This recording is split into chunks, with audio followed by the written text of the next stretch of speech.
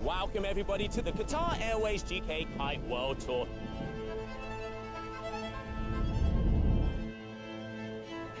Inside the water, like everybody want to win.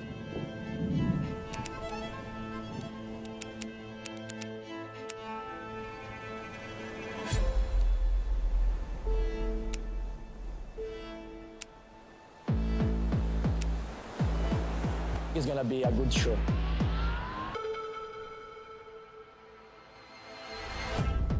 We now have like the best showcase.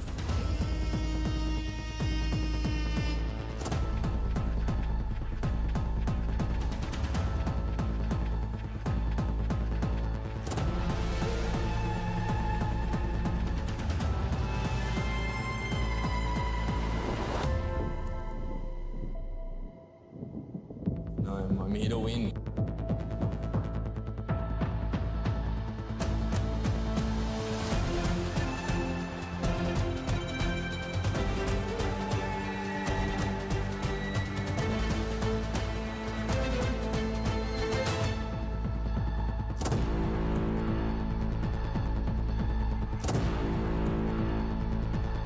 For me, freestyle is everything in my life. Pressure is a privilege, brings out the best in us. The level can fully be shown when the conditions are perfect.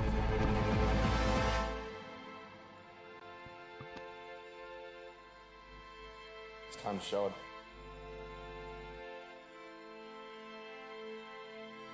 Let's get it. Who are going to be our new world champions?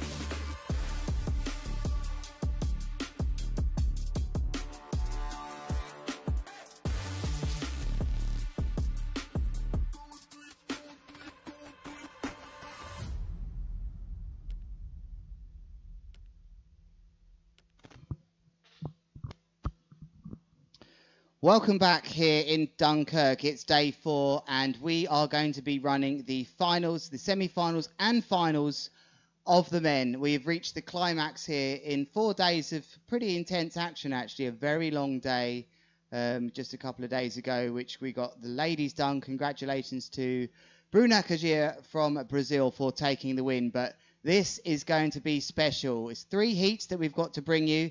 We've got a lovely pre-show statistics and information on the riders and a nice explanation actually on the new format, which has really been received well from the riders. The win today coming in from the left-hand side. We're going to talk a bit more about that soon. But if you did miss any of the action over the last days, we've got a highlight clip to show you very shortly. But there is the scene right now. It looks like the riders are on around 11-meter kites, a bit more flat conditions rather than we had from the right-hand side from the northeasterly. But a very big warm welcome to you all around the world on our live stream. Please let me know where you are watching from, what country, what room in the house, perhaps within reason. And we can't wait to bring you the action here. We've got the drone all ready to go. The batteries are charged. I'm Lewis Crathen, and I will be talking you through this thing today. So, bienvenue, bonjour. Let's take a look at the highlights from the event so far.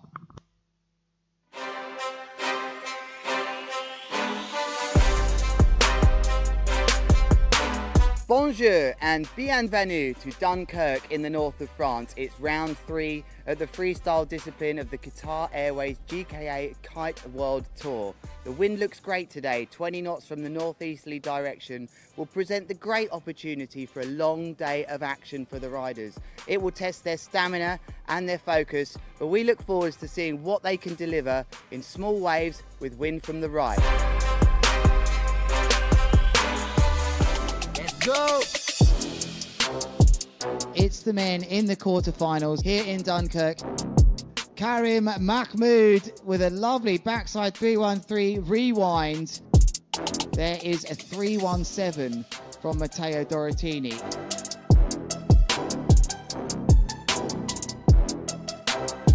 What has he got, Koff? It's going to be a huge 315.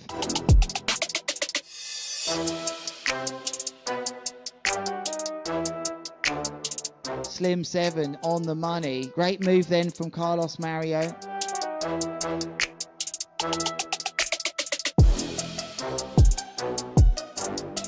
And what a move that is from the former world champion.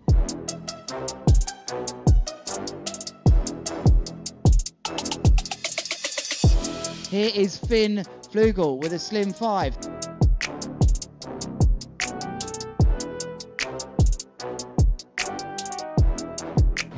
Super happy to be in the semis. It was really tough out there now, super choppy, but I managed to land and it's just insane.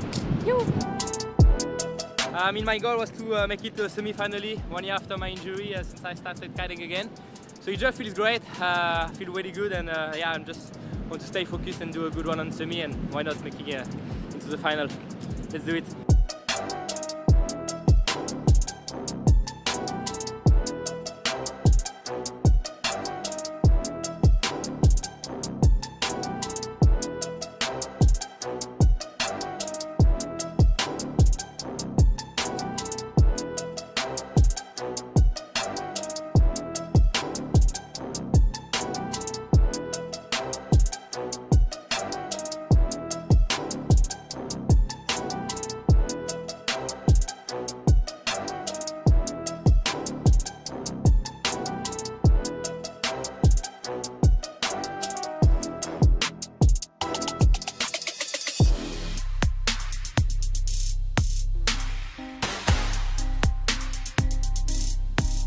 I hope to have fun and give it all after 5 months.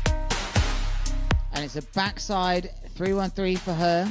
Nice and controlled. She'll be really happy about that.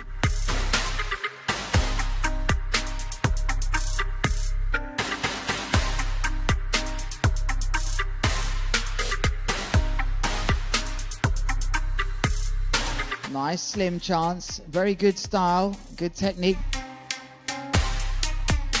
You know, for me, I actually thought it was pretty good, the conditions. So I just changed to the 13 and I had quite a lot of fun. And I'm looking forward to the final today if the wind stays.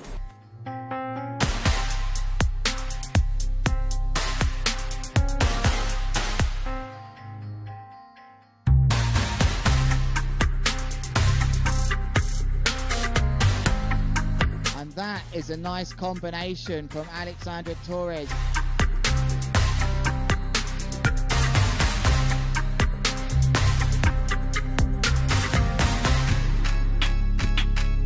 What must be going through their minds, these riders? The finals here in Dunkerque. Who will be crowned the winner here in Dunkerque in North France? Backside 313, lovely and controlled from Claudia Leon.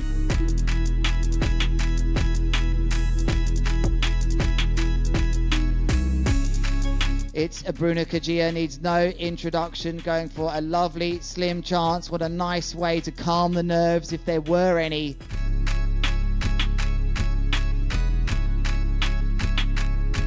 And now we go to Claudia Leon, left foot forward, takeoff, and it's going to be a hinter mode for her, nice and controlled.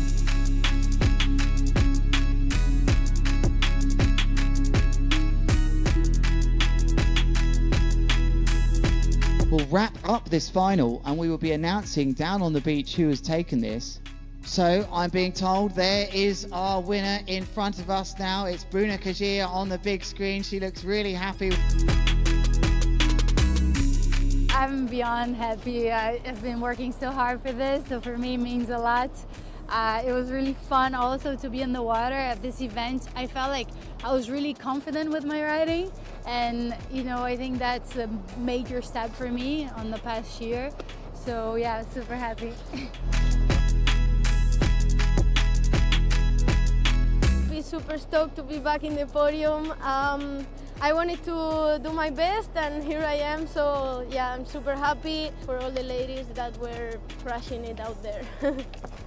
For me it's just unbelievable because, as you said, I have been out from competition for 3.5 years and being back on the podium, it feels amazing.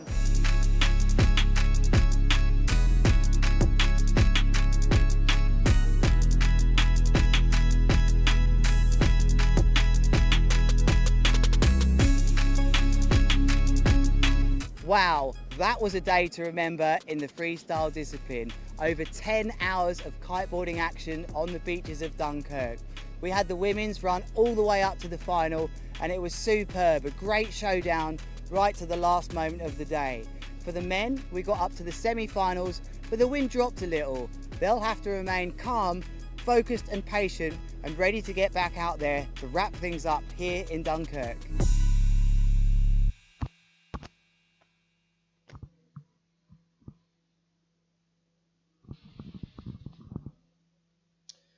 So a big welcome to you wherever you are tuning in from around the world. We are about to get the show started very shortly, as you've just seen some wonderful highlights then of the action so far.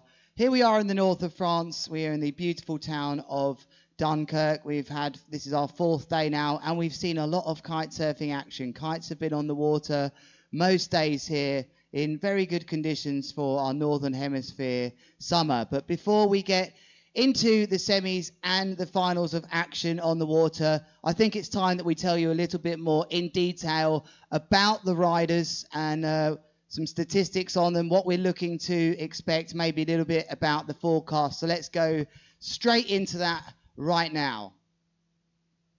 So the forecast we have here for today, Saturday, really the final day, tomorrow not looking so good for wind. And I wanted to give you 2 forecasts that I've pulled up here, just out of interest to give you an idea.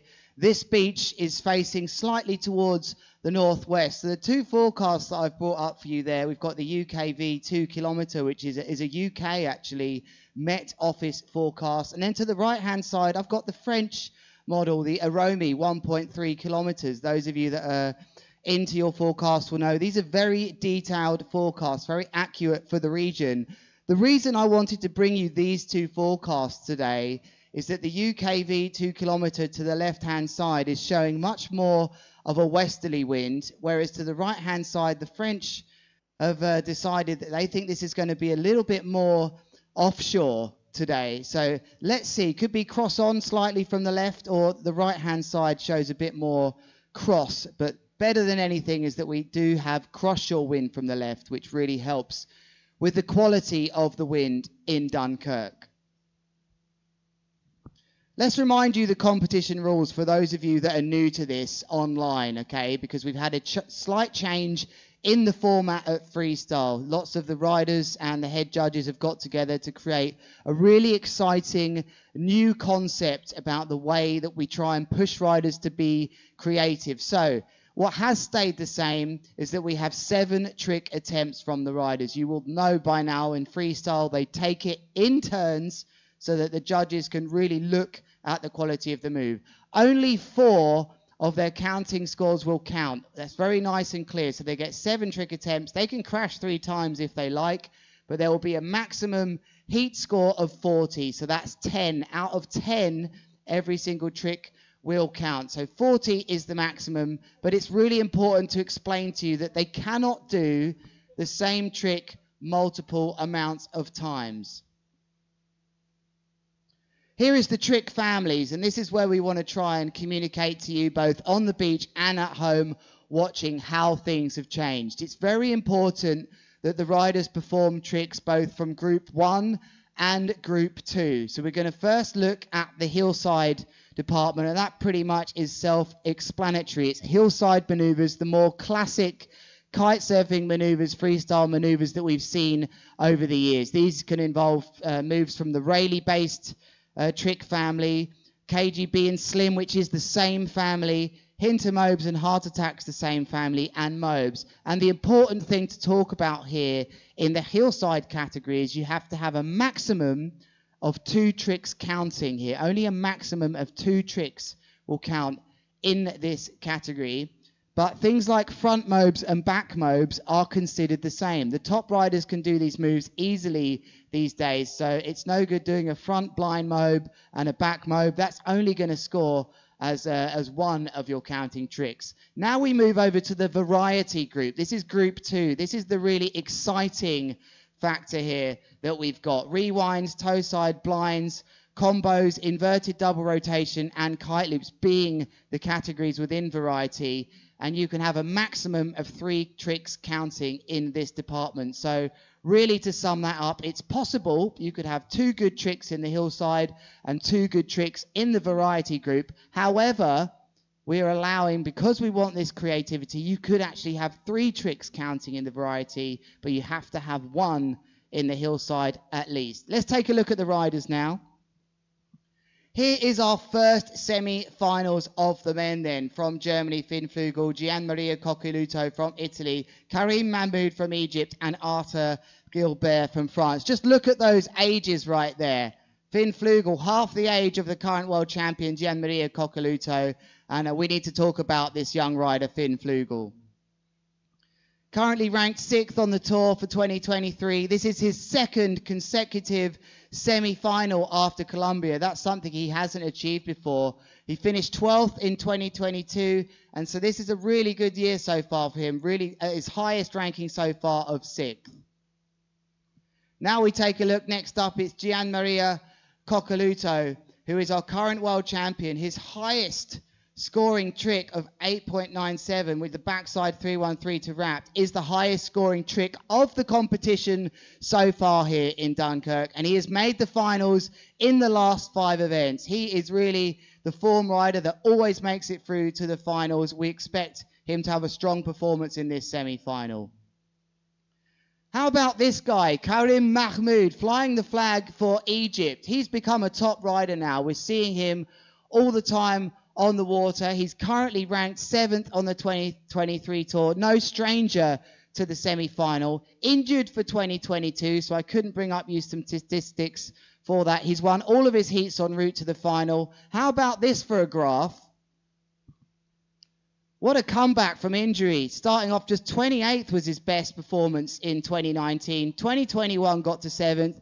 Injured in 2022, then back up to 7th. So this rider really bouncing back from injury. Arthur Gilbert, he is the rider you want to be cheering, one of the French riders in the semi-final. Of course, the 2021 world champion, riding really strongly here in Dunkirk, back at home. He was injured in a Qatar first stop of the year, so didn't appear, but he has the highest heat score in Dunkirk of 31.97 so far in this event. Second freestyle semi-final, number 2, Matteo Dorotini from Italy, Carlos Mario from Brazil, Valentin Guerard from France, and Maxime Chablot from Switzerland. Dorotini then, let's take a look at him. Semi-finalist in Saudi Arabia last year. Do you remember that, tuning in on the live stream? He done absolutely unbelievable, but then went on to break his leg after injury in the big air. So this is his first event back after injury in Neom, and what a way to mark a comeback, getting straight through to the semi-final. He's got a heat average so far of 25.43 here in Dunkirk. I feel like he's going to have to push that even higher if we're going to see him here in the finals. Carlos Mario, one of the legends of the sport, world champion in 2018. He's been world champion numerous times before that, but here on this tour, he's been world champion 2018. He currently leads the 2023 tour.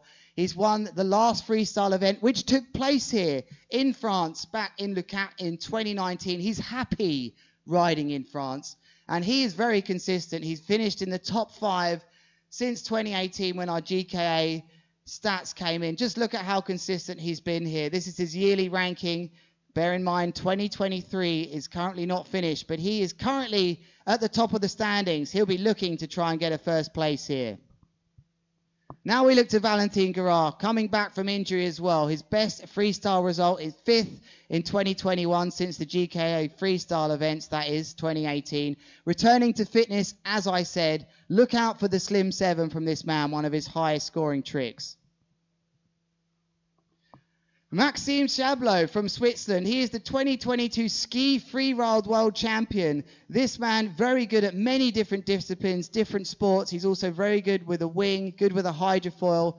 He's been second in his last 2 freestyle events that he has competed in, and he actually placed first versus Coccoluto in the quarterfinals.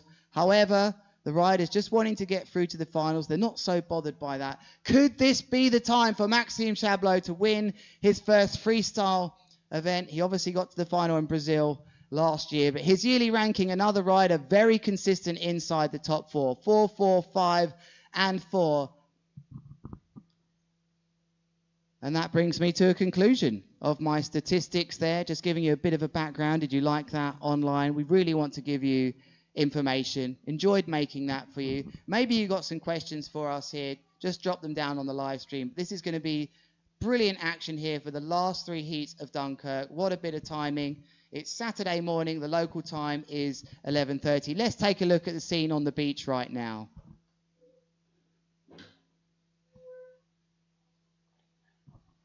Here is the scene on the beach.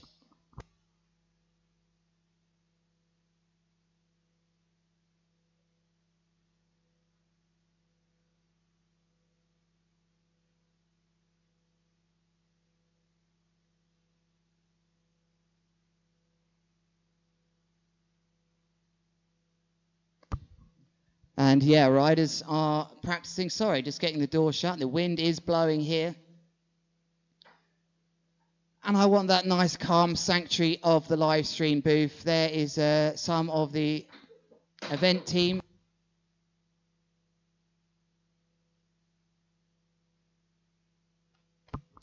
And that is the confirmation sound of the door. I have been locked into the live stream, so please don't forget about me. Fortunately, this isn't a refrigerated vehicle, so I should be okay in here. But there we can see very different conditions then. Left foot forwards for the riders, and I wonder if that changes things. We had wind from the right here, of course, with some nice little kickers over the course of the day.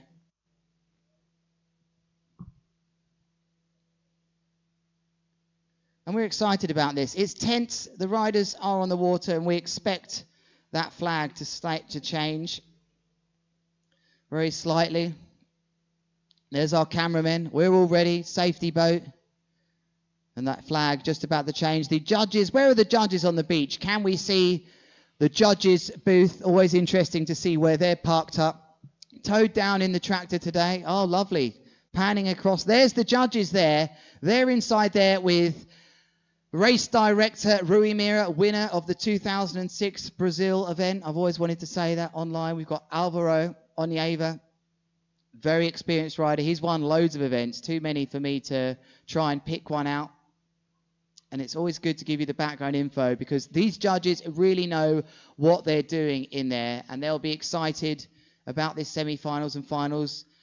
Just to give you an idea of the wind conditions, you can see it's a bit stronger out the back. I can see an 11-meter kite just by the beach here, and I feel like the riders are on around 11 or 13 meters kites, so it's about 19 knots so far. And yeah, it's nice to have you joining in as well. Thank you very much for the comments on the live stream. We always want to bring you this behind the scenes information, but we're very fortunate to be able to bring this to you before the start of this competition. We've had the luxury of the break, and usually we would like somebody else talking with me here, especially another rider, but lots of the riders caddying for the other riders here. 2 French riders in these semi-finals. 25% of the riders left here. It's not a bad stat for you. A quarter of the riders in this last 8. And that looks to me like Dorotini. Let's go for an interview on the beach. So yeah, I'm feeling pretty good. The wind looks pretty nice, really flat today, but a bit offshore, so probably wait a bit till the wind turns a bit, but then action's fully on and I'm ready. So it was pretty excited to be in the semis again. I was in the semis in Colombia and really didn't expect to get here in the semis, but just super happy and good, consistent with my performance now, and just amazing to be in the semis. I'm feeling super ready. I've been feeling super ready the whole comp, the 2 super good heats. So yeah, I'm excited for the semis, and yeah, let's go to the final and give it all. Estou preparado, descansei bastante. Vou dar meu máximo aí para, se Deus quiser, avançar para a final. Well, I don't really know because yesterday I was a bit sick, so I slept all day, but today I feel much better, so I will try my best. Wind is a bit side off, but looks quite flat, and I really like, so let's see what's gonna happen.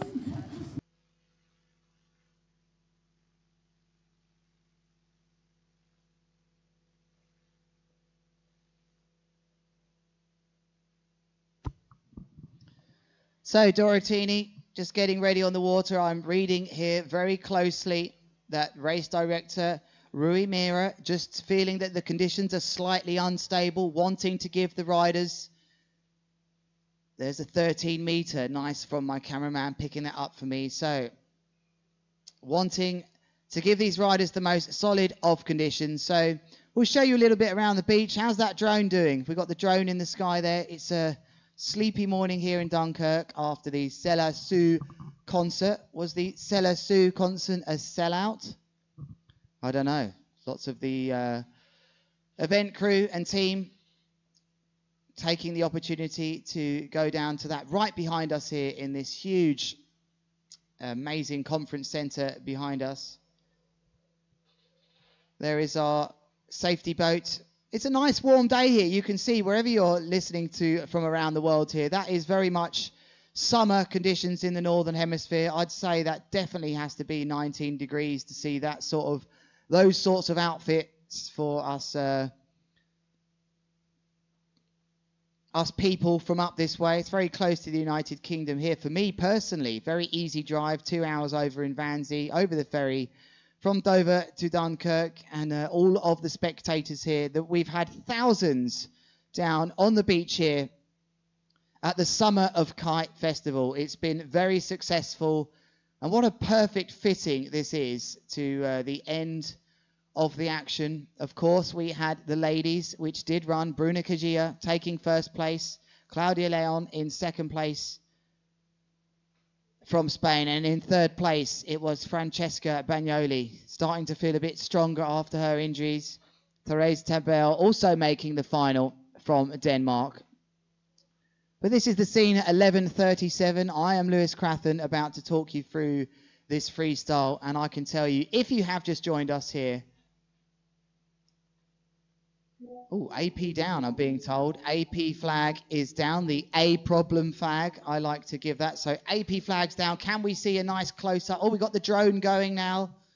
The perfect seagull flying past. Nice horizons from the drone as a wonderful sight looking back down. AP flag down, ladies and gentlemen. We are good to go here for the semi-finals of the Qatar Airways GKA Kite World Tour here in Dunkirk.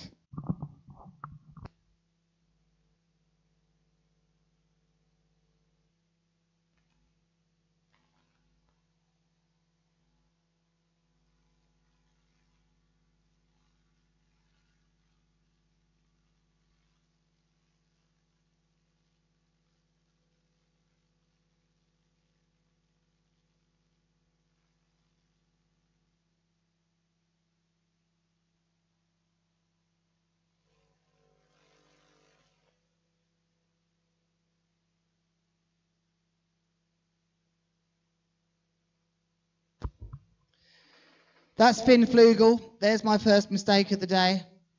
Had a good day so far.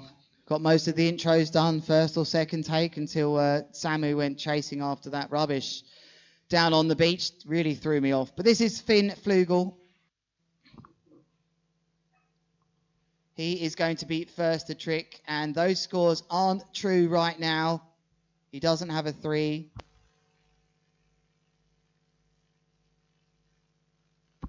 That's obviously the scoring system warming up. I can see that's been reset to 0 online.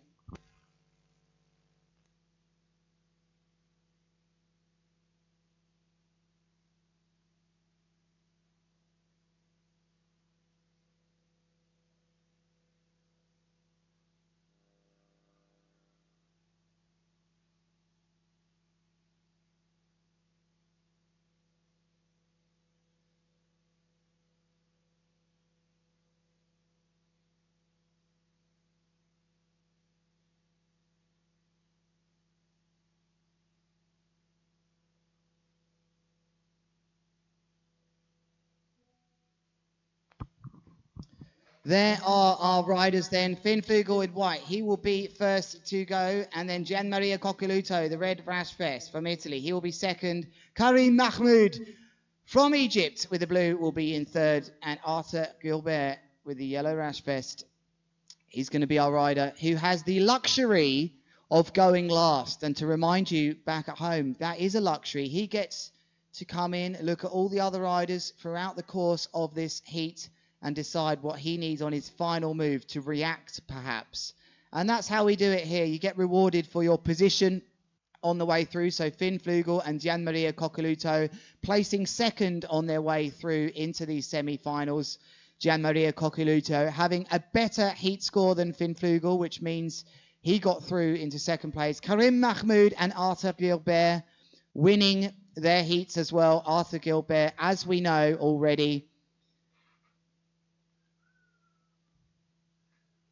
with the highest heat score so far here in Dunkirk. He has the reward of starting in 4th place. Let's take a look back at the beach then. Very close to getting going here. How about those flags? I would love to see those flags. There's those trick scores, obviously. Just a little bit of a tease for you at home. Who do you want to win online then? We got fans for Italy, fans for Arthur, fans for Alex Pasta as well down there.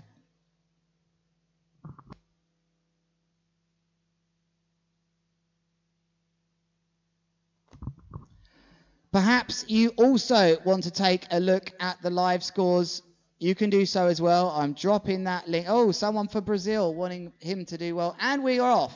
It looks like a Pete Rose there to start things off for Finn Flugel. There is the green flag and the opening trick of the semi-final for Finn Flugel, the 14-year-old, going straight in with the Pete Rose, going for the variety category. Now the red. Let's get back. Rouge. Rouge, rouge, rouge.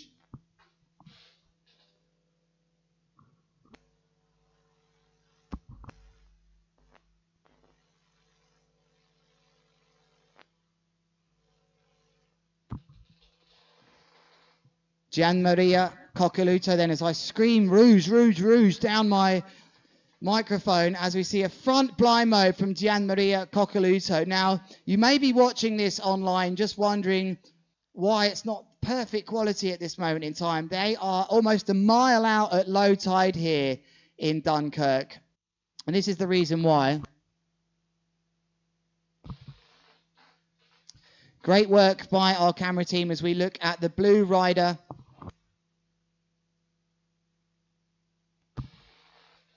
So a 5.80 then for Gianmaria Coccaluto from Italy. The textbook front blind mode for him from the hillside category. What's Karim Mahmoud got for us now then? Here he comes.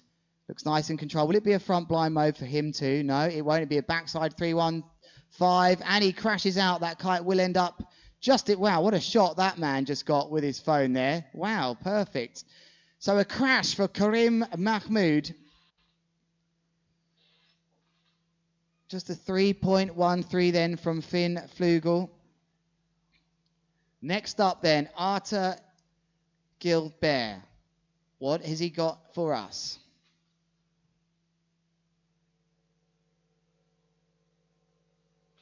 Lovely shot from the drone as he makes his way across the ocean, heading from north to south, back towards us here to the beach.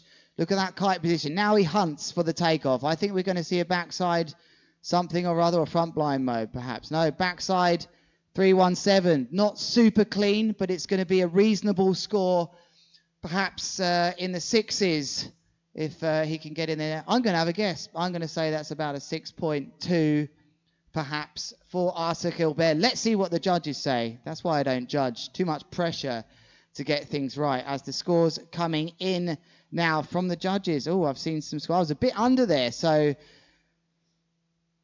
perhaps the move a bit technically more advanced than I gave it credit for. It just didn't look so clean on board with the drone for me, but the judges will have seen that out of their judging booth. And the score's still yet to come in on your screen from Karim Mahmoud. Oh, that's because it was a crash. That'll be why. So Arthur Gilbert with a 7.07. Quite a big score for that backside 317, which wasn't super clean for him. But here is Finn Flugel then, who's just waiting his turn as the crowds look on.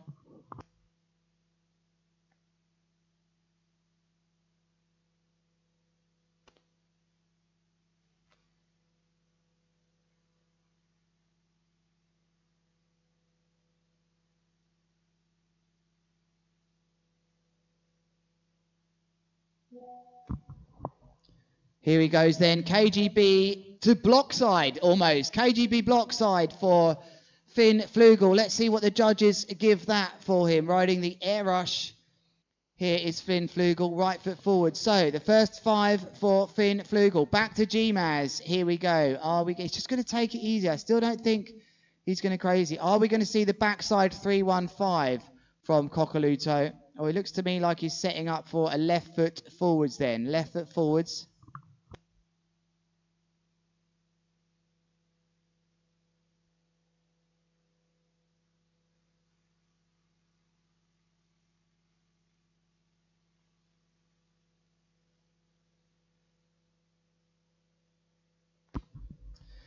Gianmaria Coccaluto then, looking to return on a starboard here. He's going to turn around here.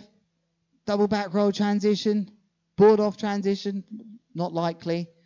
It's interesting. Finn Flugel's move still not coming back to us yet. So until Finn Flugel's move, he's actually looking for his flag on the beach here, Gianmaria Coccaluto, until he sees the red flag. Now he accelerates inwards as our drone pilot has to get quickly on board. I think we're going to see a backside 315 here from Gianmaria Coccaluto, just with the speed. Backside 317. How tidy was that from the current world champion, laying down a biggie to start things off. That's going to be in the high 7s, maybe early 8s. Big move from Gianmaria Coccaluto.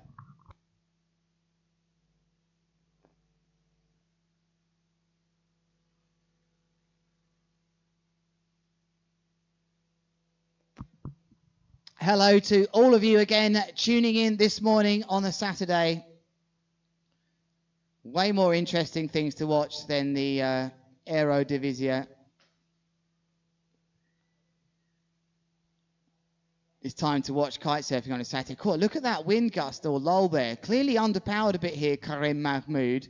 And I wonder if he's on a 13 as well. It does look like a 13, but it looks like the wind's deserted him here as he rides up and down. Will he decide to trick? Or I think if he goes back out here, Sensible riding here from Karim Mahmoud. Experienced riding. He could have forced the trick there, left foot forwards. Rui Mira, head judge, will see this. Working the kite up and down. Well, no, perhaps the wind not so ideal on that run back in towards the judges. So sensible riding for Karim Mahmoud. Could have easily forced that. Can we get a nice shot here of what size kite he's on? That's what I want to know from my cameramen. I believe it's a 13 meter. You're going to have to use about 50 times zoom, though, if they can get it. Or how brave can the drone get? Can he bring me that? He's moved around. He's understood this here. This is great work, but not seeing the best quality here. Maybe you can tell me if you can see this in better quality. Definitely not from here. He's more powered up here now, Karim Mahmoud, coming in. Can he repair the damage on that crash from earlier on? Are we going to see probably lots of power here? Still not enough, though, to unhook. Oh, it's right up the beach. He's going to. He's mugged it off. He's mugged that right off. He's turned around, come back out. I wonder how much more patience Rui Mira will have with the Egyptian rider here. As those Egyptians, hand in mouths right now, will think.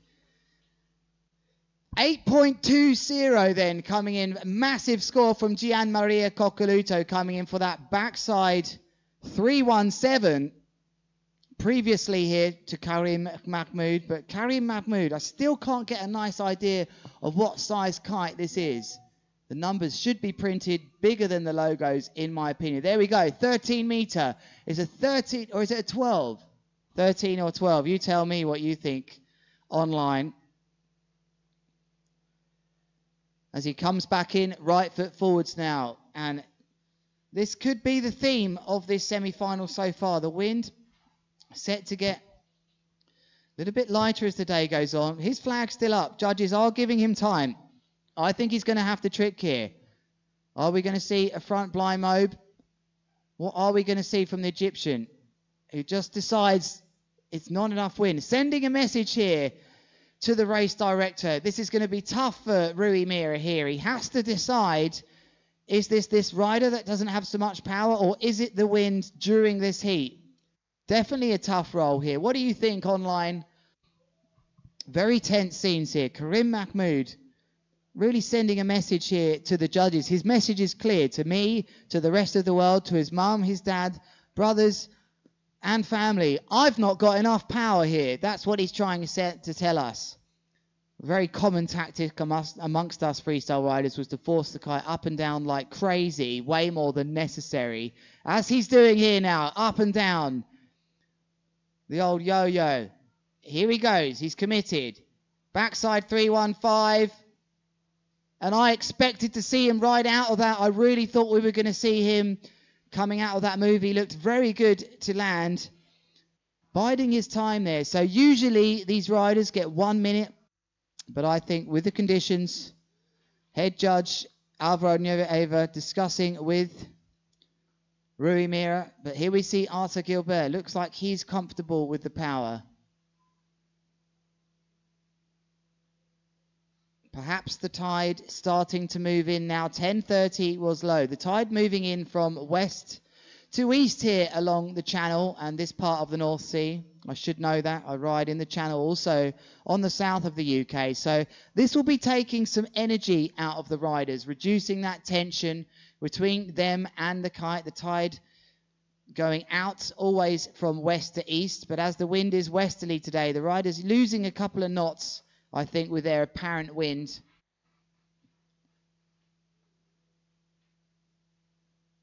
Arthur Gilbert then, going out left foot forwards here. Perhaps we might see, I wonder, with these small waves, can he get the energy here for a mobe 5 perhaps? Toe side, crow mobe coming.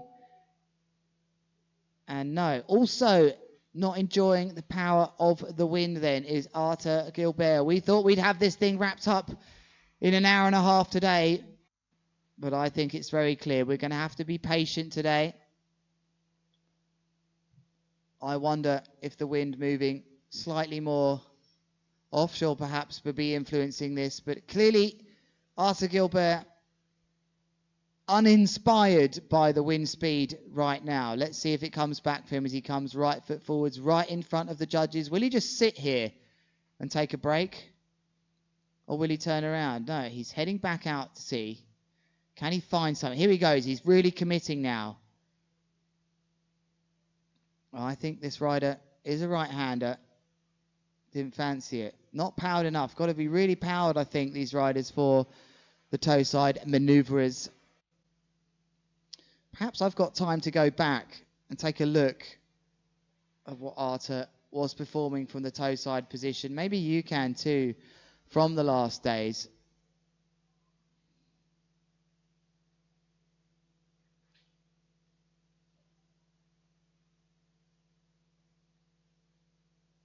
Here he comes once more then. Left foot forwards, out to sea. Will he slide round into toe side one more time? Yes, he does. Oh, nice. And I think that was a Tootsie roll 5, perhaps. Got to work that out a bit better.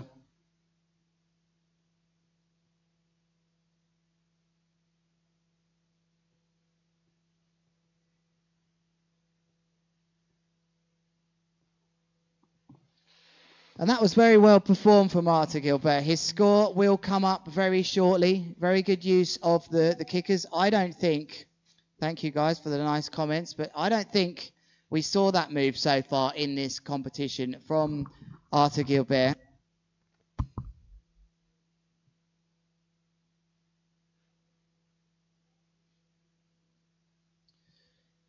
And I'm expecting to see that come down as a Tootsie roll. What do you think? Did I get that right? Usually you can work out what these riders are doing. But it will come up in our scores. So, a slow start to this semi-final with the wind being quite difficult. There is a lovely angle as we see a white balance change, I think, from the drone. We go back to Finn Flugel then, who's scoring quite nicely so far in this men's semi-final here in Dunkerque with the port just behind. It's a 3-1-7 attempt from Finn Flugel and gets a bounce out, unfortunately, on that wave coming through. He looked like he had that in the bag. Gets a horrific bounce out. That's right, horrific bounce out. He looked great for that move. He laid it down. Bit of swell coming in and bouncing him out for a big fat 0 for Finn Flugel in his 3rd trick attempt.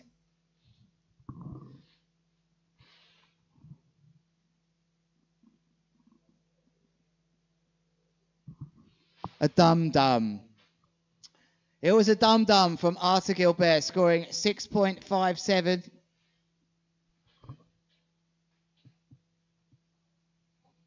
Feel like that would be a great description to the commentator there, calling that a Tootsie Roll 5. It was a dum-dum. Gian Maria Coccoluto. Not going to be a backside 3-1-7. This is a combination from Gian Maria. Front to blind to a backside 3-1-3 to front to blind. Doesn't look so stoked about it, does Gian Maria Coccoluto. However, that could be a very useful combination. We reminded you at the start of this broadcast the importance of the riders completing at least 2 of their 4 moves from the variation group. Gian Maria Coccoluto was clearly going for a combination there. I think he would have liked to have done a front bimobe all the way round to hillside. But he can see here the way this heat is going. He's just got to make sure he gets to the finals. The top 2 will advance into the finals. Here is Karim Mahmoud. Never been into the finals here at the GKA. He's made the semi-finals before. As we told you earlier, he's got one of his highest, so far, equal highest rankings over the years. Currently ranked 7th overall. Can Karim Mahmoud throw it down here? He looks the most underpowered of the riders. It has to be said.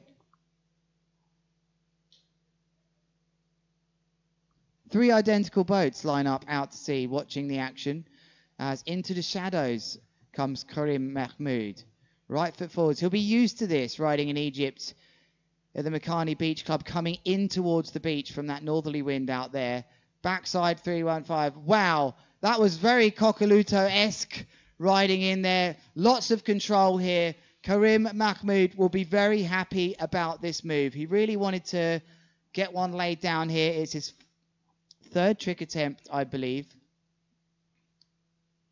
Nice and controlled. Didn't really get the amplitude then to go for the extra rotation. So he'd be reasonably happy with this. And I think, being in no disrespect, he'd be looking at Coccoluto, the current world champion, and Arta Gilbert, 2021 world champion, and thinking, it would be nice to get through to the final, but worst case scenario here, I want to be walking away with 3rd place, which will be a 5th place finish if he can get 3rd here in this semi-final. But who knows? You never know. Just a 4.17 coming in for Coccoluto for that combination. He won't think that's the best combo he's ever landed, but he's just ticked off that combination family, Coccoluto. He'll be trying to win this heat, though, to go into the final in 4th. Here we go, then. Arthur Gilbert. Heart attack. It's going to be a combination. And he forces that combination round, Arthur Gilbert. Let's take a look, then, back here. 4.17 combination from Gianmaria Coccoluto. For me, this combination was a bit more technical. The difficulty for the riders in lighter winds here is once they've landed, that's a nice heart attack. There's no tension with the kite and the power. This second move, harder. So I think we're going to see a score a bit closer to a 5 maybe for this. Bear in mind, Coccoluto's combination of a backside 3-1-3 into a front to blind, only scoring a 4.17. For me, that was a bit more technical with the heart attack to start things off for Arthur Gilbert. Still not super powered. It's hard to get a good score in this category today. And I wonder what the judges are thinking about here as I see these scores. I've said a 5. I don't like to play the guessing game, but sometimes it's a bit of fun. Maybe you want to play that game with me as well online. You can tell me what you think.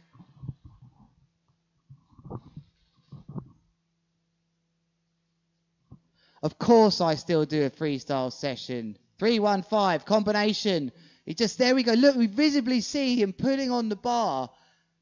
And he forces something out there, Finn Fugel, trying to tick off this combination category. It was a great shot with our drone there. You could see just the energy there wasn't there. So just to communicate to you, all on a live stream, I'm still a massive fan of freestyle from my early days, where I was 4 times British freestyle champion, competed on the world tour in freestyle, just like Joe Siestula. He knows what he's talking about, freestyle.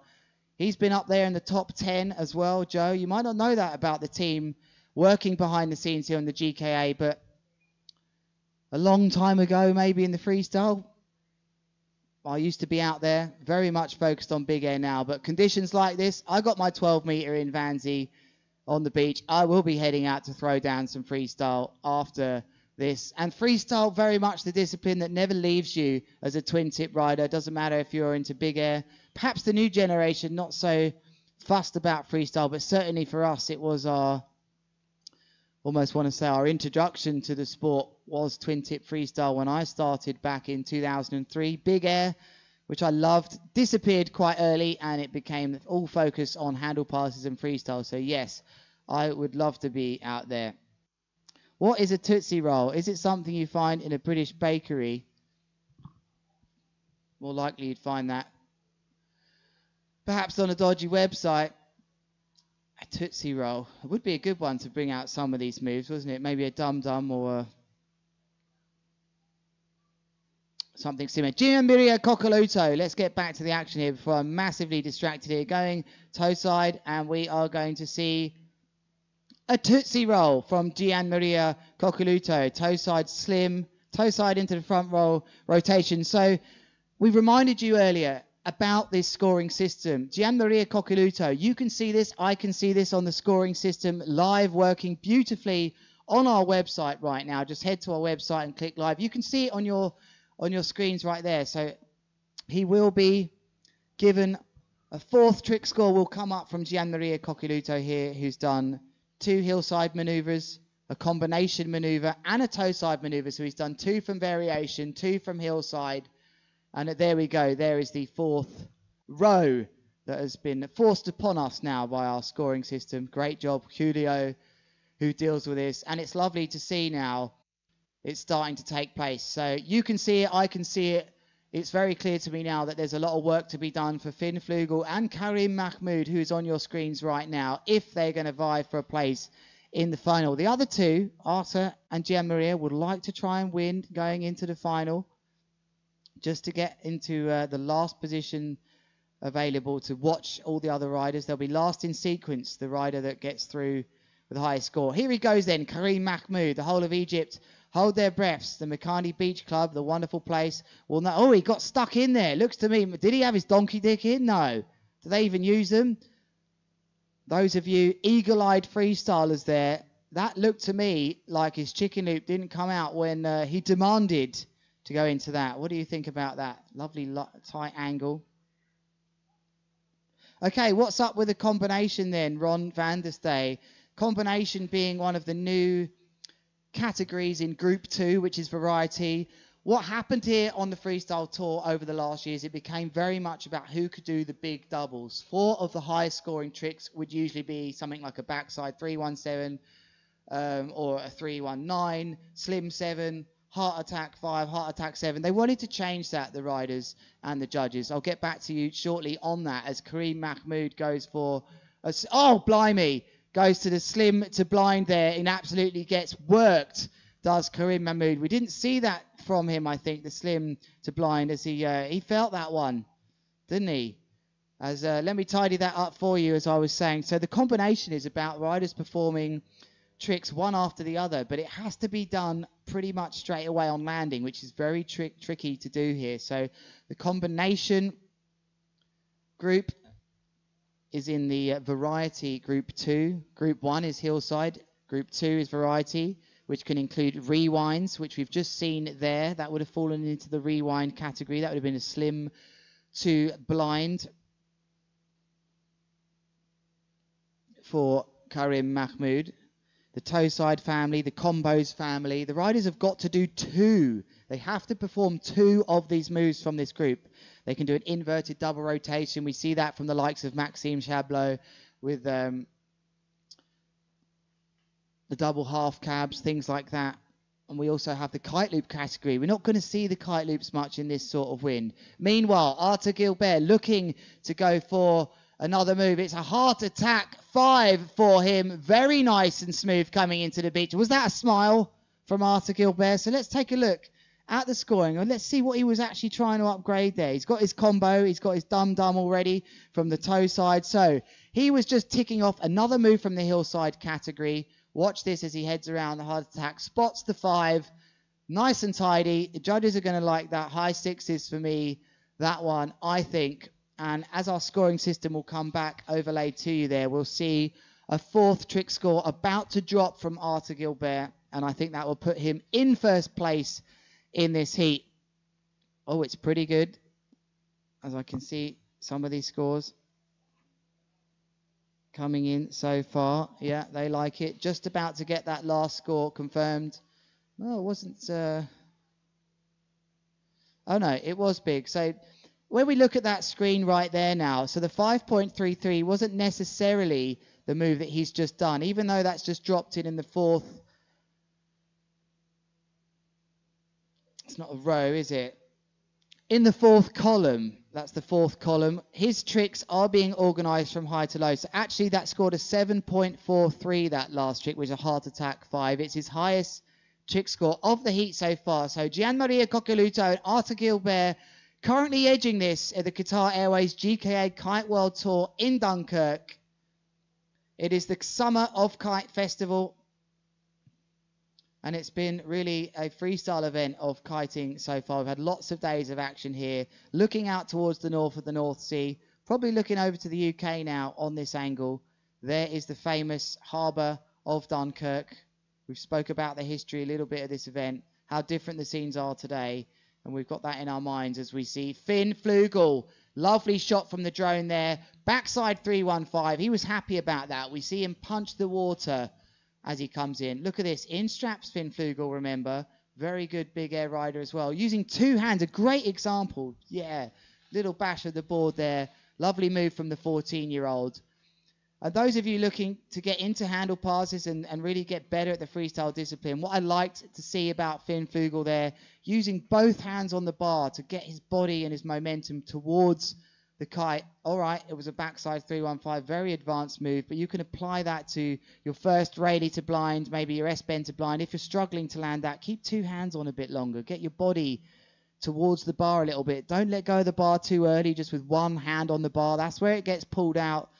Laid out straight. The top riders here really able to use that momentum well with 2 hands on the bar to start. This is Gianmaria Coccoluto, our current world champion here. He'll really want a win here in Dunkerque. We are in the middle of the sandwich of 5 events of the freestyle discipline this year, starting off in Qatar, going to Colombia. Here we are in the middle in France. We head back over to Brazil, over that way, and then we go back to Qatar as we see a bounce out rerun. What a horrific bounce out we've just seen from Gianmaria Coccoluto, going for the 3-1-3 to Wrapped, which was a high score for him, landing on a wave then. And we can really see just how tough that is when you land on these waves. The riders wanting to land over the tail of their boards a bit sometimes to not go in nose first. There's a lot going on here. I think it's time I had a little break, a little sip of water, as we got this lovely drone shot of Karim Mahmoud heading out left foot forwards, heading out to the north this time. Karim, much more used to heading out left foot forwards at his home spot, over to the east as the north wind in Egypt flowing down the Red Sea. This time he's now coming back, heading south rather to the west, but he'll be very comfortable right foot forwards here, heading back to the beach, the main point I wanted to make there. As we see Karim Mahmoud, he's only got a 6.20 here. He's really got to land something here. He's used up his 3 crashes. Lots of power from here. Are we going to see a backside 317? We're not. KGB to blind. He's got a combo option there, but he's he won't get a combo for that, unfortunately. So he was looking for the KGB 5, I think, here, Karim Mahmoud, and he just didn't feel it on the way round. Maybe it would have been sensible to just throw a combo there as well, but that wasn't the move he wanted.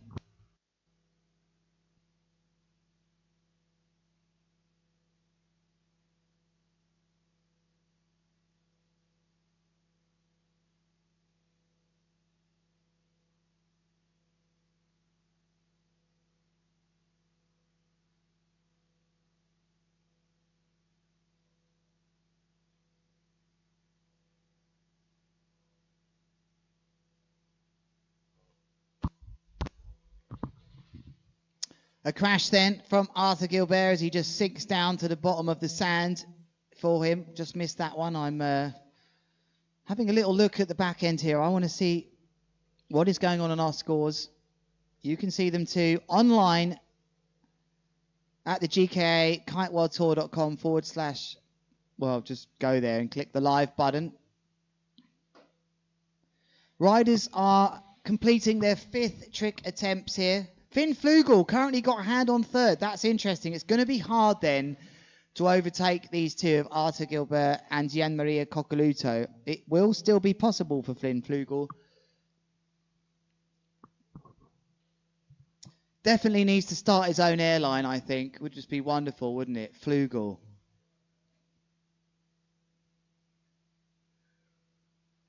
How did you arrive at this beach today? Flugel. Flugel, the marketing campaign for Flugel's new Airways. Or perhaps you've got a better idea on our live comments for me, but to be honest, I thought that was pretty good. Look at the wind there then, just literally looking like it's flicked a little bit offshore. Just looking at Finn Flugel's tack to the left, I've got a feeling that it has perhaps moved just a little bit offshore, which is hoping that sun heats up, gives us a bit of a suck back. And it's Finn Flugel that we're waiting to trick here as he heads right out to sea to give himself the maximum time. I've got a feeling that his flag isn't up on the beach right now, as it doesn't look like he's far offshore at all until we see that live drone shot. And once again, we apologise for not the sharpest quality here, but they are so far out to sea. They're almost a mile out of this low tide as it starts to come in now.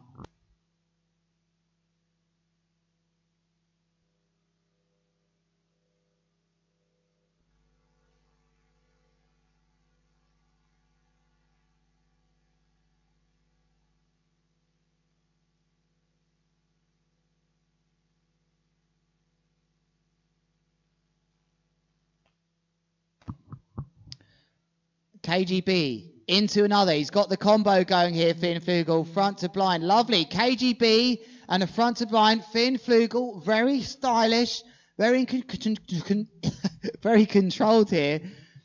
And some good power going into that front to blind. Let's see what the judges are going to give the riders.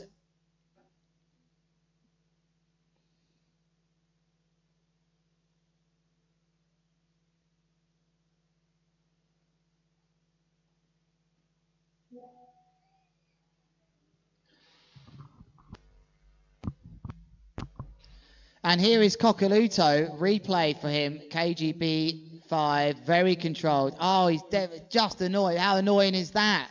Literally landed it perfectly and just missed his fingertips on the bar. Now that is a case for missing the bar. It's always overused that riders miss the bar, but sometimes the kite's just too high or it's pulling over one way and you can't always grab it. It's not always there. But in that case, that was just a miss of the bar from Gianmaria Coccoluto, but looks to me that he is going to make his way.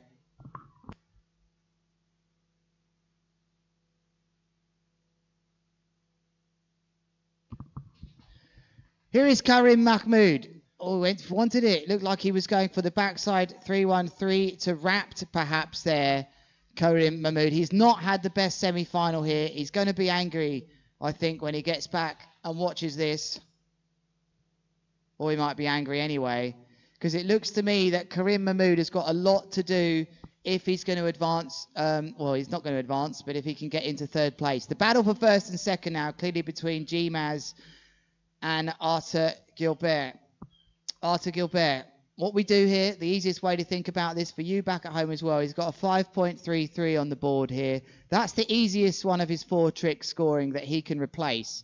His 5.33 is currently a combination. So we're likely to see a combination move from him. He starts off with a heart attack. Lots of power. Pumping now to get going. Another takeoff into a front blind mode. Yes, this time round to hillside. He liked it. Upgrading his combination move here. And you could just see deliberately not quite the amplitude to give himself a solid hillside landing. And lovely for the front blind mode. Arthur Gilbert will be happy with that combination.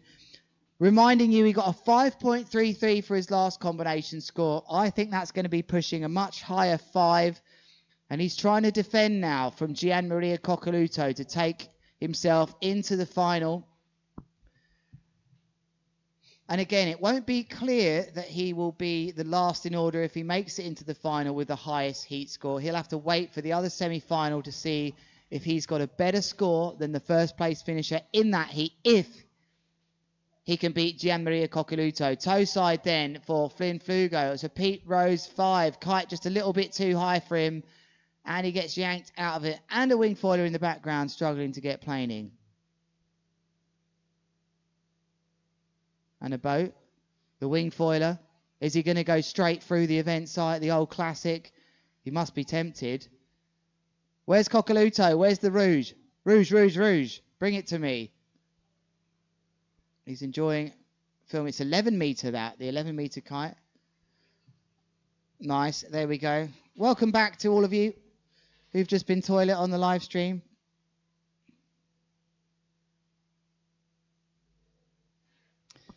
A big hello to you as well, Karolina Winkowska.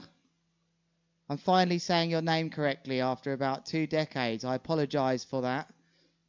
We miss you here on the freestyle. I think you'd be definitely a finalist with your level of riding. The Polish rider, legend of our sport.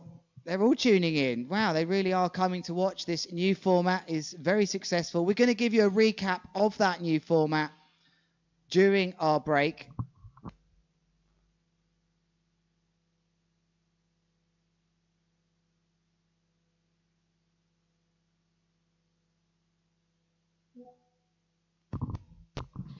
And meanwhile, that is not one of those heat mirages. That is just how far out these riders are, that the quality isn't absolutely banging. But this is our world champion, Gianmaria Coccoluto, coming in right for forwards, looking to replace a 4.17. It's a back to blind with a 5. Was there a 5 in there as well? A rewind pop back out. I'd love to see the replay as, that's not his baby, is it? With a little kiss on the cheek of the, no replay, I'm being told there. So maybe you were watching that closely on the live stream.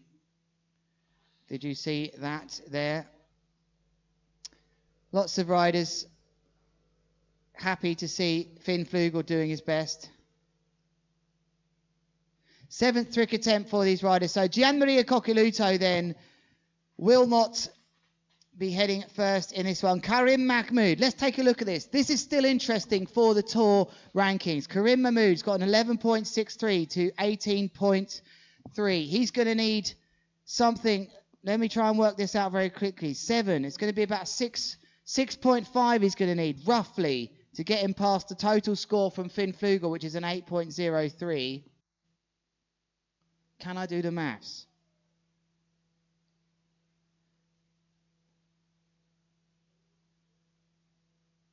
It's going to be roughly a 6.5. That's the best I can do for you. So it's a backside 313. Doesn't even bother with the combo. So that's pretty much going to set us clear here with our results. To me, I'm very confident I know what's going on here. Karim Mahmoud with his last trick attempt, getting just a blind judge on the board.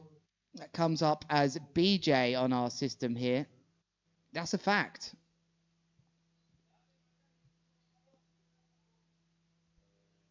Oh no, that was his previous move. That was a backside 313 that come up. So ignore that BJ request. Well, it wasn't a request. Dug myself a hole there now. But there is Arthur Gilbert. That is going to be the end of the first semi-final. Arthur Gilbert taking first place there. Second place, Gianmaria Coccoluto. And before we get... Let's introduce our next semi-final, actually. I think it's time to introduce our next semi-finalists.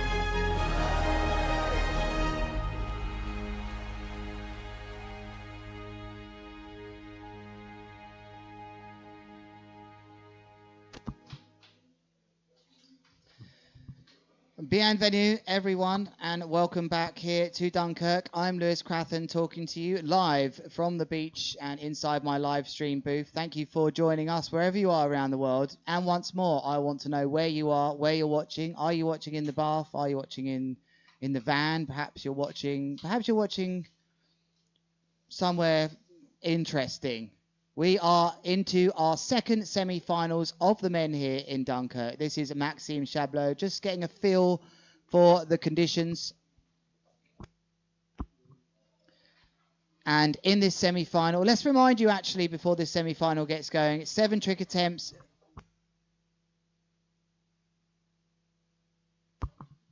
Four counting scores. Maximum, oh, what a shot that was of the donut.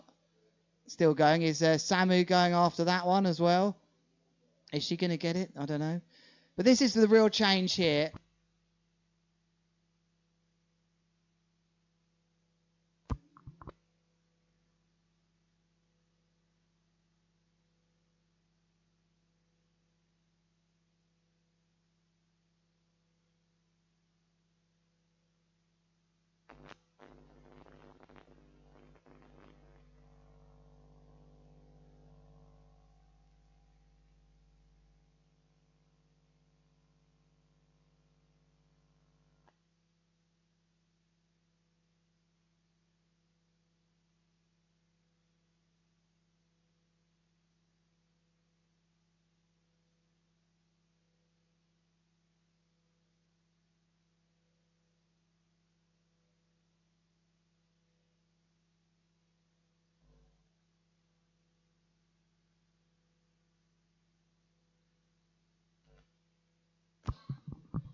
Okay, there we can clearly remind you as I get locked back into my live stream booth. This is really what we want to be clear about here. 7 trick attempts, 4 counting scores, maximum heat score of 40. Let's go to the next slide just to show you the groups as well. Group 1, maximum of 2 tricks counting. It's hillside, so it's the Rayleigh family. KGB and Slim is in the same family here. Look, I put that in between the forward slashes deliberately. Hinter Mobes and Heart Attack family as well, and Mobes. So you can't go and do... Can we have that back, please? I wasn't finished with that.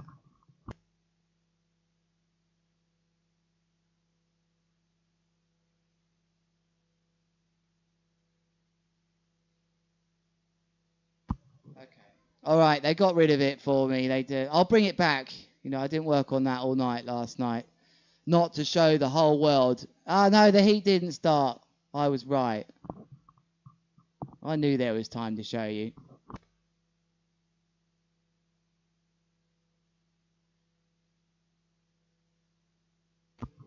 I want it back. I want my keynote back. There we go.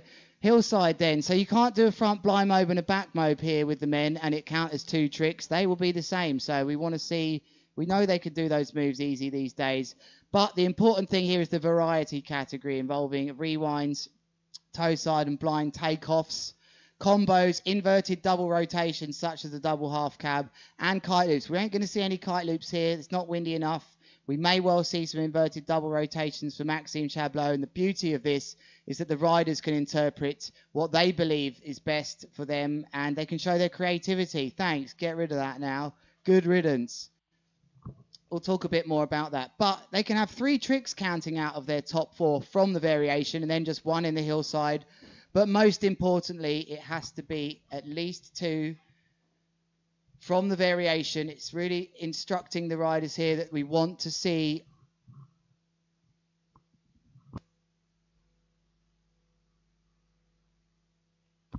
oh, and on my screens here, Matteo Dorotini will be in this heat. He got to the semi-final last year, injured himself in Neon, but he's back. Carlos Mario, currently leading the tour from Brazil. Valentin Garard from France. And Maxime Chablot, never to win a freestyle event so far. Will this be his time? He's got to get through this semi-final, though. As looks to me like the wind's picked up a little bit now. Those white caps filling in all the way to the beach. I think we might see some decent combos.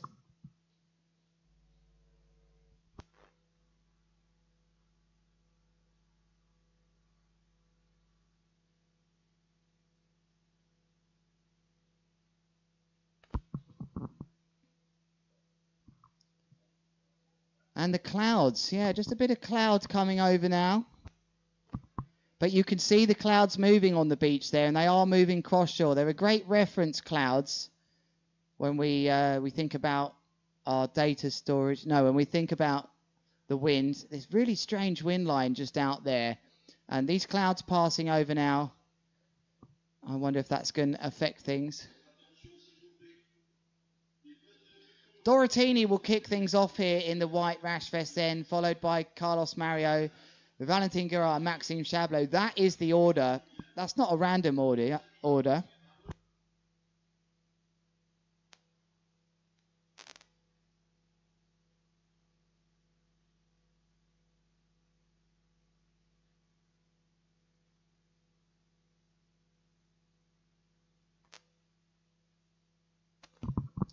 And the riders are looking at that flag. There is the green flag just to the bottom right-hand corner of your screens. That is the indication then to Dorotini to get on with things. Watching that seagull here, always telling the kids at schools, how can we spot the wind? We can use the birds. We can tell how windy it is. That bird flew way too easily upwind for me. Let's see how this heat continues. Dorotini sliding down from left to right in the zone here. Not looking like that's a cross-shore wind to me. Looks still cross off. I think he's going to abort this. He doesn't abort it. He goes for the backside 317. Forces it out anyway. And we can see so often with these top riders, they need good power to get going. So perhaps that might have not been worth it for Dorotini. That said, he did get up in the air quite well, but that was not the start he wanted.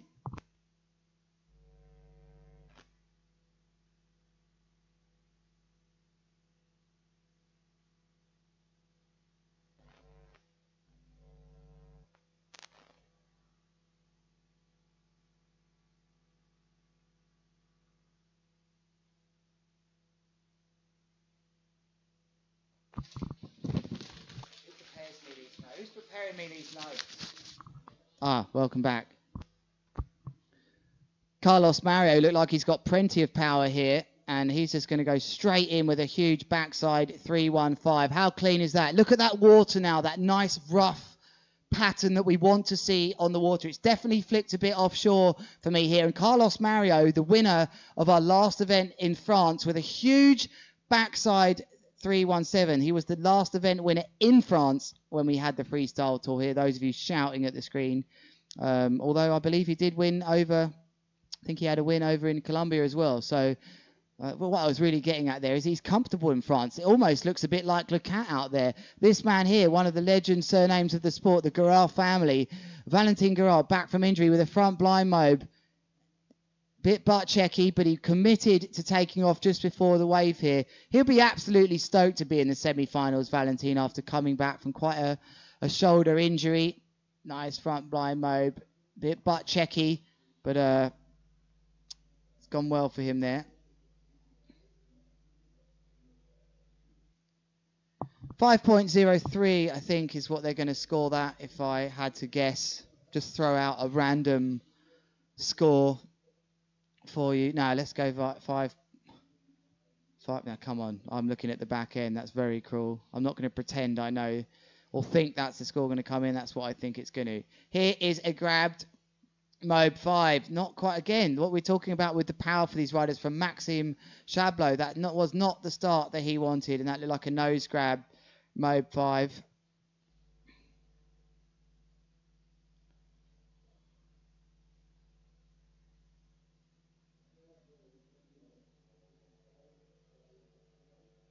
Quantum field theory exercises going on the live stream. Dorotini then into, oh, he fancied into Mobe 7 there, as just into Mobe 5 to tick off one from the hillside. Here is the replay.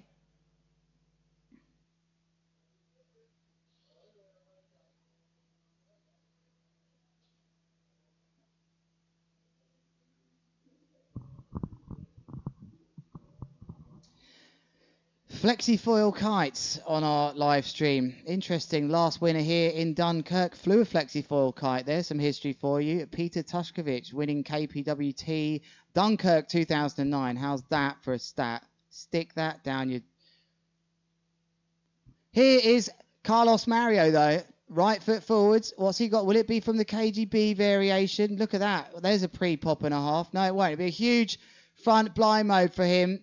Doesn't bother with the combination. Clearly the wind now offshore at this spot. We looked at those forecasts at the start of the day. They have moved a bit more cross-shore, and Carlos Mario just sticking it cleanly.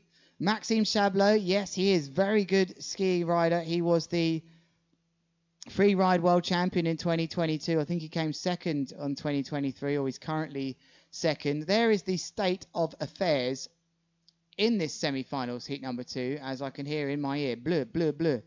Get on the case with Valentin Garral. Where is he? He's lost him. He's only, oh, there he is. He's got him. Last min. Luckily for that cameraman, his P45 will not be in the post, as Valentin Guerra has not done his trick and will be coming back right foot forward. Once again, a big hello to you all. Hi, Roberto from Egypt, your man Karim Mahmoud. Doing very well to get to the semi-finals. I don't think he'd be happy to have finished 4th, though. He didn't have his best heat in that semi-final, so that will be a 7th for him overall, I believe. Finn Flugel just pipped him to that 5th place. And how's things going to turn out here? Currently, Carlos Mario in the lead here, as Maxime Chablot with no trick score for now. But it's early days. Doesn't look super powered here, does Valentin Guerra. Is he going to go switching into toe side for the chromo here? Doesn't like it. Not super powered. There's someone miles out to sea just down there. I wonder if he's going to be thinking about maybe a Mobe 5 left foot forwards with a bit more power out there. Valentin, the sexiest man in kiting. After me, of course. You forgot to add that online. Carlos Mario is on top form. That's true, Karolina Winkowska. He has one of 2 riders with the stat of finishing in the top 5 since 2018. Maxime Chablot already has that too. But clearly here, Valentin Guerra struggling for power, as we may well see him down in Belgium now. Belgium not far down the road, of course, and memories of events and kite surfing sessions over there fill your mind when you're in this area. Big long promenades. Almost, I bet, in the background you can see the beaches of Oostend, Knokke Heist, another spot. Sorry about those horrendous pronunciations if you are from Belgium. But as I said in my notes here already, in Dunkirk, as I now look to fill this time, you got 2 options really as a commentator. I can just stay quiet and let you do your own commentary at home.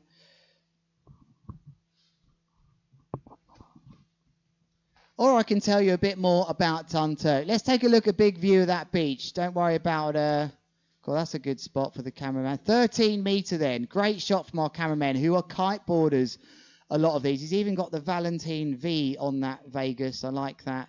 It's the 13 metre, and they do have the option to use bigger kites, but the 13 metre really what they're happiest to perform on in lightest wind with those sea kites. So there is our lovely beach view. Let's take a look at the wide then. Get me up on board with that drone. How high can the drone go? Let's see what's going on the beach, because it's quite clear to me that Valentin not going to trick just yet. So lots of pressure here for Rui Mira. And just look at the swell holding up now with a bit more cross off. Oh, you could go surfing in that where I live in the UK. That's an epic day of waves. Dunkirk, then you'll find history, modern art, and a fantastic fusion of French and Flemish cuisine. Magnifique. The area is surrounded by long, beautiful beaches, as we can clearly see. A gorgeous countryside, wetlands, not just any wetlands. These wetlands around these parts are teeming with life. Picturesque villages and also some great kiteboarding. There is Carlos Mario, comfortably staying upwind. He won't get scored for staying upwind, unfortunately, but looks like the wind may have returned slightly here then, as Valentin Guerra starting off with a solid 5. You want some more gossips, do you? What sort of gossips do you want here, Karolina? As our drone struggling to hold its line into the wind.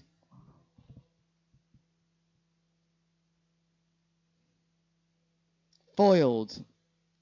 The FlexiFoil Kites man has foiled me. Tell me that wasn't straight off. That wasn't off Wikipedia. It was Google. Actually, I guess they're the same thing. Here he comes then. Lots more speed. The rough patches return on the water. Heading back south. Think he's going to trick here. Does he? Unhooking then. Valentin Guerra goes for the KGB. He wanted the KGB 5. There's the wind returning here. Great work from Rui Mira here, our race director, to keep things flowing. Alvaro Nieva, head judge as well, deciding just to play it cool, give the rider a bit more time. So KGB for Valentin Guerra. It's going to be another, I don't know, 5 around, I guess. But Maxime Chablot will be next to perform a trick. And he could do with something on the board here, I think, now to calm the nerves. I think we're going to see this tail grab front blind. Perhaps there it is. Nice and clean. And just look, I always like to see the riders when they just don't even try. The best style for me is the one where the riders just don't seem to try. With the signature sun hat, the multi-talented rider. There he goes. Lovely takeoff. There's the tail grab round. Almost looked like he could have grabbed the nose as well. Just playing it safe there. Getting the moves in. Valentin Garat. Wow. There you go. Bang on there. Another 5.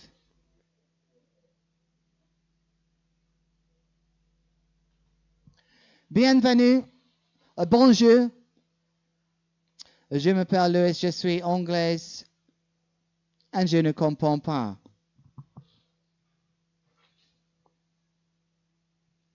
It's the Qatar Airways GKA Kite World Tour. We are in Dunkerque. It's been a superb return back to Dunkerque. We've really enjoyed ourselves here. Very much so. Some of the event crew, we've been treated very well. Great food, great local cuisine. I'll drop that one. On your screens now, Matteo Dorotini then needs to up his scores here. The tall, lanky Italian rider, semi-finalist in Saudi Arabia in Neon. Much better takeoff. Heart attack 5. Manages to fight that chop out on the way out. And he punches his hand in the air there. He's pretty stoked about that. He needed that move. Boy, did he need that move. Look as he slides off downwind.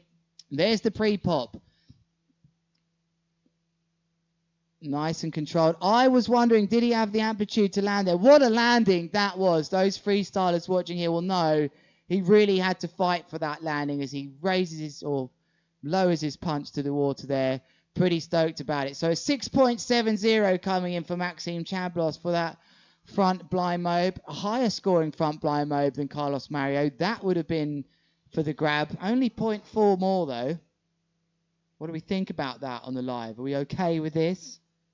The sun coming out now behind me now in my dark room on the beach. There is Carlos Mario though, looking calm and composed. Are we going to see a combo then for Carlos Mario so far? He's got the backside 313 and a front blind mobe. He has to go combo here, Carlos Mario. Heart attack, going into another combo, front to blind.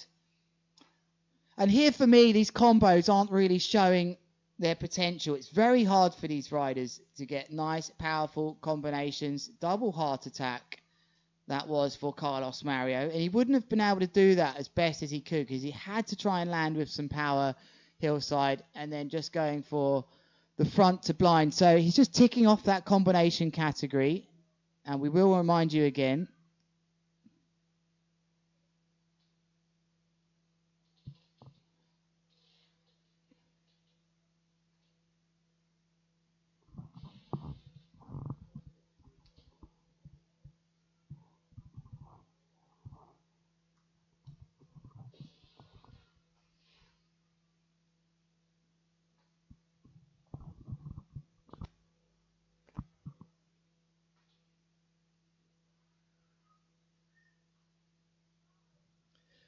second semi-final of the men then.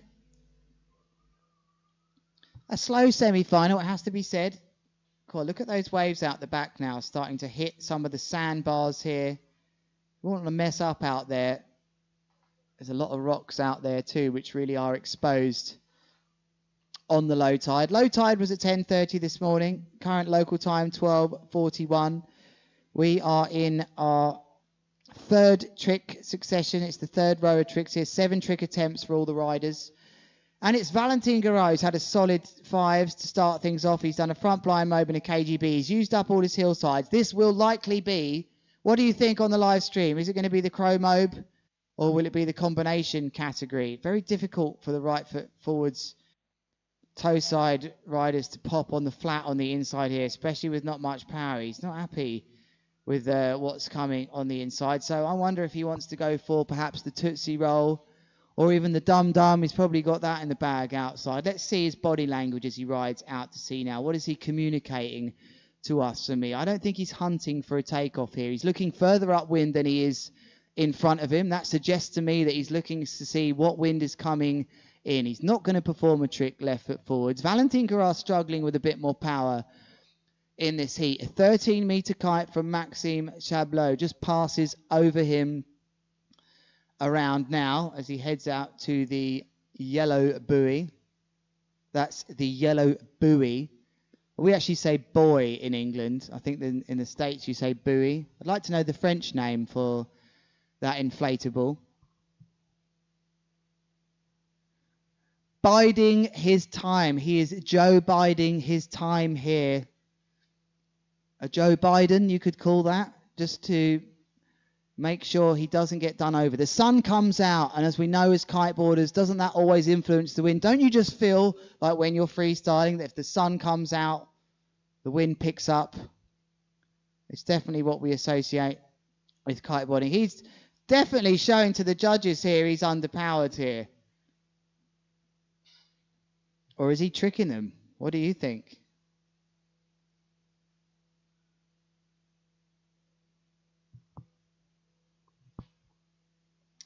Flexifoil kites, you need to brush up on your knowledge of the sport. The riders do not need to unspin their leashes because they can do 2-3 times one way with their long leashes. So it's not about convenience, it's about creativity.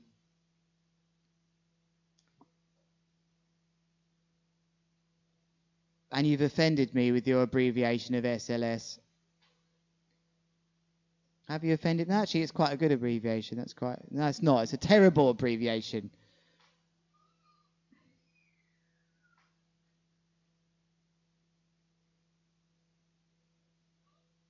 And the seagull flies upwind so easily once more out there. So this is tough. Desperate for a result here over this weekend. The wind is not looking good for tomorrow. And yes, very good point. The lighter riders, Finn Flugel, very good in these conditions. As we see that dark shadow passing over on the inside. Rui Mira here, former professional freestyle rider, has got a lot to think about as race director as we try to give these riders in the men's second semi-final the best conditions to perform their moves. This is tough.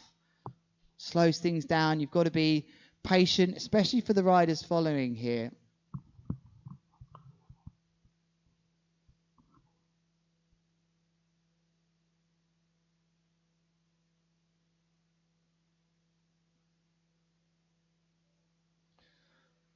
Definitely shorty weather, I've got to say up here. Lots of these riders in 4-3 wetsuits.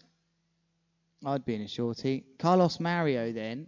This is interesting. Carlos Mario heading out to sea just to see what he thinks about the conditions, because this is getting interesting here in this semi-final now. Carlos Mario will be heading out there, and if he decides to perform a trick just for fun for the judges, just to maybe influence this, because there's a lot of that goes on. You wanted the gossip earlier, Carolina. I think we're going to get some here now. Being one of these other riders, you look at the top scores. Carlos Mario sitting with a 7.90, 6.30 and a 6.27. He's currently leading this heat. He's happy to be out there, I think, in these conditions and wants to push on here. So he can influence this if he goes and performs a big banger of a move, even though it's not his turn, perhaps. Val not happy. Hand comes off the bar, fed up and furious with this light wind coming in. He doesn't want to be performing a move. But if the other riders are out there performing the moves, it presents a challenge. Look, there is some rough patches on the water there, but there's this cloudy patch just hanging over the competition right now is making this tough for the judges. Let's go back to that drone shot. I'd love to get on board with this drone shot one more time, because it's quite easy to think that this wind is coming cross off at the moment. But if we look at the actual angle of the beach, can we zoom out on that drone, take a nice wide of the beach? If you look here, the water's starting to move back in, and I think this is one of the reasons why it's hard to get power on the inside as well. The water movement pushing back in with the tide now. The tide slides from left to right in this neck of the woods. We know that the tide comes in towards the east in the channel and down, so this is further taking speed off the riders. This angle, there's a bit more power though, so how much patience are the judges going to show? It is the semi-final here, but if we look at the angle of the beach as well, it's not exactly running perfectly west to east. There's a bit of a, you know, it's almost like the beach itself, the water line, to be a bit more descriptive, is facing the southwest. So it might look like it's cross off, but actually, I don't think I've even seen that before. But with the water line not being nice and sort of perpendicular to the horizon, lots to think about here. In the semi-finals of the Qatar Airways GKA Kite World Tour, it is the Summer of Kite Festival. Thousands of people are turning up now after a bit of a slow start after the Sela Su concert down here in that wonderful building behind you, which I've forgotten the name of, which is a huge conference centre. They had one of the big pop stars perform last night. Julien Lelou, I'm being told, one of our event filmers and editors, he was right up the front celebrating, trying to get a signature on his arse of Sela Su. Not sure if he made that. He's a big fan. And there is the scene on the beach. Now, to me, looks like the wind picking up a little bit now as he makes his way out to sea. We'll see the famous harbour in the background of Dunkerque. And as we've said before here, very much in our thoughts on this big beach, how different things would have been back in 1940 with Operation Dynamo taking place. Here we are struggling to take off with our kites, and we're very aware, and our thoughts go out to those back here who are struggling to take off from the beaches, equally heading back over to the United Kingdom. Over 330,000 people rescued off the beaches here, and we thank them very much, giving us the freedoms to be here celebrating kite surfing. And it's a Chromobe 5 from the ever-patient Valentin Garras. Someone even clapping on the beach there as the flag man, surely dying of cramp there with the blue flag held high. Very focused, straight out the Garras trick books, this one. Lovely control, good takeoff. Chromobe 5 then from Valentin Garras. Excellent, magnifique. It's called the Cursal, I should know. And instantly coming in with a big backside 317 from Maxime Chablot. What a response from him. He's been waiting for minutes, 10, 20 minutes to be banging this one. He looks very nice and powered coming in. And this will be interesting to the judges to see instantly someone else coming in more than powered. I wonder now if the next two riders can perform a trick nice and quickly. The judges are going to be putting more pressure on Valentin Garras. And no, Karl Oskar, great question. Can the riders take as long as they want? Usually the riders would have a big screen on the beach giving them 1 minute to perform their move after the last rider's scores come in.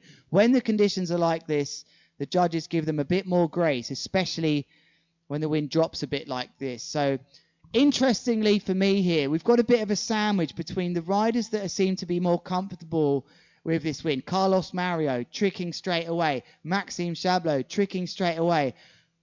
Instantly after Maxime Chablot, we're going to Matteo Dorotini, a taller rider, perhaps needs a bit more power with his setup. So I think that's protecting the riders that are not so comfortable with these lighter winds that are coming in sometimes. Had there been a different order here, and like I said, one or two of the riders tricking after each other, that would have really put some pressure on a rider that was slower to perform their move. But the fact that the layout means that we've got Dorotini a bit slower, Mario straight in, Garras a bit slower, and Chablot quicker, I think that's protecting it. It's 50-50 rather than 3-in-1 favour of any of the riders that either are happy or not. That's interesting. That's gossip. Inside gossip at the Qatar Airways GKA Kite World Tour. I'm Lewis Craffen talking you through this. And I'm really enjoying the freestyle discipline, taking the spotlight here once again. 5 freestyle events this year that we have as he's sliding in right foot forwards. I don't think we're going to see something here for Dorotini. We started the year off in Qatar. We headed over to Colombia. Here we are in the middle of the Croque Monsieur sandwich, which is France. It's a nice sandwich, that. I could do with one of those right now. Can we get some food in here, please? We will then head off to Brazil, always one of the meccas of freestyle kiteboarding, and we will wrap up the year back in Qatar. 5 events. There will be 1 discard, and let's remind you that as well. Those of you wondering where Manuel Suarez is, I believe he may be injured, but he's also using this one as a discard. Michaeli Sol in the women, also not there. Or not here. Well, actually, she is here. That's a load of nonsense. What a load of rubbish. She is here, but not competing. And I think she's had a bit of a knee injury. Didn't feel like aggravating that. Using this as a discard. So it was Bruna Kajia taking the win here, riding superbly. How often have I been saying that, commentating? Bruna Kajia taking the win. I feel like it's been 2 decades of riding from this legend of the sport. And so she will be leading the tour as we see this. It's a 12. It's a 12 meter. Great work then from our cameraman then. And that is really interesting to me. Carlos Mario will be at least on a 13, may even be on a 14. So I wonder if Rui Mira knows about this kite selection. Even Gian Maria Coccoluto, world champion, he'll take a 13 in this. Where's your 13, Matteo? Do they make them in every size? Come on, they've got to. Diving down the kite now, then is Matteo Dorotini.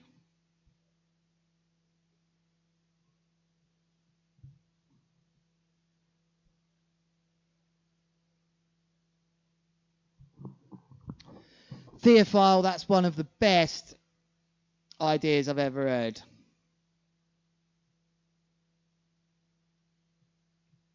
Oh, maybe I got that wrong. I thought you meant perhaps changing their name to Flexifoil. Now that would be superb. Having a bit of fun with you online in the live stream booth.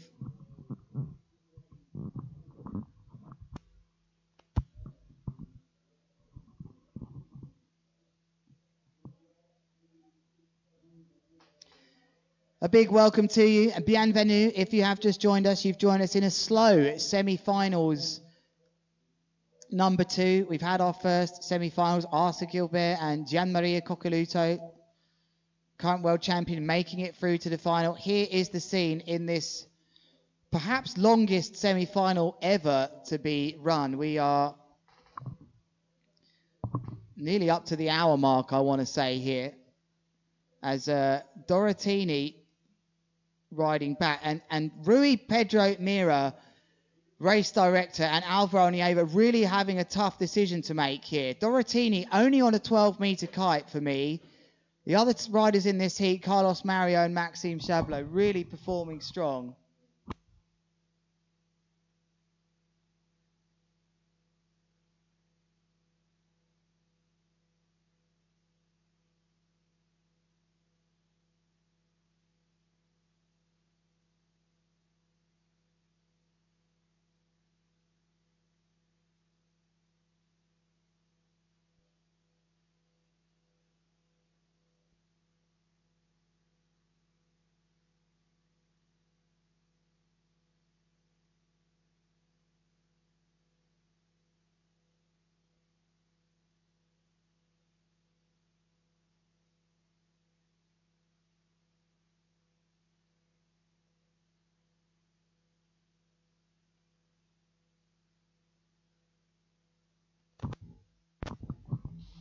Sorry about that break. Just organising my lunch today, and I'm going for the poisson, which has been superb here. I've never eaten much fish at home in the UK, but I'm making the most of it over here. They've had a superb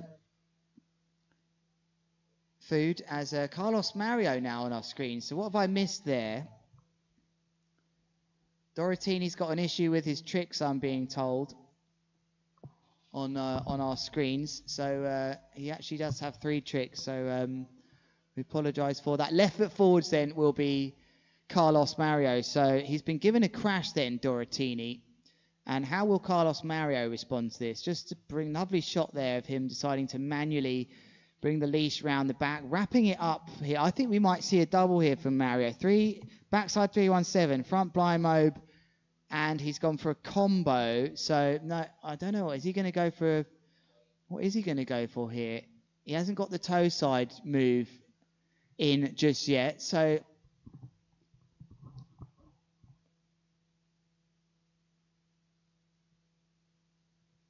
what is Carlos Mario going to go for? He's going to go for it with a lot of power here. He rides well out to sea and gets ready to turn back right foot forwards. We do want to illustrate that Matteo Dorotini's trick families currently have an error. So he is not on 12. I think he is on 16.37 is actually what he's on. But more importantly,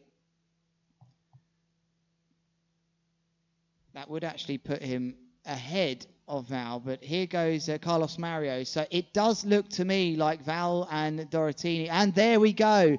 There is our abandoned flag. It's the one we don't want to see. Is the guy there with the cap with the red rucksack, devastated, walks off devastated, looking away, can't even watch the action right now, as that is the news for us that we are in an AP. That's not the AP flag, that's the heat abandoned. So I think it's time that we go through to a commercial, and we'll be back with you very shortly.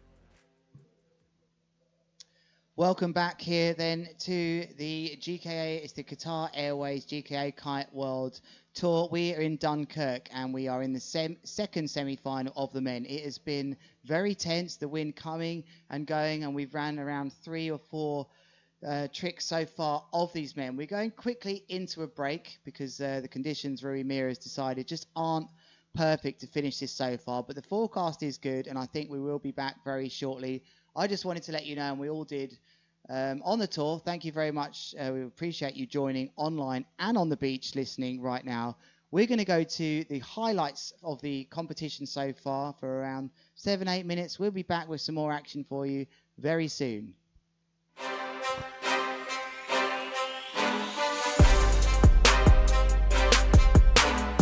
Bonjour and bienvenue to Dunkerque in the north of France. It's round 3 at the freestyle discipline of the Qatar Airways GKA Kite World Tour.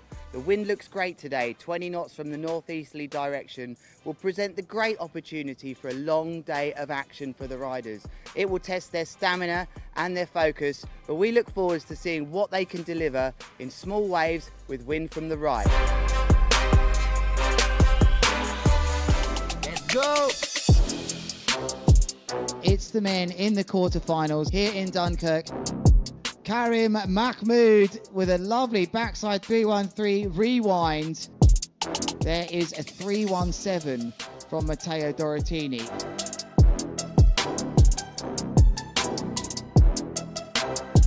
What has he got, Koff? It's going to be a huge 315.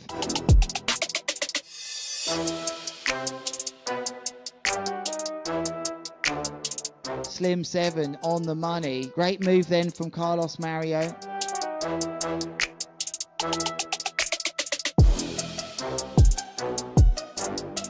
And what a move that is from the former world champion.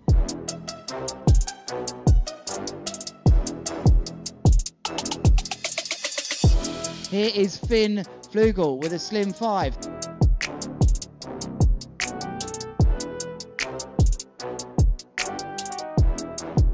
But yeah, super happy to be in the semis. It was really tough out there now, super choppy, but I managed to land and it's just insane. I mean, my goal was to make it to a semi-finally 1 year after my injury since I started kiting again. So it just feels great, I feel really good, and yeah, I just want to stay focused and do a good one on semi, and why not making it into the final. Let's do it.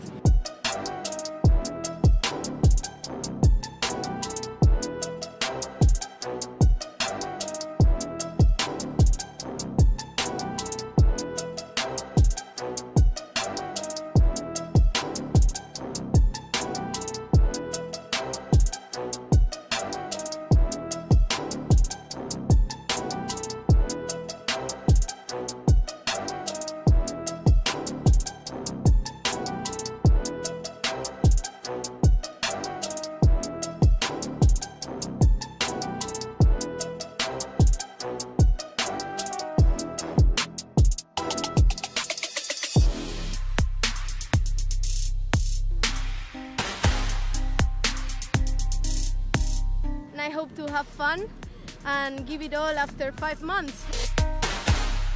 And it's a backside 313 for her. Nice and controlled. She'll be really happy about that.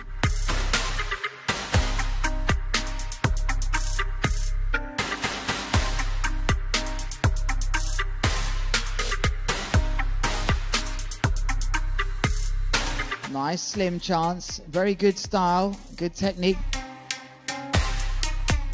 You know, for me, I actually thought it was pretty good, the conditions. So I just changed to the 13 and I had quite a lot of fun. And I'm looking forward to the final today if the wind stays.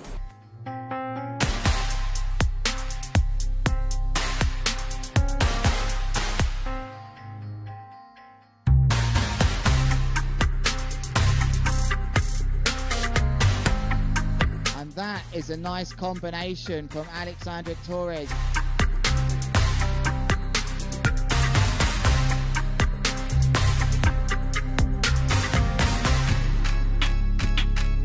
What must be going through their minds, these riders? The finals here in Dunkirk. Who will be crowned the winner here in Dunkirk in North France? Backside 313, lovely and controlled from Claudia Leon.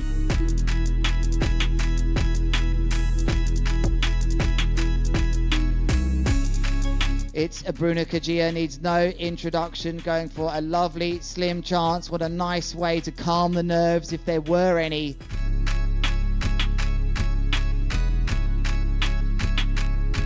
And now we go to Claudia Leon, left foot forward, takeoff, and it's going to be a hinter mode for her, nice and controlled.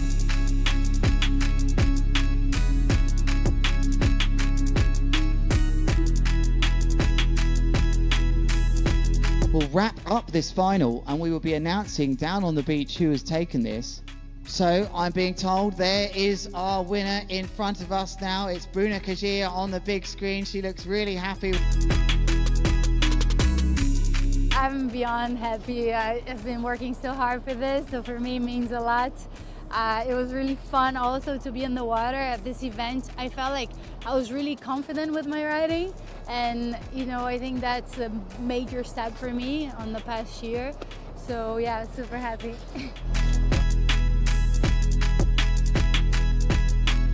Super stoked to be back in the podium. I wanted to do my best and here I am, so yeah, I'm super happy for all the ladies that were crushing it out there. For me it's just unbelievable because, as you said, I have been out from competition for 3 years and a half, and being back on the podium, it feels amazing.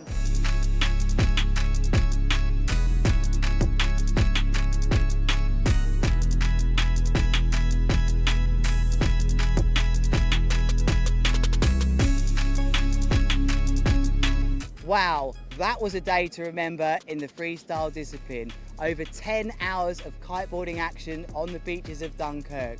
We had the women's run all the way up to the final, and it was superb, a great showdown right to the last moment of the day. For the men, we got up to the semi-finals, but the wind dropped a little. They'll have to remain calm, focused and patient, and ready to get back out there to wrap things up here in Dunkirk.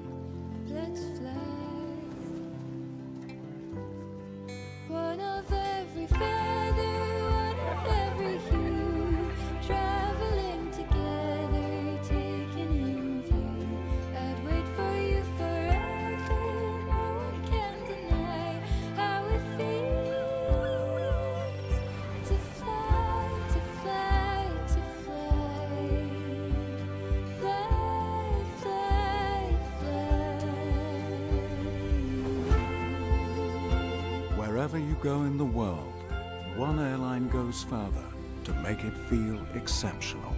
Qatar Airways, going places together.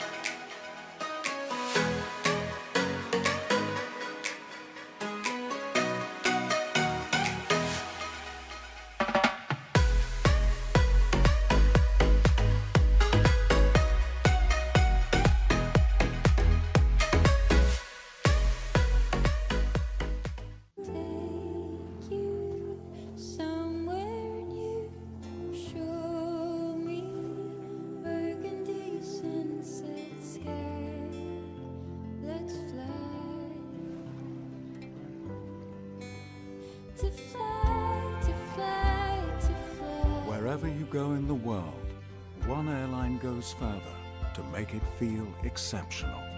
Qatar Airways, going places together.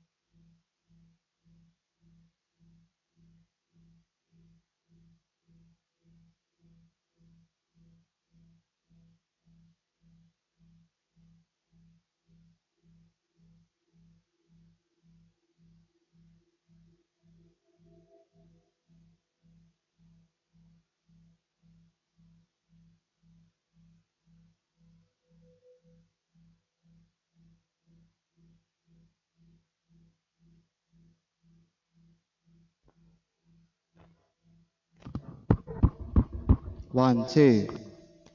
1, 2.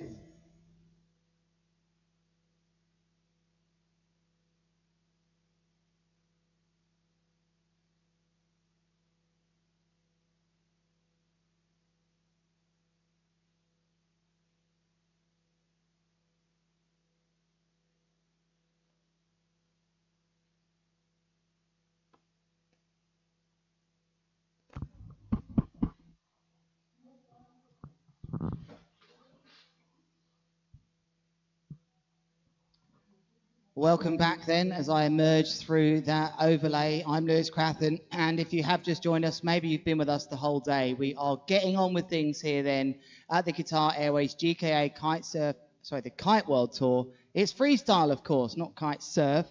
And we are in the semi-final number 2, and we've just had a big delay as the wind really not ideal, but it's just returned. So let's take a look at the beach right now. The AP flag, I've been told, has been dropped. So riders are going to be performing their tricks within the next 3 or 4 minutes as we go into transition. Very noisy outside now as about 1:30, it's about beer o'clock here in France. And I'm going to need to lock myself in this booth here because that's way too noisy out there. So let's go to the beach now. And the way I usually get that is to just stand here and smile for ages like this. Watch.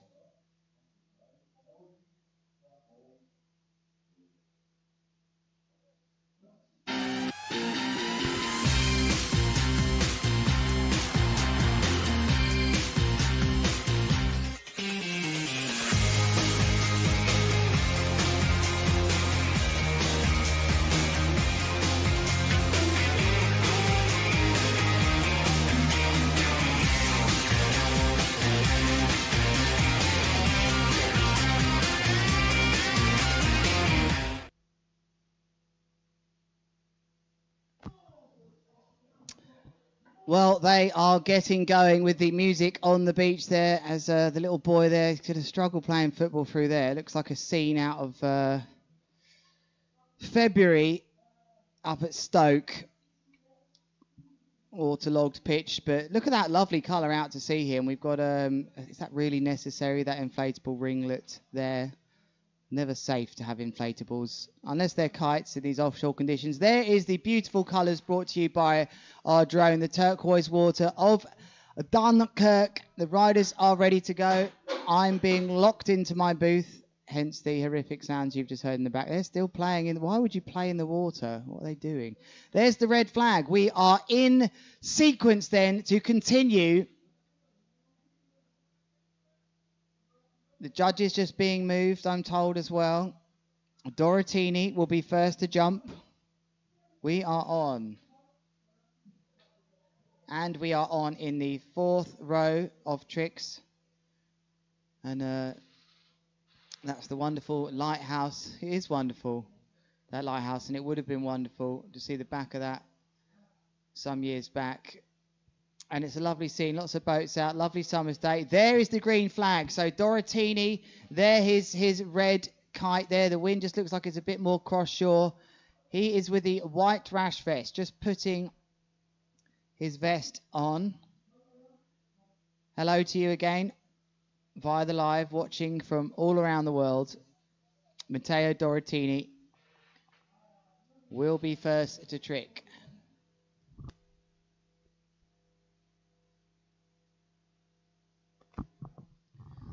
Live scores will come up shortly then. Dorotini's still not in his bindings here. This is interesting. I'm not sure that they've got the right picture here. The green flag is up, but Dorotini in no rush at all to get in his boots. And there is Maxime Chablot, the 2022 freeride ski world champion. So talented. How good is that to be able to do that? This is the summer of kite. That was a screen grab malfunction, but we brought you the right screen grab in the end, and I got a feeling Dorotini's scores have not been fixed, so that's 16.37 for him.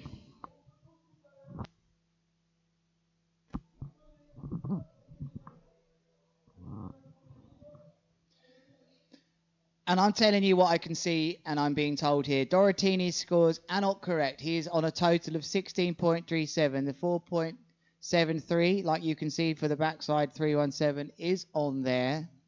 4.37 is missing. And that is the problem here, why he hasn't got his total on the screen. So, what is he going to go for? As he moves the kite up and down, he doesn't look happy, does he? Let's be honest here.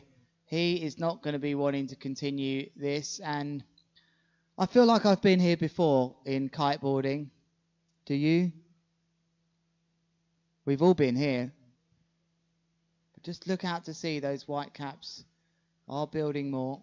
We have cross to cross on or cross off wind today from the west, and this is what's happening. It's either flicking off or onshore as the heat starts to make a difference here. Football, really popular sport here on the beaches of Dunkirk. We've had the GKA Crew Pro team here putting on displays throughout the course of this week. And they may want to correct me if I'm wrong, but I think our record stood at about 157 kick-ups here. There is even rumour of a GKA Crew team versus the riders tomorrow on the beach. Let's see how many of the riders take that on, because we've got some very professional football players behind the scenes here with the crew. I'm predicting 6-0. Back to the action there. What has Dorotini got for us? They're not even watching on the beach. There goes the boat. Is Dorotini going to do anything? He's on a 12, we remind you. And I for sure would want to be out there on a 15. However, the vocabulary and skill level of these riders far greater than my freestyle. Perhaps it's not possible to perform the moves that they like and to showcase their sport of freestyle quite so well on 15-meter kites. So here comes Dorotini here, and I've put a 1 in 100,000 of him actually doing something right foot forwards here. He is deliberately not happy to get going here. There's gust patches that you can see there as he accelerates. Now there's a swimmer in the zone, and they're all coming out. They're definitely going to get moved, as we will see who will move them. And he just comes in here, adjusts or spins round his centre lines. Do let me know if you're back with me on the live stream again. Here he goes, he's accelerating out to sea, left foot forward, toe side. Here we go. Where did this come from? Oh, he still does it. What a ridiculous landing. The drone pilot had a devastating landing there. So he has gone for what looks like a Tootsie Roll for me there. Loads of power on the way out there. We were not expecting that. So now in the corner of our screens, we look for the rider with the rouge. It is Carlos Mario heading out to sea here. We're back on here at the summer festival in Dunkirk. He looked like he went toe side there to me, Carlos Mario. Was that a toe side pop? I'm not sure. So all the team just coming back from their brief lunch. Dorotini with a 3.03 Tootsie Roll, which adds to his heat total, which you still can't see his fourth trick. We do apologise for that. It's a backside. Sorry, it's I think it's a Hintermobe 5 that's not scoring on there. So everything else looks good so far. Maxime Chablot, he's still yet to get more than 2 moves on there. This man having a great heat so far. He's currently our heat leader, Carlos Mario. He's got a backside 317, a front blind mobe, and a combo. He just doesn't, grimacing. We call that a grimace. He's just grimacing to the judges, and this is going to be a tough day of action if this is what continues.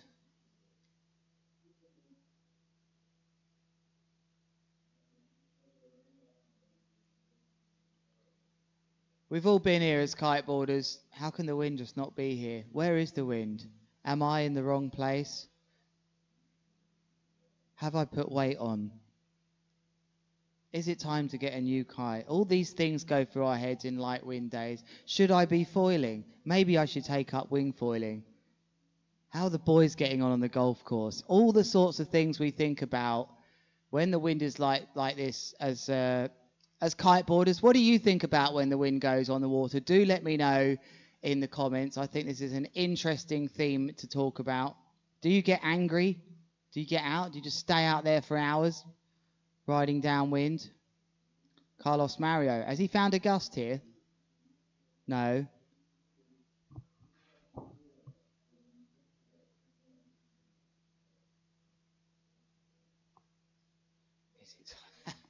Is it time to lose some weight? Yeah, that is funny. All right, Carlos Mario sets that. Oh, he doesn't bother. He's mugged that straight off there. No need to force that out. Maybe it's time. And let's think about this here. We had all of this time where some of the other riders. Sorry, my seat. I've got to. Can you hear that? That is a terrible seat. Someone swapped my seat around here. Hold on a sec.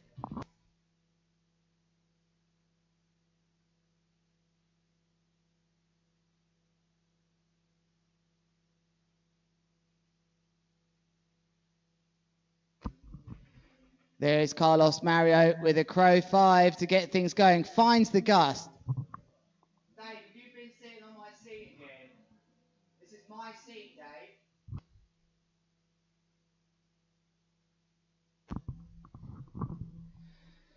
I did actually ask for some WD-40 yesterday. Obviously hasn't arrived in here.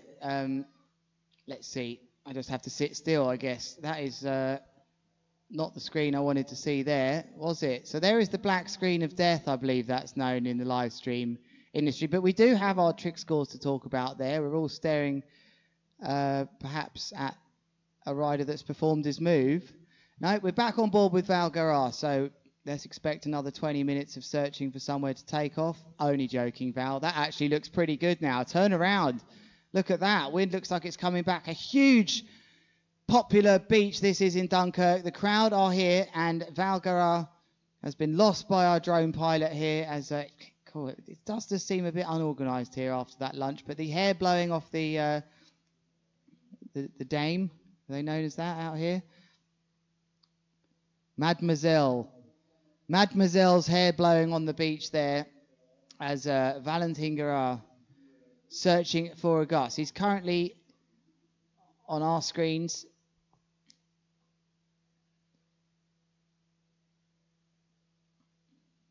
in second place, but Dorotini's actually on a 19.4. Okay, so his fourth trick hasn't entered that trick category, so you've just got to think about that 15 as a 19.4 for Dorotini, which would push Garrar down to third place. Maxime Chablot still hasn't done, he's had one crash and 3 trick attempts, so he's only got 2 on the board now.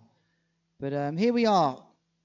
This is the Upwind Championships here. I'm Lewis Crathen, and winning the Upwind Championships right now looks to be Carlos Mario. This is Valentin Garrar, who's about to try and get upwind again. He looks like he's going upwind well here, though. Right foot forwards coming into the box. I think we're going to see a trick here as he tentatively, but doesn't want to give too much away to the judges here. Maybe he's hoping for a joint first. Perhaps he's hoping for a joint first here. Who's thought about that at home? Have you thought about that outcome? That's a pretty good result, isn't it? Maybe if I just don't do a trick here and I keep going round and round, you know, keep this up for another 8 hours and everyone on the water here's got a joint first. Finn Flugel will be pretty stoked about that. I'll tell you another rider would be pretty happy about that. Karim Mahmoud, currently thinking he's walking away from this event with a 7th. He'd be pretty happy, to be honest, but I'm sure he'd take a joint first. And that is what will happen, I believe, if we don't get this semi-final run. All we need is another 3.5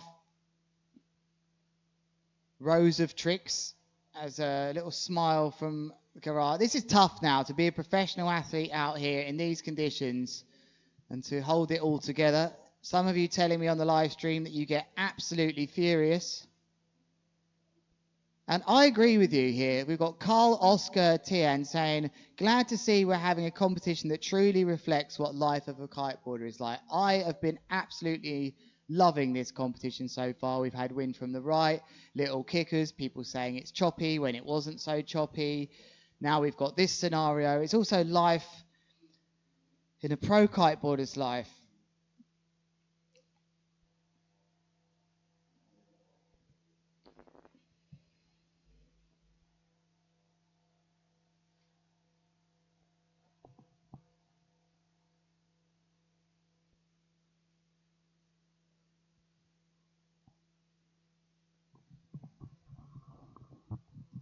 I'm also enjoying this real contrast between the sport of kiteboarding and the typical day at the beach as a tourist. They do sometimes overlap, and these are one of those classic days where it's not too windy that it's annoying for people to get to the beach. It's just enough to go kiteboarding, and I've also recognized this as it's a wonderful day on the beach.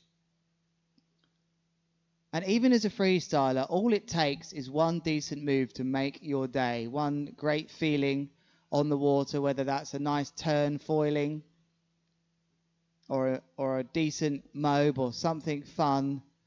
Maybe not for these guys, they're the top riders in the world, but we've all been here where it only takes one moment to change everything. Or perhaps you crash your kite, lose it, then it's a real big devastator. The whole beach has seen you. You've got to walk all the way back to the car.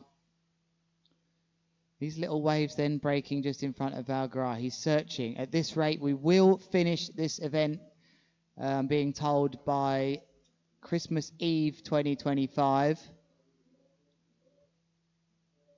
Straight in the face, that wave getting Valgara. He has to clean the face with his hands, just like the window wiper of a car. It often happens riding, especially big air. You just get that tiny bit of chop blasting off into your face. Personally, don't actually get that much with my boards these days.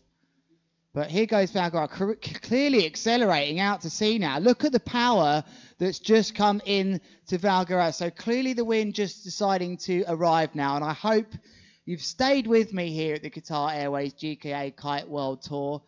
This is the festival of kite, the summer of kite here in Dunkerque, and the wind definitely has just filled back in. So Valgara has got to let go of the idea of that joint first place, as he's clearly riding in with a lot of power now. What's Valgara got on the board so far? Let's take a quick look. Front blind mobe, KGB 5 and a combo.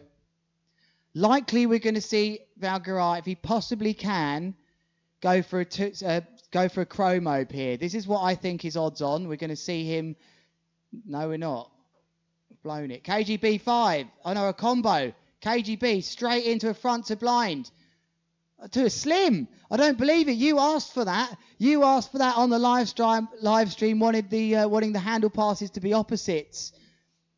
And we just saw it. I don't believe that combination. What an unbelievable technical rider that was to perform a KGB that way, and it looks to me like a slim, switch slim for Valgara. Now what's he doing here? He seems to be getting out the way of Maxime Chablot. That's what he's doing. Here comes Chablot then.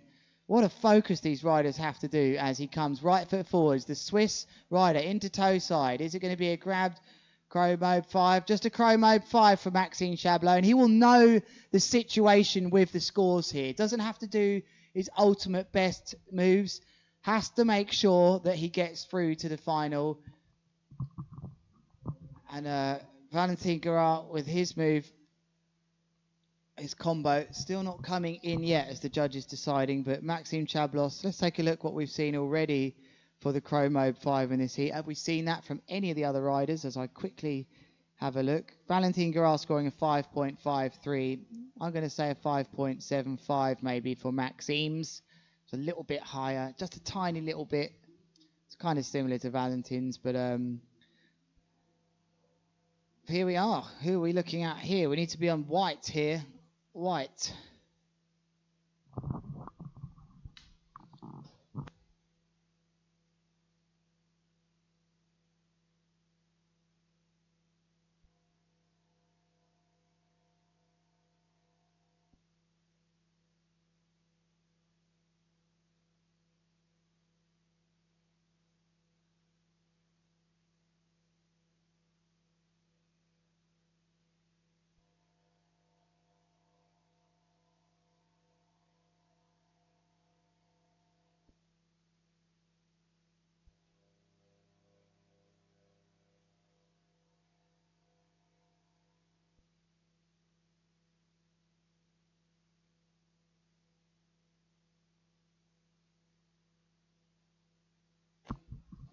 So apologies there. It looks like that may well have been some training from what I'm seeing here with the scoring. Perhaps Valentin. Well, no, I'm not sure if the scores are all over the place here.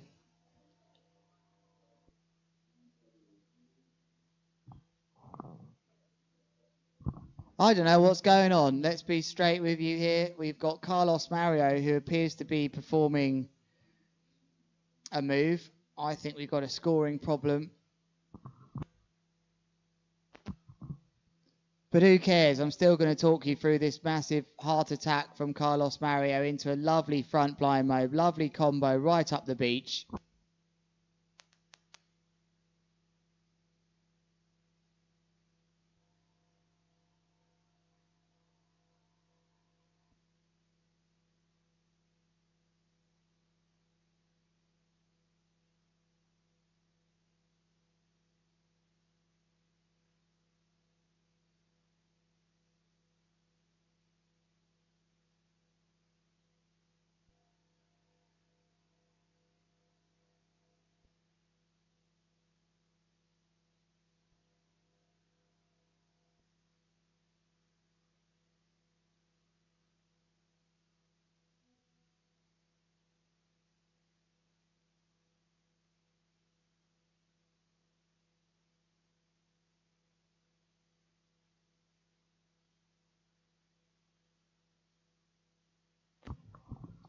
All right, welcome back. Bienvenue. It's Lewis Crathen here, and apologies about that little break. What is that? Is that a Dalek on the beach?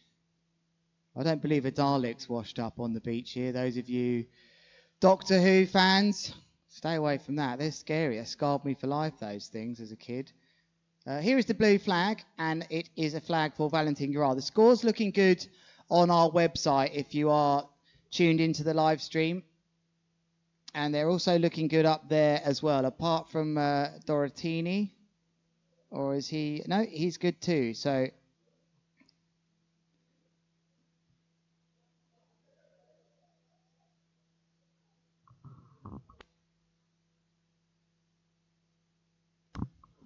yeah, we look good. We look good on the screen right there. That is the picture that I believe we have, and very consistent is Valentin Guerrat. He's got himself in second position here.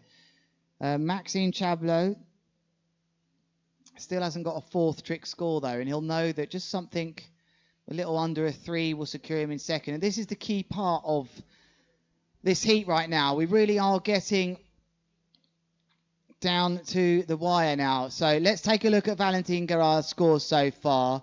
He's had a great start. Front blind mode, a KGB, a Chromo 5, and a combination. I think he's going to be upgrading his KGB. I think we're going to see a KGB 5. I think that is his go-to double. He's currently got a 5.0 You've got to really want to upgrade your lowest trick scores. That's the easiest thing to do. You can see that very clearly in the top left-hand corner. Oh, but he needs power, though, for this move, as he gets a huge lull coming in here. He needs to be riding in with lots of power for this. And if he can land this super sweet and clean, it's going to be in the 7-point region. And that will just put a little bit of distance between him, a little bit more distance between him and Maxime Chablot, who seems to be his biggest danger at the moment. But don't forget, Matteo Dorotini's got a 7.27 on the board. He's not going to trick here, Valgarat. He just doesn't look happy to do so. So let's think about it. Will he go any left foot forwards? He could always throw the 3-1-7. I think he has that one there. Or the slim 7. I've got the slim 7 in my notes here, that this is a move that he can also do. So let's just take a look here at this body language as he dives the kite down. Is he searching for somewhere to take? I think he is. I think he's hunting here as he starts to accelerate left foot forwards, just getting a feeler. Is it worth it? Is it worth showing the judges that I've got power out here? I think he's got power. I think he's going in here, and I think it's going to be a slim 7.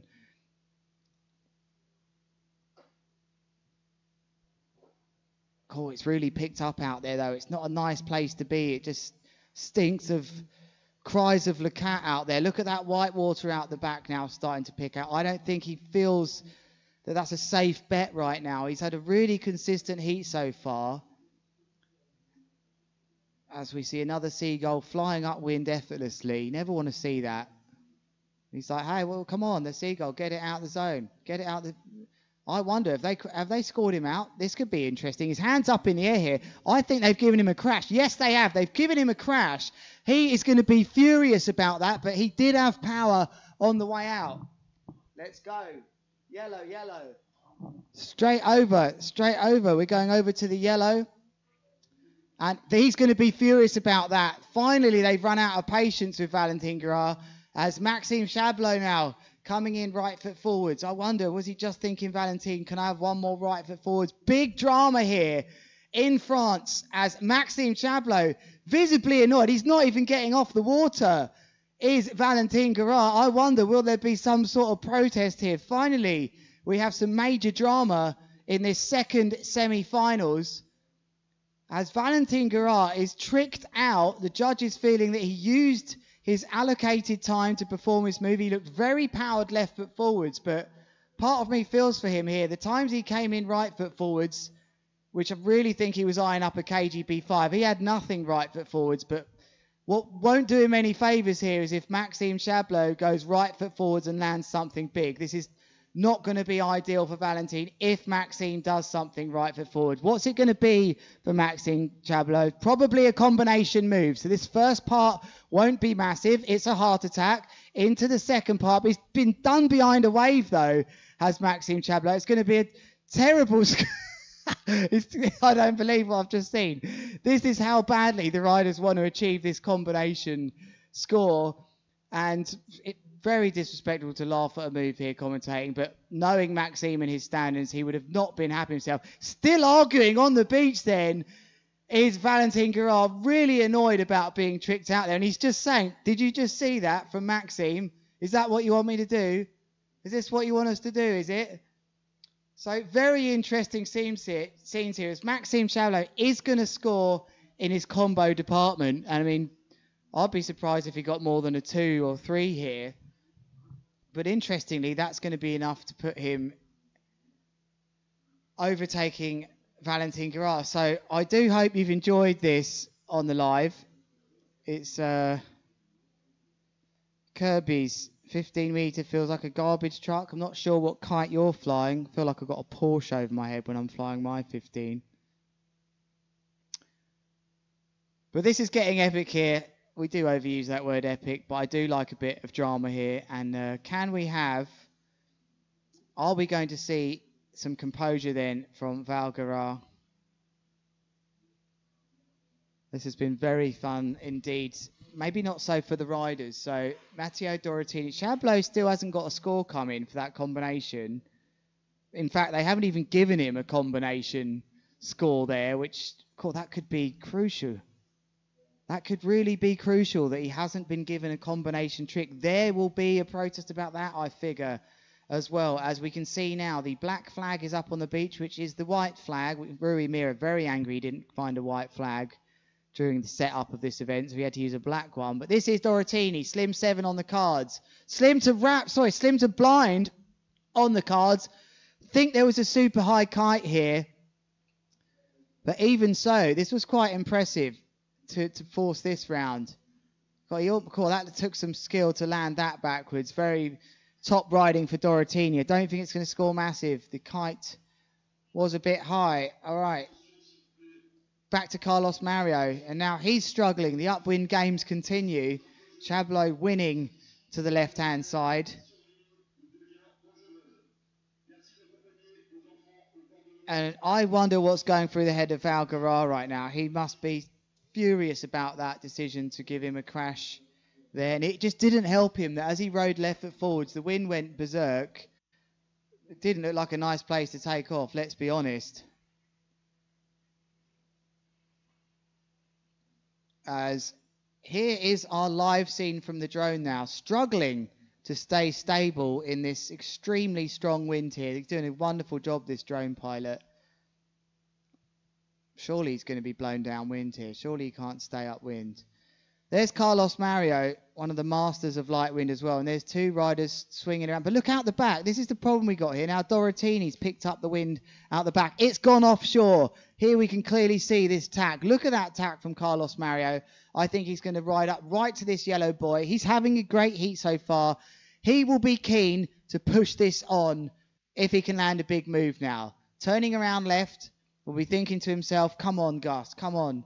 We saw such a great epic moment in France at Lord de Tram where Liam Whaley took the decision, gambled that the wind would pick up, came back in with that sense and that instinct that the wind had to pick up. He brought out that D-Lab smaller kite and managed to win the event. And that was just wonderful sailing from him. And I say sailing because it was sailing knowledge. Here goes Carlos Mario, about to show the judges there is enough wind for more. Oh, it wasn't. He had to mug it off. And the drama continues.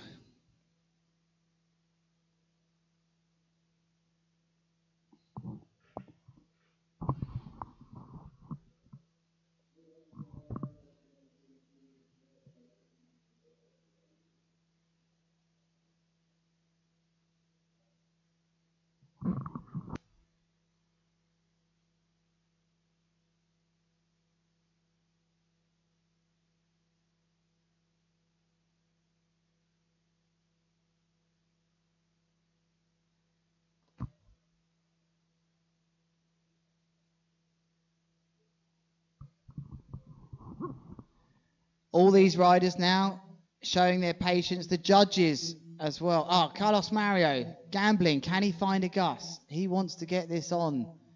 He's keen. Now the wind looks like it's coming a bit cross-shore as we see the gusts pass over. Look, there are the flags. That's his red flag indicating to him it's his turn. That's how the riders know. It's a very clever setup.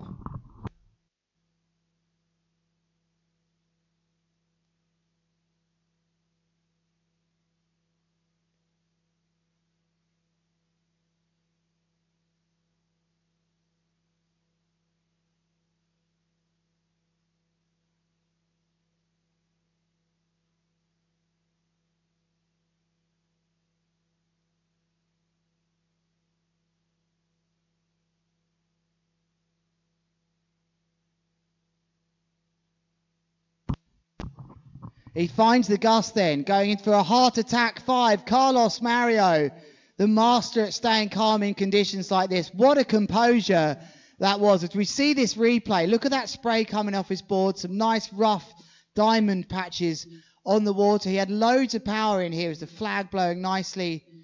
And look at this for an unbelievable heart attack 5. That is going to knock out one of his moves. Carolina, you've been in this situation before. I can see you on the live stream. How do you stay positive and motivated? Because look, this rider right here, Valentin Garard, thinking, no, not again. Me and the wind's gone. I can barely stay above the water, let alone upwind.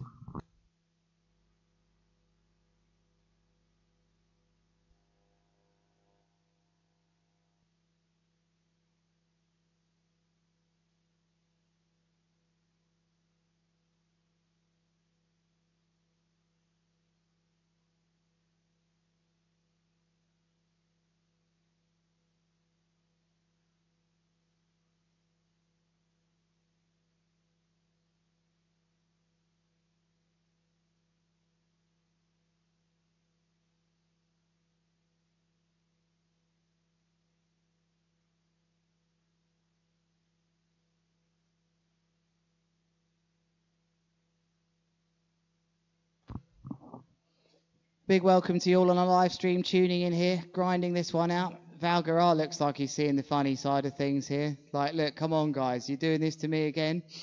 Why are you doing this to me? He's had enough. I actually know some French here, which I believe he will be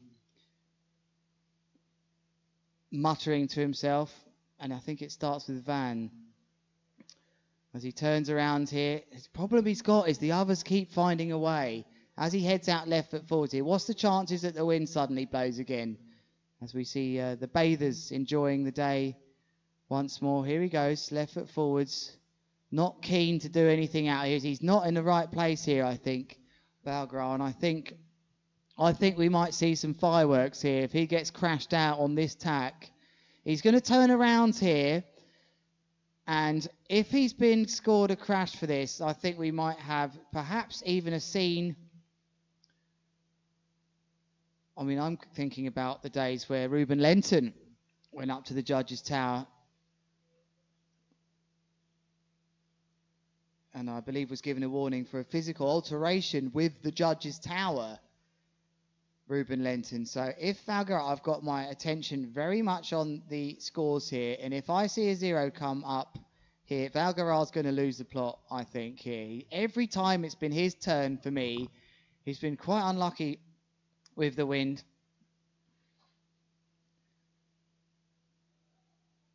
And you can tell this is an unhappy rider right here. He's in his semi-final. He's smiling at the other riders. Perhaps that's all you can do here, is just try and find the fun in it. Well, let's see a big Rayleigh. How about a half a Rayleigh straight to the face? That would really suggest. Has he been scored a 0? I'm still wondering. Has he been given a 0? And I think I know exactly what Rui Mira is going to say here. Where's your 15? He's going to say that.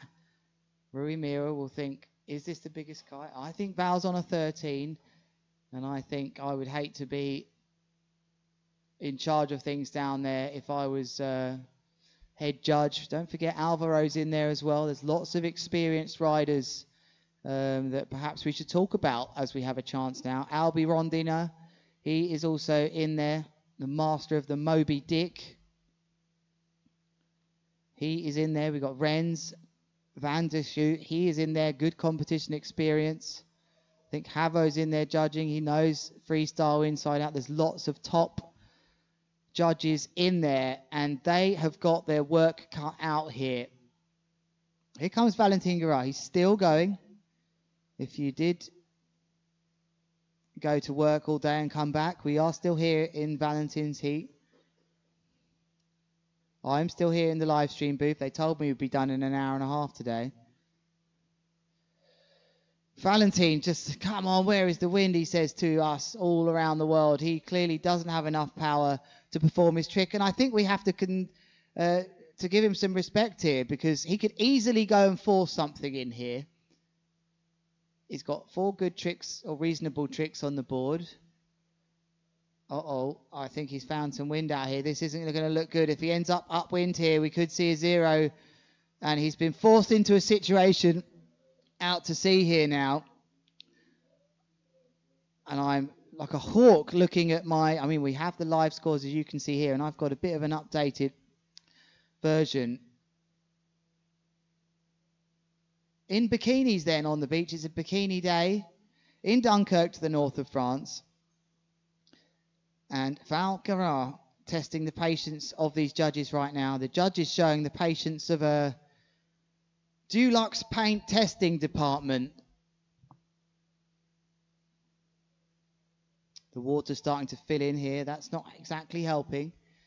And let's see. Looks like he's got a bit more power here now. Valgarar coming in right foot forwards. A little smirk for him, as I think he realises the moment is now. He takes off. It's a backside 317. How, boy, would he have loved to have landed that after all of that nonsense. And I wonder if it just got his head there, just got in his head there from Valgarar. He looked pretty good. He would have loved to have landed this, Valgarar. It looked good on takeoff. He got the amplitude. Let's see what happens around it. Did the leash get stuck? I think the leash didn't help his cause there. It just gave him a bit of a bad deal on the way around. So Valgarar eventually gets his move crashed. as we now switch over to Maxime Chablot, who'll be looking to make his third consecutive final in a row that he's competed in. Obviously, he missed Qatar. That was down to a skiing competition. Let's see what he's got for us. Let's take a look at Maxime Chablot, his trick so far. Perhaps you want to tell me on the live stream, what do you think we're going to... What do you think we're going to see from Maxime Chablot here?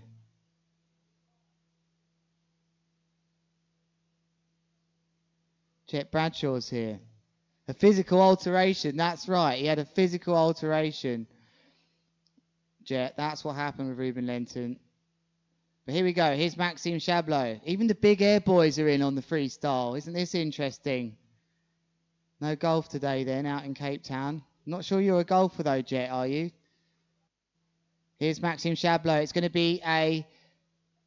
Okay, just ticking off that category there. That was nice from Maxime Chablot. Ticking off the inverted double rotations, the double half cab. Here comes the replay.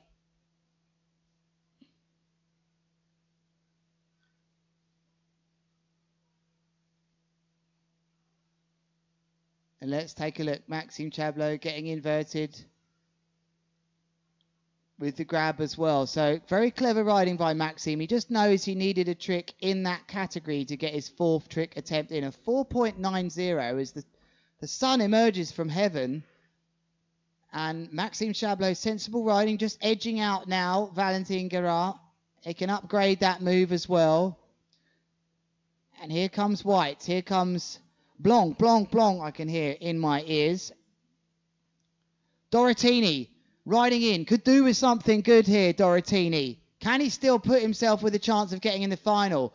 Big 7 on the cards. A big Sevi Ballesteros. He gets a gust. Finally, when he wanted the gust, it came. Dorotini not happy with that. Just check this out. Absolutely no wind on the way up of this manoeuvre. And he hits the gust. Just watch the time for me that the gust decides to come in. There's no gust here, and then bang. Just as he passes, that kite makes it impossible for him to perform that move. So Dorotini in trouble here if he's going to try and make his first final at the Summer of Kite. What a lovely name, the Summer of Kite. And it very much looks like the Summer of Kite right now as the small sailboats riding around in the background. We're in the north of France as we now head looking east. Now we're looking southeast, and now we're looking southeast again. Here is Carlos Mario. Can he shut the door on the chance for anybody else to get through this heat? He's almost guaranteed himself into the final. And that is Dorotini's last chance to progress up from 4th place, actually. So what can Carlos Mario do here to defend from Maxime Chablot trying to take the win? What's his lowest trick score? I think he's going to try and improve his combination, perhaps. He's got a Chromo 5 of a 5.90, currently his lowest score so far. But let's see. Carlos Mario would be pretty confident he can make it into the final now. Only Valentin Guerrat can really cause him a problem. And Valentin's going to have to upgrade quite heavily. So I think he'll know he's pretty comfortable, Carlos Mario. Valentin's going to have to do something outrageous. Valentin's going to need an 8 at the moment to put some pressure on Maxime. So let's just see what Carlos Mario can do. As come on, just do a Rayleigh. It'd be funny, wouldn't it? Right, here he goes. Front blind mode. It's a combination. He's picked a perfect bit of flat water. He wanted a backside 315 for that combination. So, oh, he was in the way, weren't he, on the beach? Replay of that. As I'm not even going to watch the replay. Perfect. Director liked that replay. It was good. So it's a front blind mode into a backside 313. Not really. I don't think it's going to upgrade his combination. But let's get to the point here. Get rid of that. Good riddance to that replay because Valentin Guerrat still has a chance for an absolute devastator. And I bet he's going to take an age of a day to perform this move, as we see a contrast of swimmers in the background. One running with the fluorescent yellow. What is he doing? And out to the right, the lady walks on over towards the United Kingdom, walking on I can assure you the tide doesn't stay this low all the way out. You will not make it. As we can see, this wonderful sight there of our filmer, editor. There is Julien Leilou there, having a little word to his French compadre. Needs to be big, this from Valentin Guerard. He needs to upgrade one of his hillside manoeuvres. Are we going to see the Slim 7? He needs an 8 here, really, to put some pressure on Maxime Chablot. He's going to come back in. I don't think he fancies that. He's got to really get a double pass in here. 21.23. Maxime Chablot ahead of him by 2.10. He's got to upgrade one of his 5s here to a 7.10 or better in the unlikelihood of the same score. It will go down to the highest scoring trick for one of the riders. So he actually needs a 7.11. Tell me if I'm wrong. You can tell me if it's all nonsense. I'm doing the best maths I can right here on the live stream, the Qatar Airways GKA Kite World Tour. Will it be the Slim 7 for Val Guerard out the back? No, it won't. He hasn't got the height there. And he checks out of this competition in 3rd place. And he'll be right annoyed that he didn't have the power for that move, because he can do that move. And that really would have put some pressure on Maxime. This will go back to the 0, I think. It was very clear he didn't have the height there for Val Guerard. So Maxime Chablot now, really, if he wants to advance into the finals, at least into 3rd or 4th in the order, he's got to put a big move in now. So what's it going to be? It's going to be the, the Mobe 7. No, just the Mobe 5. He's just getting a feel for that. So that will be the end of our semi-finals. And I'm going to request that we come back to studio. All right, let's bring it back to the studio. So I believe we're going to have a 10-minute break. We're going to have a 10-minute break now. And we have come back to the studio. I'm Lewis Krath, and I'm gone again. I'm back again. Very much like Valentin Guerard's wind in his heat. That was one of the semi-finals in history to remember. Over nearly 2 hours there. That really went on, and I'm glad you could join me on the live stream for some of that drama. There's always drama in a kiteboarding event. I'm interested now, are we going to see Val Guerard go straight up there and give those judges a bit of a word of his mind there? Because he got a crash there. He might have been a bit hard done by, but if we're honest, I feel the better riding and the highest scoring tricks was by Carlos Mario and Maxime Chablot. We're going to have a bit of a break then, around a 10-minute break until the final. So please stay with us, whatever you're doing on a Saturday. 2:18 is the local time here in Dunkerque. It is the Festival of Kite, and it is the Qatar Airways GKA Kite World Tour. I'm Lewis Cratton. We'll be back shortly for the finals.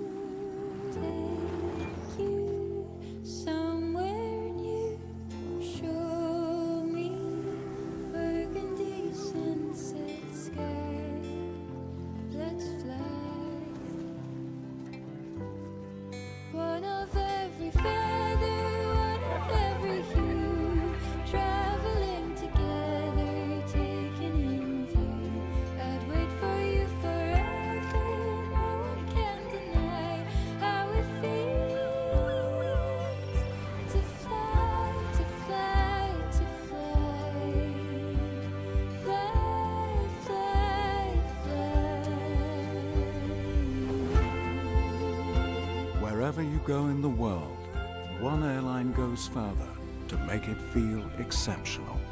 Qatar Airways, going places together.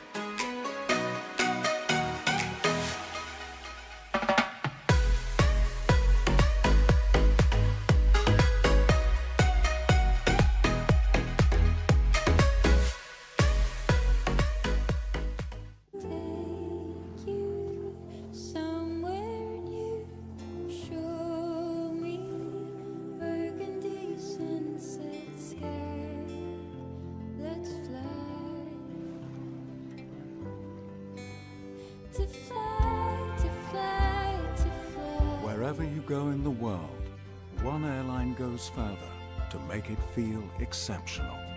Qatar Airways, going places together.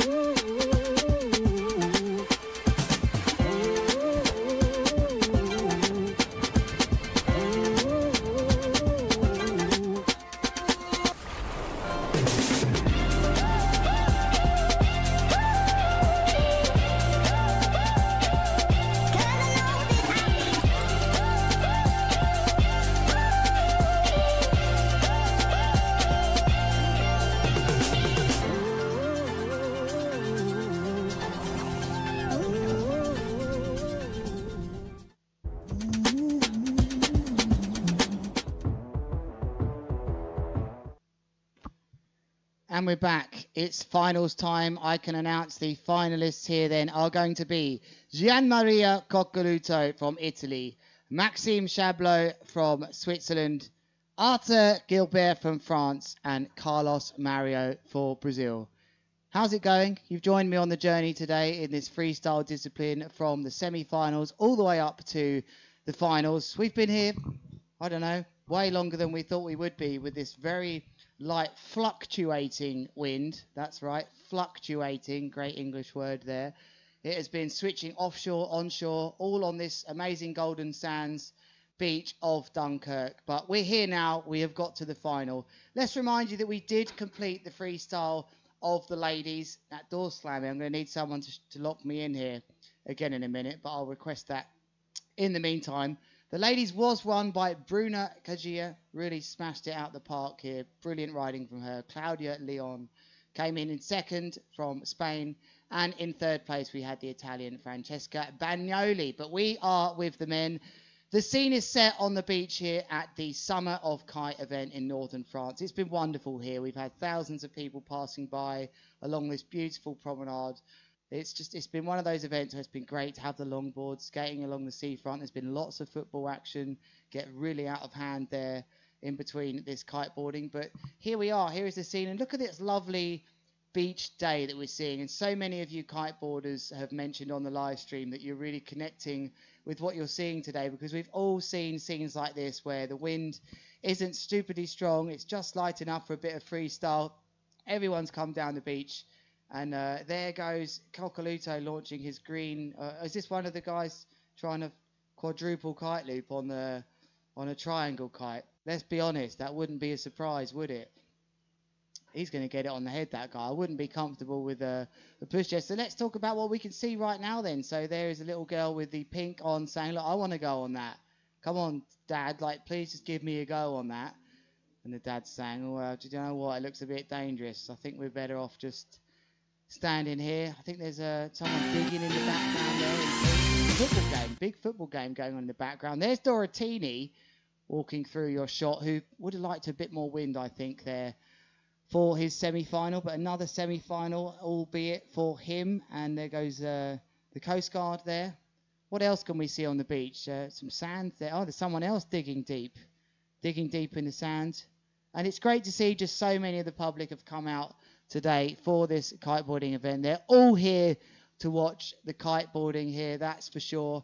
And we'll be talking you through the finals taking place very soon. I've been told the AP flag is going to be lowered soon. There it is. You can just see to the left-hand side the red and white flag known as the AP flag, often abbreviated as the A problem flag. But what is the abbreviation for the AP flag? Something postponed? I don't know. But we'll soon find out. But you're all walking the wrong way here, all of you ladies in the front there. You're walking the wrong way from the action. But if you are joining me on the live stream and you've been with us all day, I think this is going to be a special final. We need to remind you of the importance of this event, because we're halfway through the year here, of course. So, you know, we have done the first event in Qatar, the second one in Colombia. God, they do like a bit of an okey-cokey with me here, don't they, on the screen? Oh, I'm back again. No, I'm not. And I'm back. No, I'm not. I'm back. So we have been, of course, to Qatar. Then we went to Colombia. This is the midway stage of the freestyle. And it's really a crucial event for these riders. Carlos Mario is leading the tour. Gian Maria is close in second. There's 2 more events to take place this year. We've got Brazil. That's 4. And then the 5th event, which will take place. I had to look at myself on the screen just to make sure I had 4 there. 4. Then 5, the 5th event, will be back to Qatar. We've never done that before. Completely sandwiched in the middle of all the other events is this wonderful new location of Qatar. One event will be a discard for these riders, so keep that in mind when you look at the overall standings, especially when we think about the ladies, where Michaeli Sol did not compete here in Dunkirk, deciding that the conditions looked a bit choppy and maybe not so good for her knee, which might be not 100%. So Bruna Kajia is currently leading that ladies tour. However, it's likely things might change with one discard, which will be thrown into things at the end of the year. So let's take another look back at the beach. I wonder if the drone is up and flying. And I think it's about time somebody locked me in here. Can somebody lock me in, please? It's banging again. There's a 10-meter pulse. Good luck, mate. See you down in Belgium.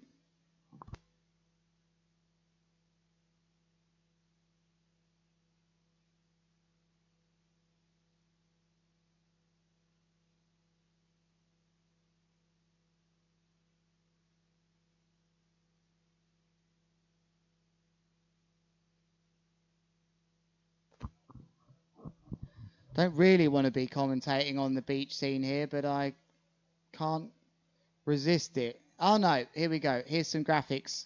So, final of Heat 1 final. There will only be one final. Gian Maria Coccoluto will have to go first in sequence here, making his way through to the final in second place, and it was the lowest of the second place scores compared to Maxime Chablot, also making his way through in second place. Up against Arthur Gilbert, he will be third position in the final, which is great. He gets to look at the Gia Maria and Maxime's results. And Carlos Mario, our current tour leader, will be fourth in line for this final about to take place. Doesn't look super windy out there right now, so let's hold on tight and see what race director Rui Mira feels about that wind rippling ocean in front of us.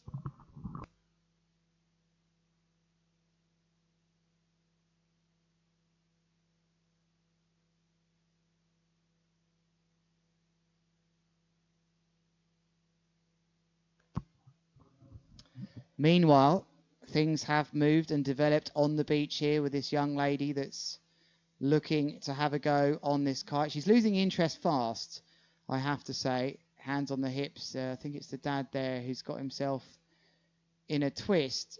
Or is he wrapping it? Oh, he's wrapping it up. He's taking it away. She wants it. You can't deny a young child to go on a kite. You get prison time for that. It's a lovely scene on the beach, it has to be said, with so many people. Oh, he's lost the plot. You've got to tie off some of that. You've got to tie off one line. We all know that as kite surfers. You can't be wrapping it up to there. It could go crazy. But he has made his way to the kite. What else can we see? A young lady with a bucket down there. It is wonderful scenes on the beach. A bit of beach tennis going on in the background. And once more, my mind takes me back. And I think we have to talk about that. And it's been right to talk about that during this event here in Dunkirk. This beach would have looked so different in 1940. It's a big part of our history, all of our history, what happened here on the beach in World War II during Operation Dynamo, where there would have been tens of thousands, hundreds of thousands of troops would have lined these beaches, and it's just there, ever present in your minds on these beaches, of how grateful we are to those people that were here. It's powerful, and I can't describe it when you look to the beach and you think about how different it could have been. Boats would have been lined along the horizon there, coming in from the UK. Any boat, anybody that had a boat was asked by the government, can you come over, can you sail over the channel? It's a very short sailing. People have kite surfed over many times before, and they were literally picking people up by the boatload to rescue them and take them out of harm's way. And here we are, look at the scenes now. How I wish we could have given those soldiers a glimpse of what would become of their sacrifice. There's our safety boat on the water. A seagull now, just struggling a little bit to stay airborne there. That's a good sign. I think the wind's picking up here. My door here is slamming. We've got the kite. There's some interest to fly the kite. What was he doing, wrapping it up and then unwrapping it? Love to know what's going on. He's still yet to get them lines sorted out here as he instructs the helper on the beach. This is wonderful. What a wonderful commentary moment. All right, let's see. What's the chances she gets it in the perfect position and he still can't deal with it? Okay, here we go. Are we going to see this kite launched? What's she doing? I think he's reeling it back in again. He's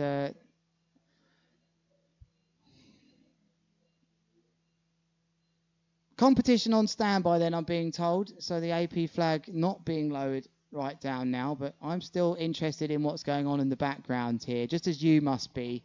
Time to check in with you on our live comments. I try not to get too distracted, but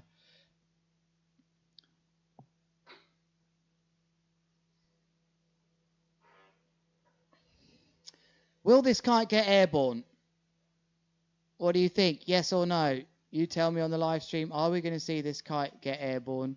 He's got very strange tactics here. He likes to walk up to the kite very slow. Look, we're seeing him reeling in now like a small carp in a river, carefully not wanting to let it go. As a trio of young women walk past, uninterested to fly the kite. Here he's got it. He's treading on it, just like he would do the small carp as it flips around, trying to release itself from the hook.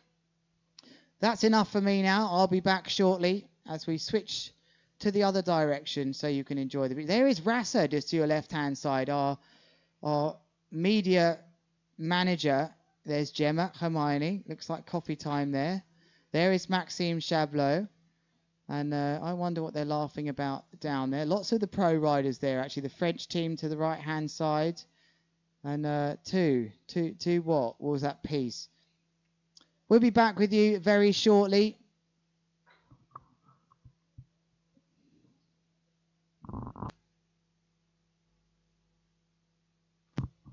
I am going down to teach him.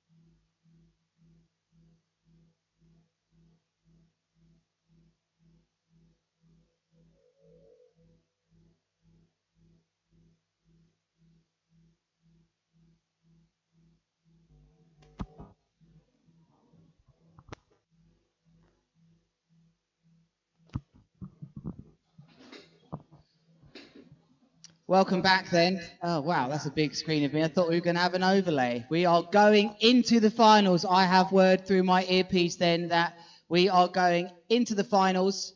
The riders are heading onto the water now. They've had to be patient. Gian-Maria Coccoluto, Maxime Chablot, Arthur Gilbert and Carlos Mario. Can't believe he's still 25 years old with the amount of world championships he has. Let's take a look at the scene on the water. Thanks for your patience today online. It's time. It's the Qatar Airways GKA Kite World Tour in Dunkirk for the freestyle. I'm Lewis Crathen, and it's time for the finals.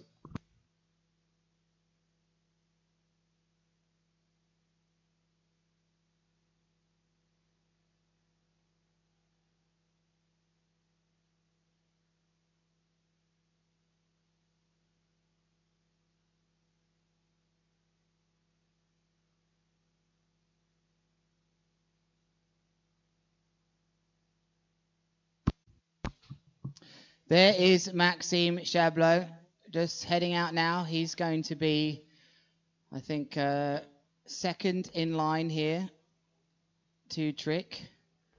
It's a busy scene down there on the water. I've just popped down there myself to get a feel for it. Always good to do that as a commentator, to get out of the live stream booth, go down there, see what's happening. The wind did feel good to me, better than it has been today. And so many people on the beach. There's thousands of people on that beach right now.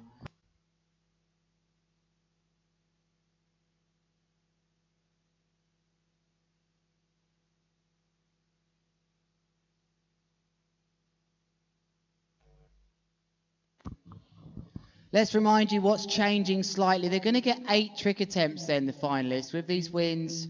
And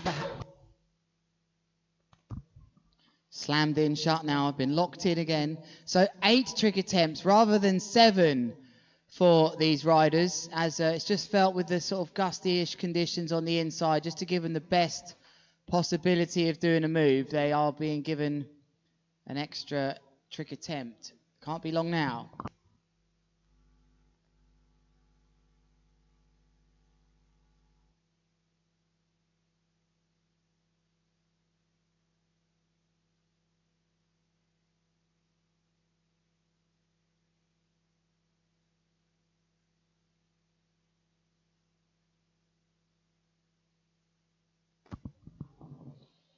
Here we go then, Gian-Maria Coccoluto. Looks to me like he is preparing. He is first to trick. He doesn't usually find himself in this position, Gian-Maria, usually advancing into the finals first, but it doesn't matter. He'll be focused about this. There you can see on your screens the order. The order is important because effectively the further down the order you are, the better you've done to get into the finals. So that's the 3rd and 4th in order. Arthur and Carlos Mario winning their heat in the semi-finals, but Carlos Mario with a higher heat score. He gets rewarded for that by getting to look at all the other riders and what they're doing in each of the trick attempts, and he will have the final trick attempt in this final here in Dunkirk, as we see a nice boat out the back there. Definitely on the motor. As Coccoluto powering into the box here. Looks to me like we might see a grab front blind mob. He likes the tail grab front blind mob. I think that is going to be his start here. But I think in a perfect world that won't feature in his top 4. He's blowing air. He's really getting the oxygen into the body. In a perfect heat for him, I don't think the front blind mob grab would be in his top 4. But these are tricky conditions. Current world champion here has really got to get in the mood for this. A new location here in Dunkirk as Chablot passes just to the right-hand side. Taking in turns then, these riders. They'll be taking everything in turns, and it's been a long 4th day. And the riders have had to stay on the beach. Nice to see Coccoluto happy, just smiling at one of the other riders. But this is the business time now for these riders. Really hot up here. It must be pushing 22, 25 degrees on the beach. That's really hot for us, especially over the coast there. As we look out towards the North Sea. 13-meter kites for these riders.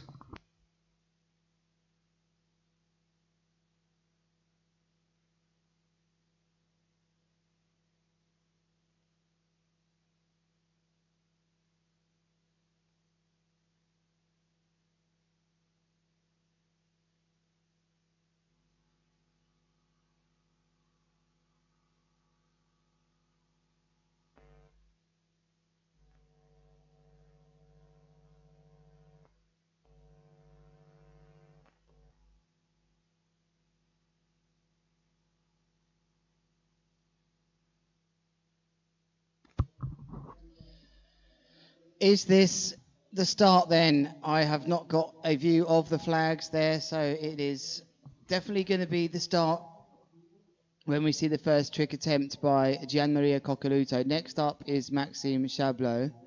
I actually spoke to Gianmaria just now on the beach. It was obvious when you walk down to the beach that it felt windy enough, especially when you see these sorts of shots. There's a lot of white caps out there. The cameras are wobbling. There's sand blowing on the beach. But when you see this one, you can see the inside looking a bit more glassy. And Gianmaria said to me, he said, this is about trying to give us a good quality final as we can have, because the semi-final can sometimes be a little bit down to luck when you've got the gust, and we don't want this in the final. Now, visibly, all three of those riders look underpowered again. Now, we've been here all day with this, but Gianmaria Coccoluto coming into the box now, and I don't think we're going to see him throw the first trick, although it's in his hands here to start this final, and that is something we don't often talk about, an advantage being given to the rider at the start of the heat. Usually we talk about the rider at the end that gets to perform the last trick attempt, but effectively Gianmaria is in full control of when this final starts, so perhaps that's very useful to the world champion. He will not want to be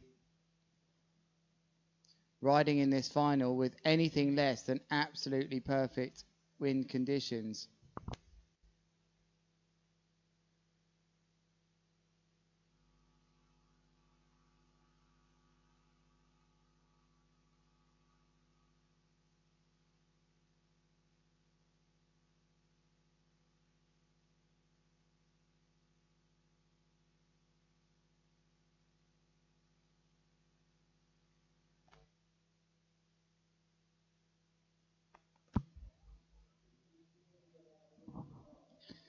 How about this? No, hands come off the bar there. He's not happy. Gianmaria is just indicating. And now, what's important to tell you about home is that the tide has come right up now. Low tide was at 10:30. We're an hour off high, and I don't think there's any way he's going to perform this trick now, even though his flag, his lycra is up on the beach. God, he even falls in there. And how much energy do they want him to be wasting as his kite nearly falls out the sky? As look out the back then, Chablot picking up a gust. So in full control of the start of this heat is Gianmaria Coccoluto. I wonder who's joining us on the live stream now. Any of you freestylers that have been in this position before. Not a great scene, that. Let's be straight. That's not what you want to see. And it looks to me like the wind just flicked offshore just as we got going here.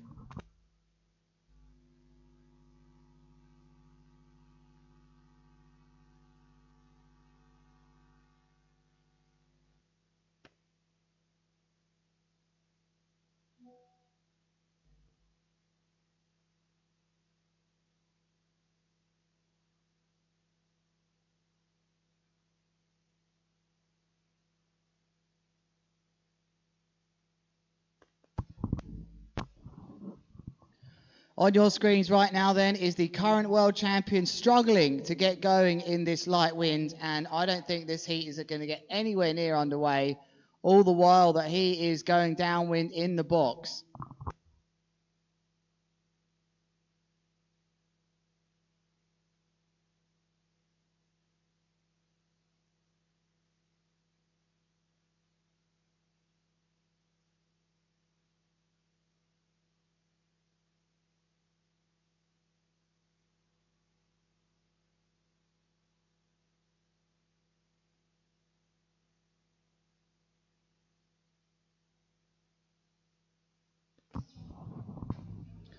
He's giving it a go here, Coccoluto, but I just don't think it's going to be worth it for him. And I think he knows this too. It's all in his hands here. There's the facial expressions of a man.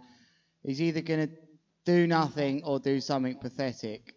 And he's not edging anywhere near hard enough. Or he's going to go for a front blind mode. We can't believe this. Is he going to bother? No way. He's bothered. He starts off with a front blind mode. Gianmaria Coccoluto then deciding to put something down. His kite's just fallen out the sky.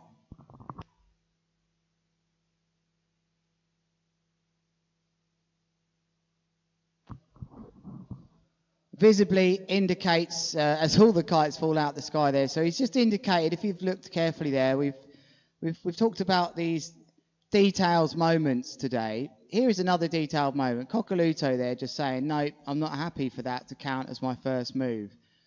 Kite has fallen out the sky on the inside.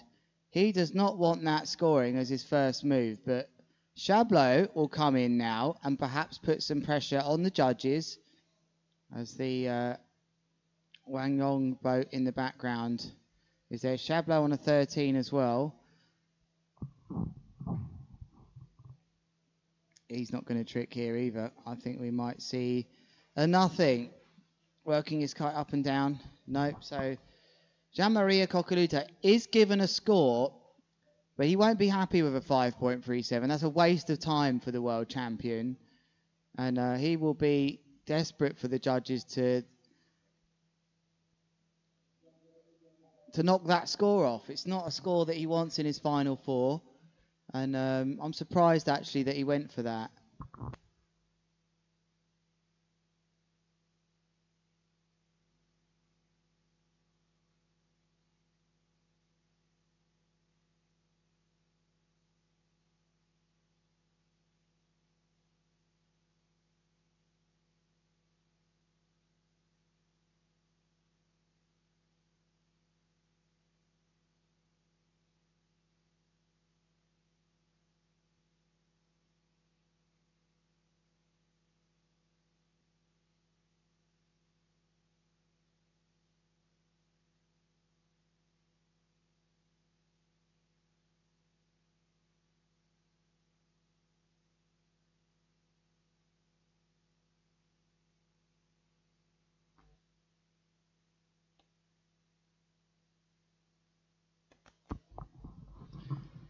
Here comes Maxime Chablot then, once again, pumping on the way in. What's he going to do? Looks like he's got a bit of speed here. Has he made the gust?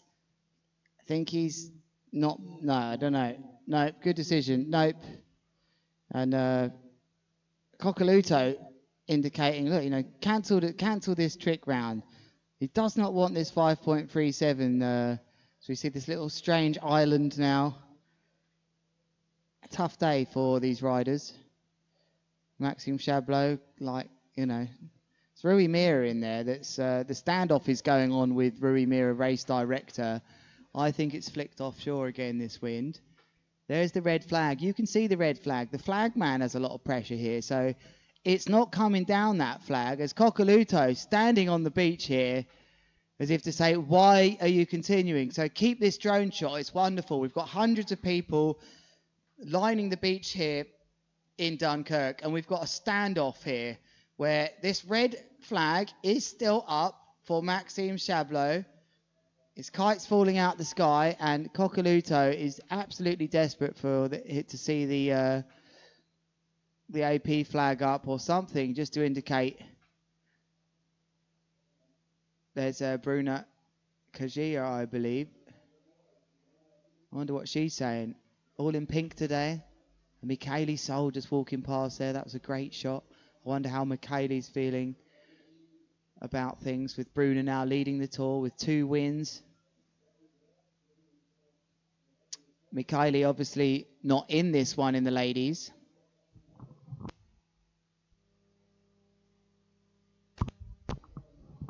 So Pazzi Nazi, let's talk about this. A 15-meter D-Lab does freestyle okay, but I think I'm going to throw this in there as to why these riders don't want to be out there on a bridled kite. The sea kites here really create their lift in the tips. They have good surface area in the tip. When your kite is low and to the side, what's keeping it in the sky is the higher tip. We've got this great shot here of this 30-meter F1. The highest tip there is keeping the kite in the sky. So with something like an Evo D-Lab or any other bridled kite, maybe a... I can't think of any other bridled kite off the top of my head for now. I mean, he does make it work, I know, Carlos Mario. But generally speaking, the sea kites will stay in the air a bit longer when you perform your handle pass and have a more consistent pull. I mean, to put it more simply, a kite with a very high aspect, like the Ozone Edge or something like this, with such curved tips, as soon as you unhook and perform a move, it's almost in the water before you land. So that is why They don't want to be out there.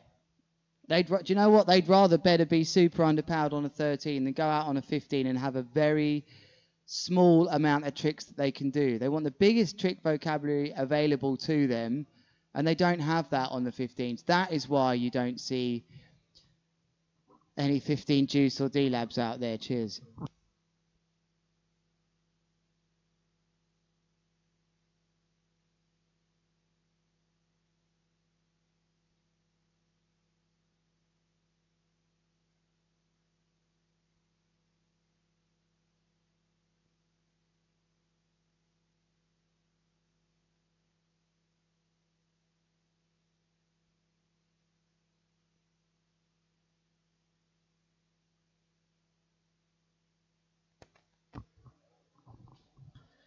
On your screens right now, then, are the surreal scenes that we have here in Dunkirk. There is the judges' booth. There are the riders on this small little island, feeling very isolated indeed out there at the moment. The green flag is still up for this heat. It still hasn't been cancelled here. I'm very surprised of that. And Rui Mira still just trying to give these riders a chance for this final. It's 4 o'clock now.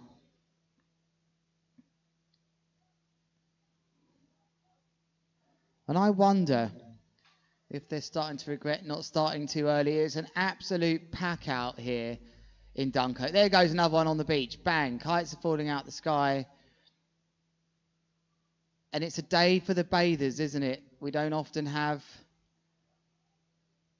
days where it's best for them. And typically where I'm from, and I'd like to think around the world, apart from Tarifa obviously, when it's a bathing day, it's time to let the bathers have their time. We're always on the water when it's windy and bad weather. But today is a very unusual one where it's just enough wind to be kite surfing as well. But they're out in force, the Bucket and Spade Brigade, they're known as. But they're all out of the boots and straps. And are we about to go back into standby? It might be time for a little kickabout on the beach, I think. We're missing that, our event crew. It's been our only exercise over the last days. Trying to push for this crew versus riders match, which there were some really good football players on our crew. Julian Leilu apparently had trials at PSG.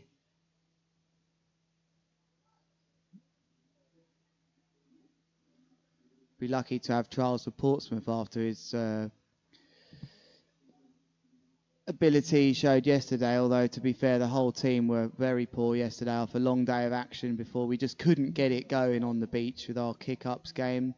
And there it is. There is the abandoned flag as we go back into a break here. So once again, it's one of those days here in Dunkirk. We've been here many a times before. There's Samu on the beach on his app, his dating app, he tells me. I'm joking, by the way, if you are his partner listening. I don't know if he's got a partner or not, but I thought I'd cover my bases there. So there it is. There is there's a lifeguard flag there too. So we will be in standby once more. Thank you very much for your patience.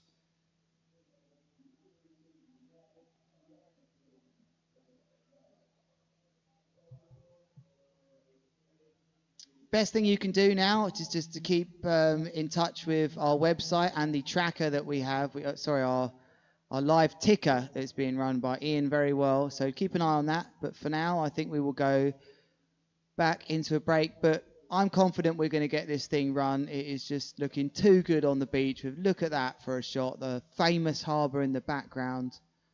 Beautiful scenes on the beach. Everyone's down in force. We're crying out to wrap this thing up here in Dunkirk. We'll be back with you very shortly. Don't go anywhere.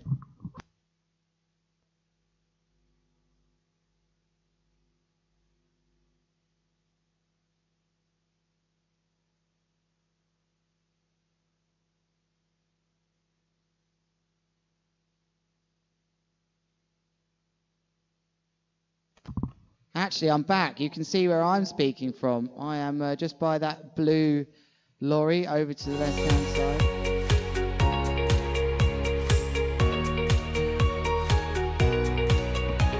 I can't speak during the commercial. Sorry.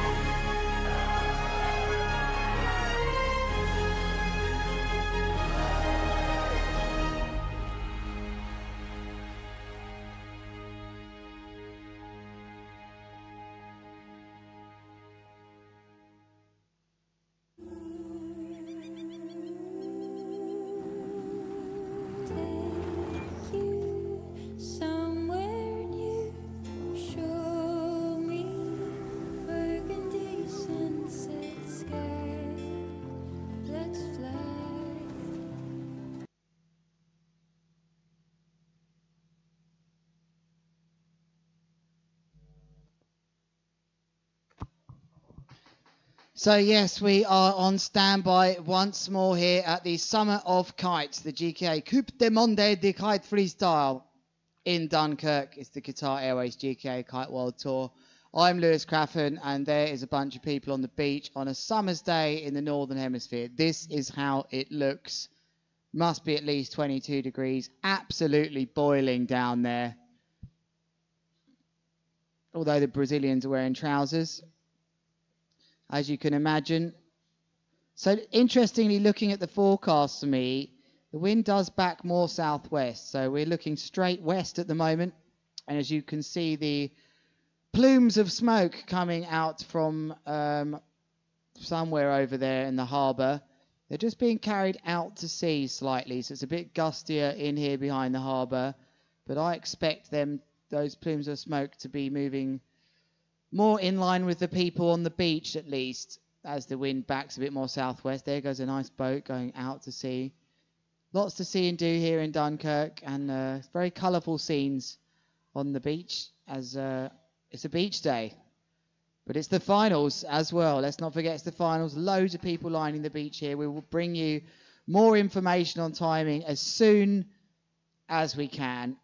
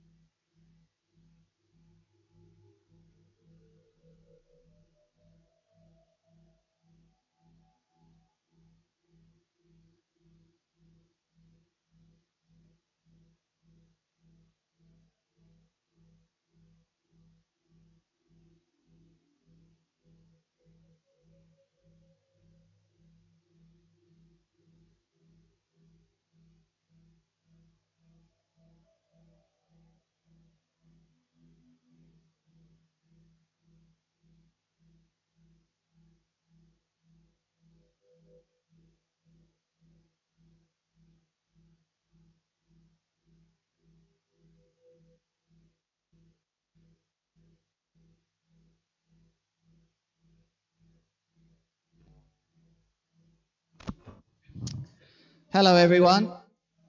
Are you still there? I am. It looks like we're going again. Welcome back, and I think this could be it. Sam, I have a different forecast than you. It's likely that I have Wind Guru Pro and you have the standard Wind Guru. So a lot of this was about the tides today. And very good. I like what you said there. So welcome back, everyone. Here are your 4 riders on the water. Here is the first rider, Gianmaria Coccoluto. He will not be keen to trick if he doesn't feel super powered, but I saw the wind good from around 4 till 6, just coming a bit more onshore. I'm always in the booth, Michael. I was born in a booth.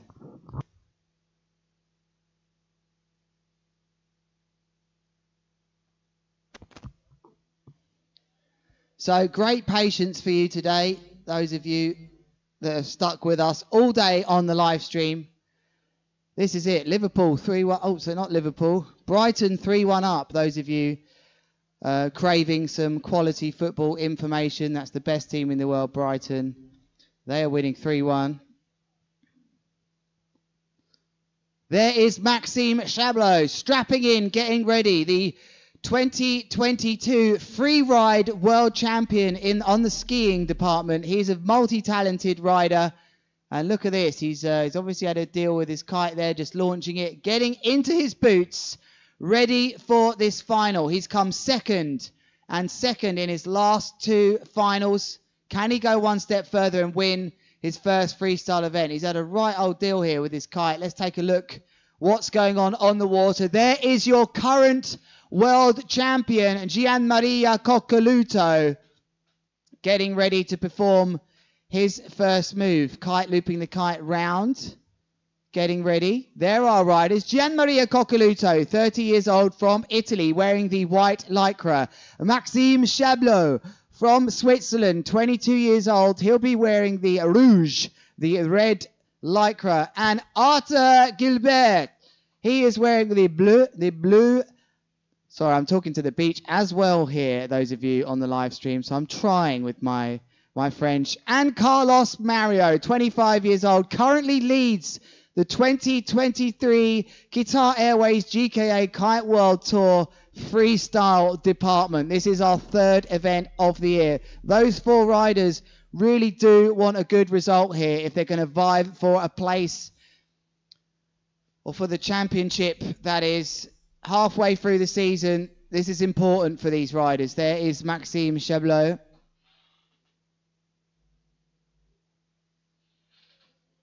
How is this thing going to play out? They've really had to stay focused, these riders, today.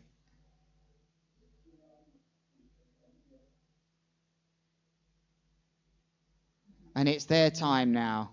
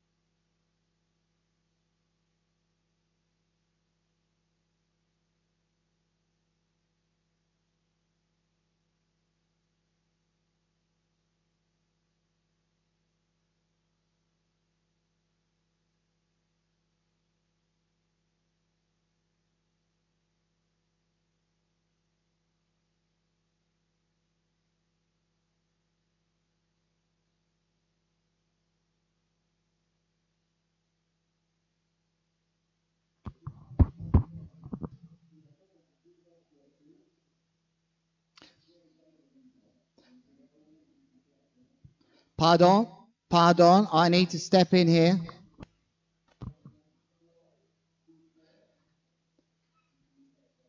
AP flag is down. Gianmaria indicating that conditions kind of okay. Let's see. Someone pointing out to him something, maybe watch out for the sandbars. It was actually a windsurfer really inspiring us here to get going. He was absolutely flying around on the water. I think he was on a 7 meter, but he was speeding around. As there is the flags at the moment. The red flag will come up shortly. There is Rui Mira down there with his radio. You can just see him underneath the flag pole. As Arthur Gilbert getting ready.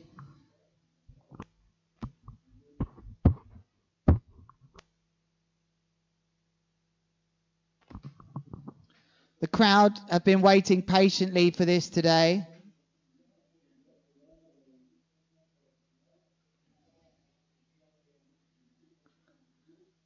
And it's brilliant that it's finally happening here. We do think this is the moment. 4-1. Sam, are you looking at the Aromi? It's pretty good forecast for today. Hello, Thomas. Nice to hear from you. All of you on the live stream joining me now. Yes, it's just me in the booth on my own for heat number 1000 here in Dunkerque. This man will be opening up the proceedings. Gianmaria Coccoluto, current world champion from Italy. Tutto bene? Well, let's see if everything is tutto bene.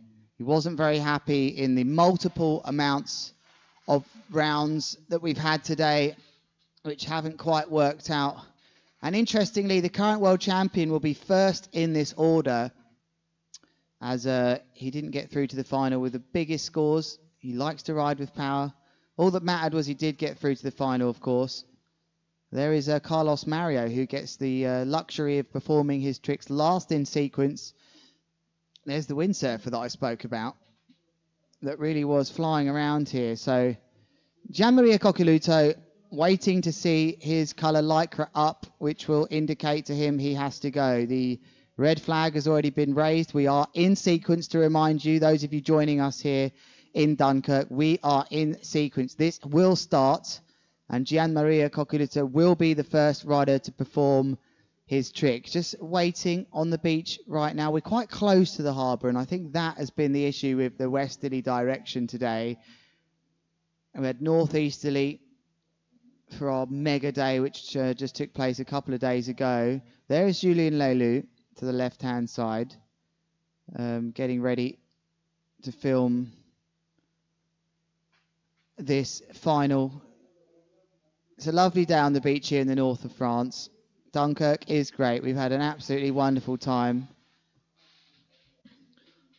So much to do here. For an event perspective, to be here as part of an event, having the skateboard, the longboard, flying around on the promenade, and we've been playing a lot of football as well on the beach, and on the just in front of our athletes village here. Regular intervals in the day of exercise, of kick-ups for all of the team here, which is so busy. We have such a big team on the GKA now, filmers, media teams, commentators, photographers, everything, you name it. And just once that football comes out, still amazes me just how much that brings people together. But there is the scene, which is not usually one that we associate with kiteboarding, is it? When we get to share our love of the beach with those that love to be swimming in the sea. Little conversation between Carlos Mario and Gianmaria Coccoluto. I think Carlos Mario looks a bit more powered here than Gianmaria Coccoluto. They've just rearranged the box slightly, and I think Gianmaria Coccoluto is getting ready to perform a trick left foot forwards here, but just look there. You can see the areas of wind that are coming over the harbour. And every time we get this drone view, the AP flag is still up actually, so we haven't got the red flag. There's all the coloured lycra flags you can see on the beach. Black meaning white here, strangely, as white. The white flag wasn't around. Don't know what happened to it, but it disappeared. So the judges are now moving. That's what's happening here. The judges, you can see the marks, the donut marks on the sand there. The judges are in this made-up tractor style judging booth. So yeah, there's the marks, and wherever that's gone, can we see where the judges are? Where are the judges at the moment? They've obviously come downwind. They'll be looking into the sun actually. So where have the judges gone? I can't see them. They haven't gone home, have they? Have they finally had enough of this light wind? Where's the judges? Can we find the judges, please? Oi, Dave, find us the judges. I think they've gone downwind. But we do need them. And you can see, look at the day we've got here. There's white caps on the water.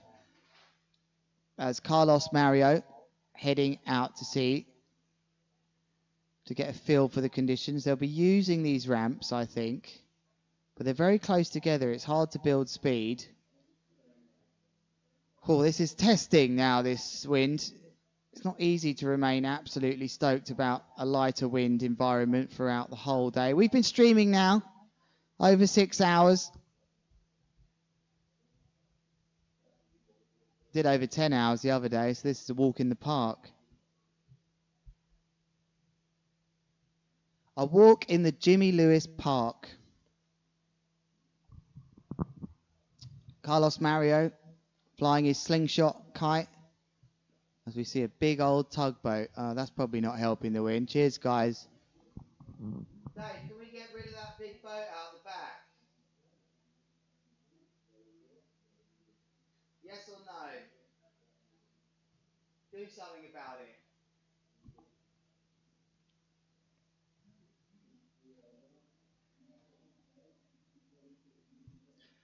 Bienvenue and welcome to Dunkirk. Those of you that have just joined us, you've missed lots of action, but in fact you've joined us in the final of the men. And there we go, this strange little lagoon that seems to form is here. Carlos Mario looks proud enough to trick for me.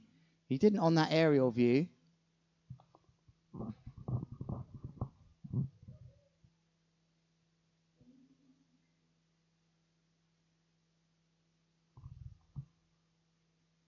Where are you watching from? Please let me know online. I want to know where you're watching from today.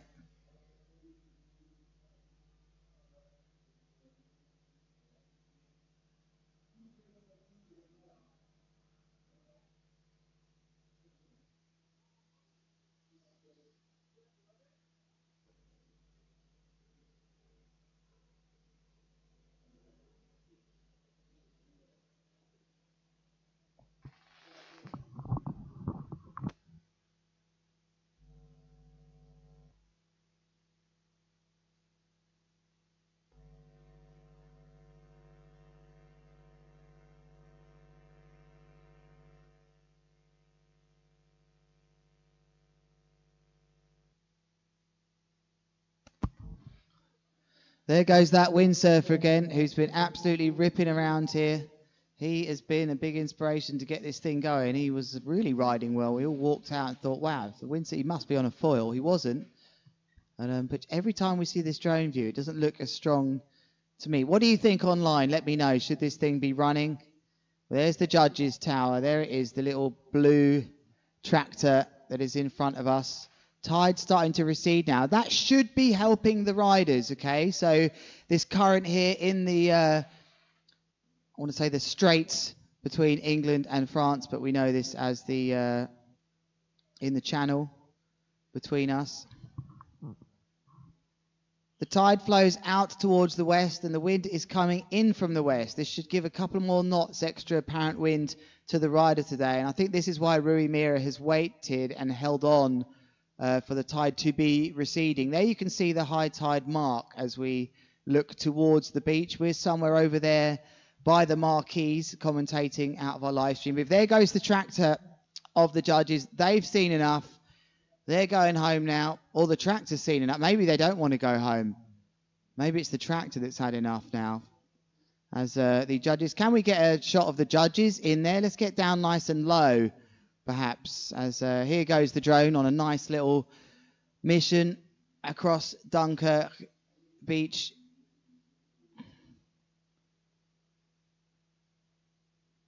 There's the windsurfer poodling around. And someone on a surfboard up there as well. I'm Lewis Crathen. Talking you through the freestyle here, finally into our last heat. Just to remind you, the ladies has been won by Bruna Kajia 2 days ago. An absolutely brilliant performance by her. That boat is really not doing us any favours, I've got to be honest. We're straight downwind of that thing. Get it out of the way, come on. How hard can that be? And there is the beautiful building of the Cursor, I believe that is known as. Big concert in there last night. We have our food and our lunch just up there to the left through those glass windows is the canteen. There is our football arena. We've been playing right in front of that blue lorry. I'm speaking to you just behind the blue lorry in a tiny little white lorry, which you might be able to make out here. Behind that Nord flag is me inside my white lorry. You can't really see it. But the beach now just starting to get a bit calmer, I think, as people make their way to go off for their dinners here. I wonder if they're going to have some tartiflette, which is my tartiflette, I think it's known as, one of my favourites here in France, always having that into the mountains.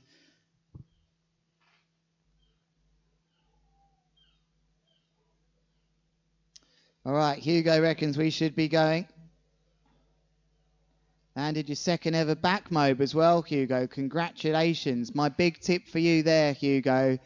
Make sure you've got the back roll to toe side absolutely locked. Do not try and pass that bar early.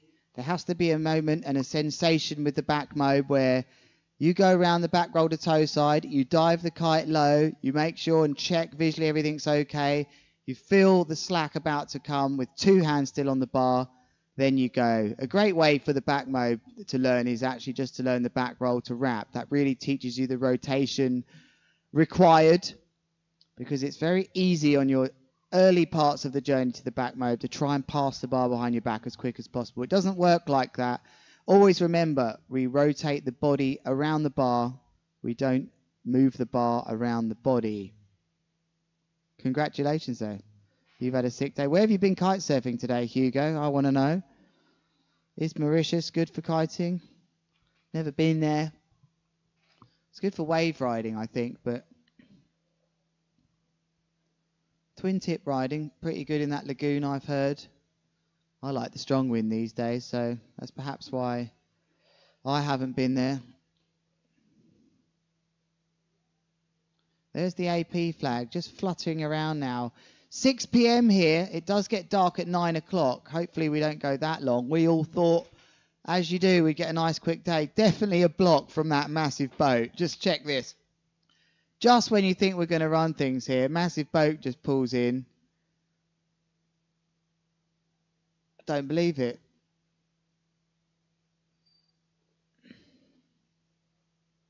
Hugo sounds like a top place to go for young people.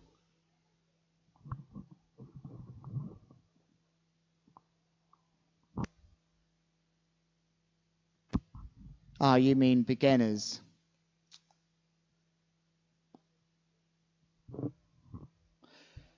Enjoy the views of the beach then, as I just find out when this red flag will be raised. Just look at the scene down there. There's people absolutely desperate for this thing to start.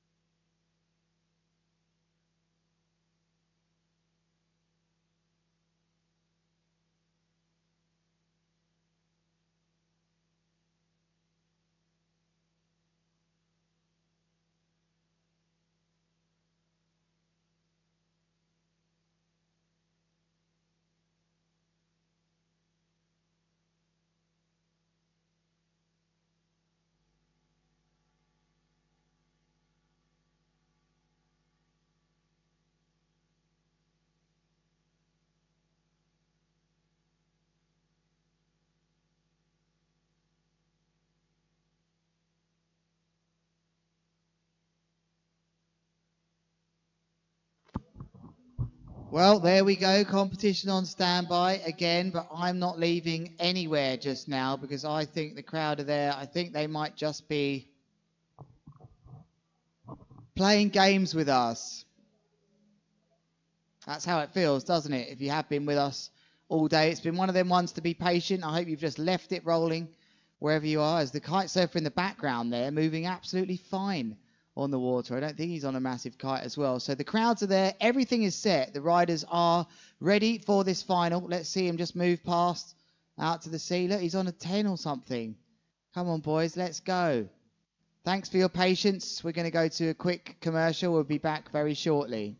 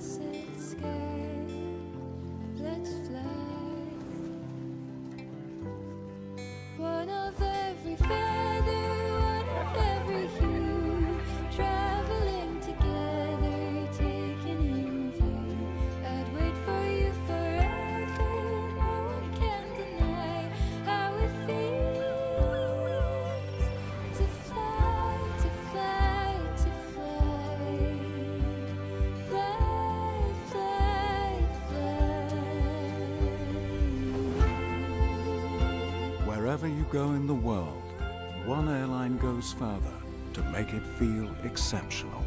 Qatar Airways, going places together.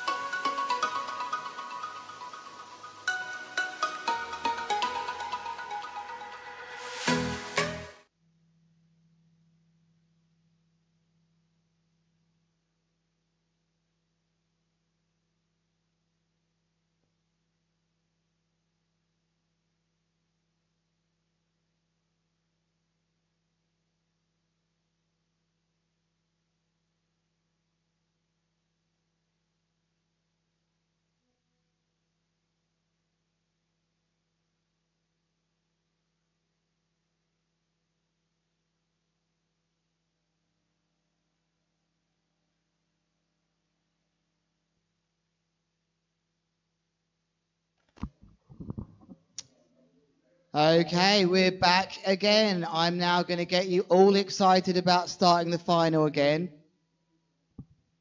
But this time we're actually going to start.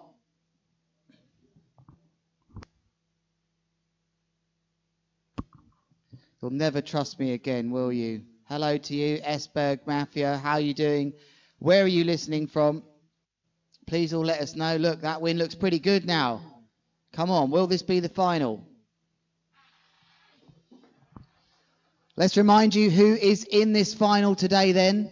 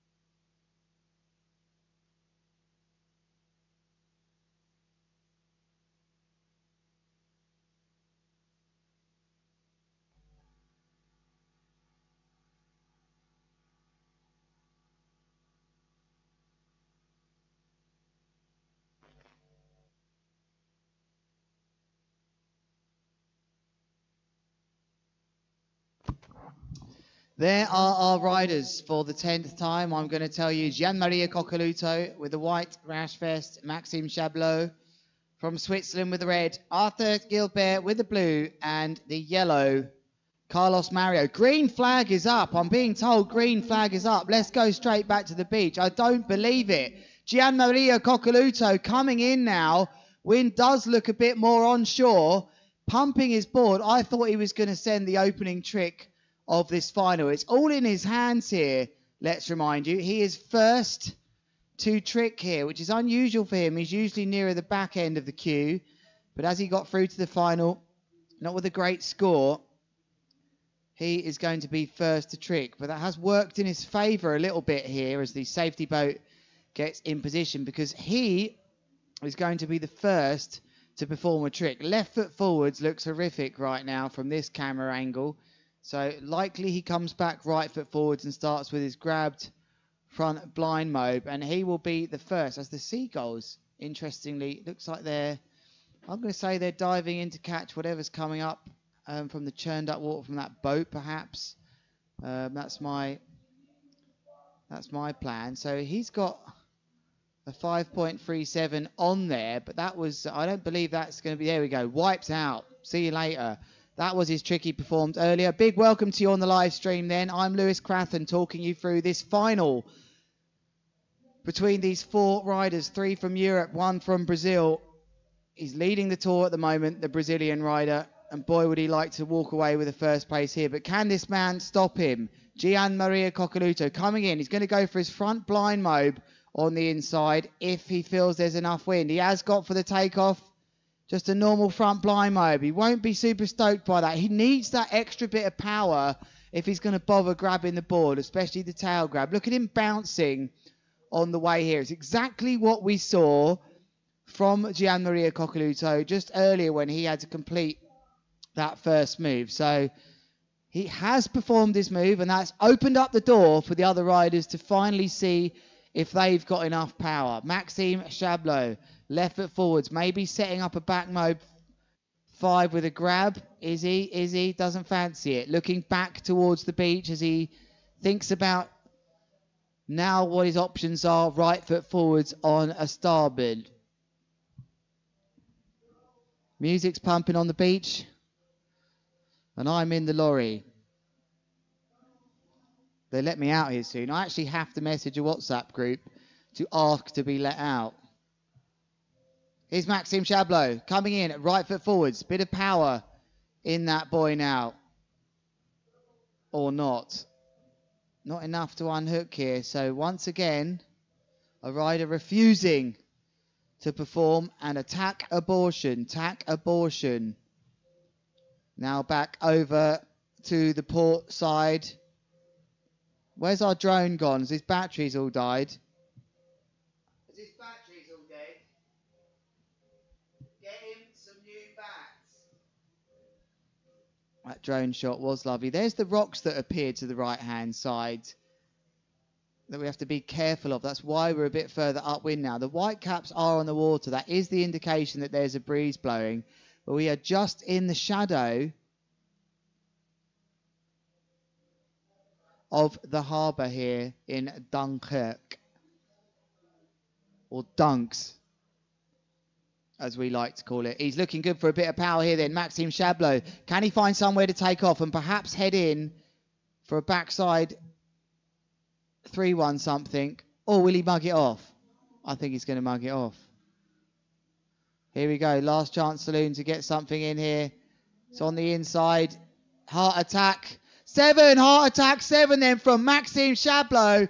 Indicates to the judges there is enough power for him. Look how he rode off downwind here, searching for that big takeoff, and he got it. Unbelievable, heart attack 7. Maxime Chablot, let's remind you, never won a freestyle event. That is the start that he wanted. Now we draw our attention to the 2021 world champion, Arthur Gilbert. What's he got for us? Not looking nice at all left foot forwards for anybody.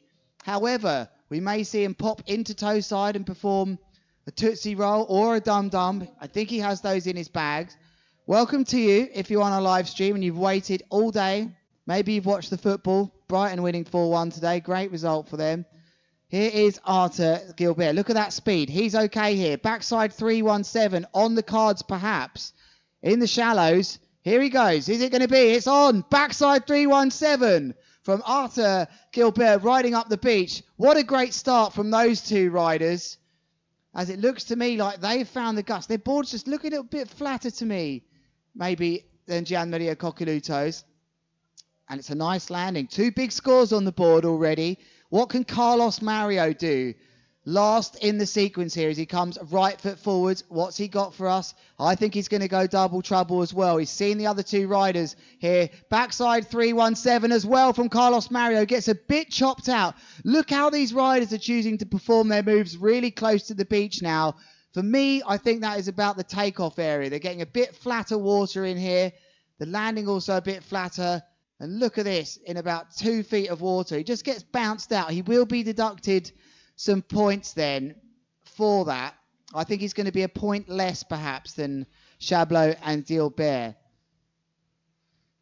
And have we just missed that trick from Coccoluto? What's he gone? Has he come in and repaired the front blind mode with more of a grab, I think? More than powered here. No, he doesn't. KGB 5. Oh, how stylish was that? Nice replay there. He was very quick to get on with things, was Gianmaria Coccoluto. Please do head to our website. Click on the live button. You need to be looking at the score system as well here. This is getting absolutely epic. This is what we wanted, and this is what we've waited for all day. Click the live. You can be getting an idea. Here goes Maxime Chablot with a grab. Slim 7. He's got the grab Slim 7 in there. And it's a combo. He's comboed it. I can't believe it. Why is he bothered? He stunked it in the sea there. This could be very interesting what the judges are going to score it on. And I wonder if they allow the first trick. Maybe it won't end up being a combo. This could be really interesting. I don't believe we've seen this situation just yet. So will Maxime Chablot's trick score come in as we see? I think there was a combo on the cards there. Perhaps it looked like a double heart attack for Arthur. So I'm really focusing on the scores now coming in as we see this replay of that double heart attack, and he had to force that round. Maxime Chablot will be absolutely devastated that he bothered with the combo. Perhaps his kite was a little high and he thought the only way to rescue this move is to do that. I think we've got a front blind mode coming here from Carlos Mario with his kite very low. No, it's not. It's a KGB to 5. KGB 5, very nice kite position there. That's why I thought he was going for a front blind mode. The kite was nice and low. Look at this lovely replay of Carlos Mario. Nice and calm in this final. I think he has an attempt, a tail grab there as well on the way round. Cool, it's got exciting now. We deserve this. Anybody waiting all day to watch this action What a beautiful day it's been in the north of France. 6:02 local time here as your current world champion, eyeing up somewhere to take off. Look how close those waves are. It's a nightmare to take off there. What's he got for us, Gianmaria Coccoluto? He's not bothering right foot forwards here. His body language suggests to me he's not interested in this. So he's going to go left foot forwards. He's got an 8.27 on the board already for a KGB5. It was very stylish. The judges liked it. It became the highest scoring move of the heat so far. He does like to go this way as well. Are we going to see maybe a Tootsie Roll? Or are we going to see a big Mobe 5? I'm not sure. No, he's not interested here as Arthur Gilbert just rides past him. So I think here they are allowed 8 tricks as well, just to let you know on the live. 8 tricks, not 7, due to this difficult wind.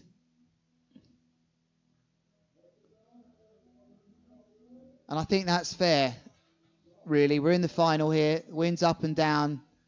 They'll definitely want these first sets of tricks counted. These have been some good quality moves. Maxime Chablot will be devastated that that combination didn't stick. He had a grab slim 7 that would have scored.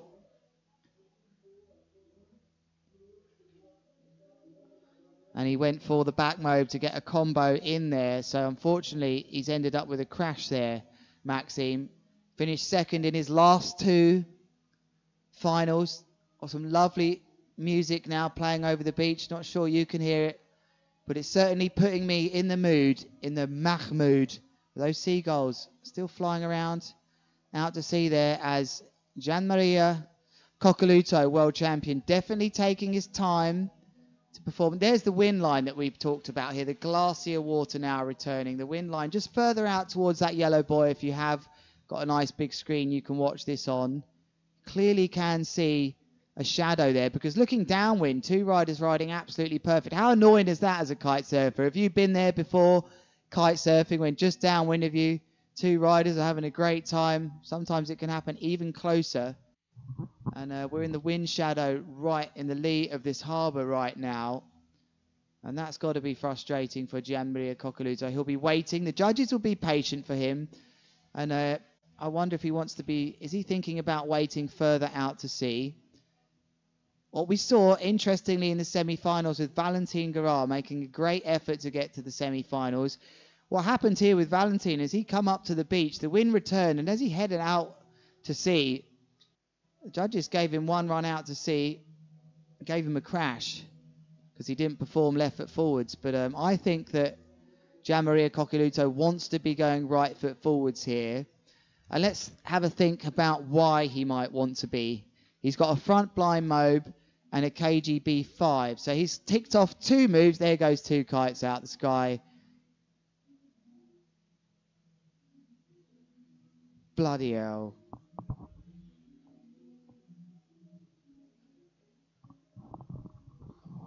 There's only so much you can do this to someone, or the crowd, until they're going to really lose it.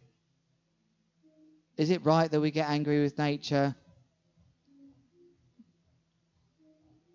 I definitely feel like the winner of today's event is going to be the one that can keep the most calm. Maxime Chablot, his kite is sat on the beach, trailing edge down. This man right now, Gianmaria Coccoluto, seeing downwind of him, riders are powered in the kite surfing spot here as he rides out to sea. Lovely shot from our drone. There are the rocks starting to appear just downwind. There's a few big rock banks there. Got to be careful of those if you're foiling around. And Gianmaria Coccoluto hoping to come back right foot forwards.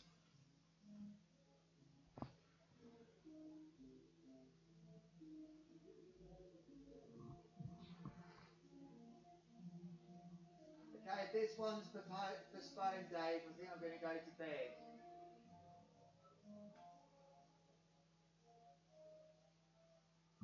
I just can't take another heat postponement. I can't take it. Can you take it? Here goes Gianmaria Coccoluto searching for the gust. Looks like the wind has picked up. Here we go then.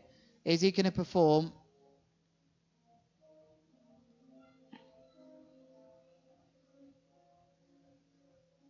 Nope. All the while you've got a kite on the beach there with the trailing edge down. Oh, that kite's popped back up. Still his flag, I can see to the left-hand side. Just notice the black flag to the left there. There's the green flag. There's a black flag. That is actually Gianmaria's lycra colour. Well, you're not blind. That isn't his colour, but that's the one that's relating to his white lycra. And he's going to be getting more and more wound up by this because he's already had a very low 5.57 score in this heat, a front blind mode that he would never have liked to be scoring. And I think he explained it to me really well when I went down on the beach and had a look for myself earlier. He just said, we don't want this to be about luck. This shouldn't be about luck. Who gets the gust, who doesn't. This is a finals of a World Tour event. This should be equal for everybody. And there is a lot of luck involved when you can find the gust, especially with the way the format is now, taking it in turns.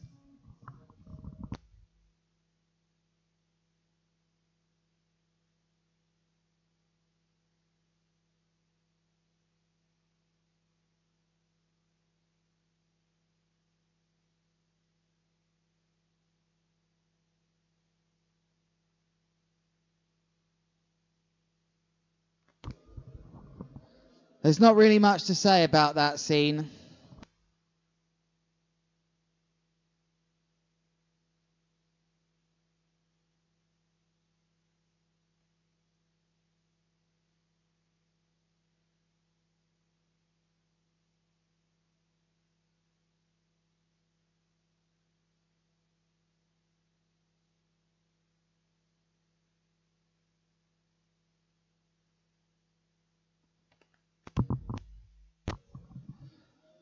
And what is the point of getting angry about nature?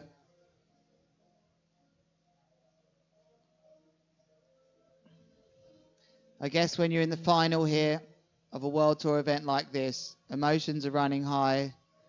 These riders want the best conditions. Gianmaria Coccoluto sensing a gust. He'll be happy about this 8.27 that he's got on the board. This will be a good reason to stay positive for him. Had that not been on the board, I think he'd be furious about this right now. Maxime, 0.7 down on the highest score of the heat. He would have had a big score, I think, for that Grab Slim 7.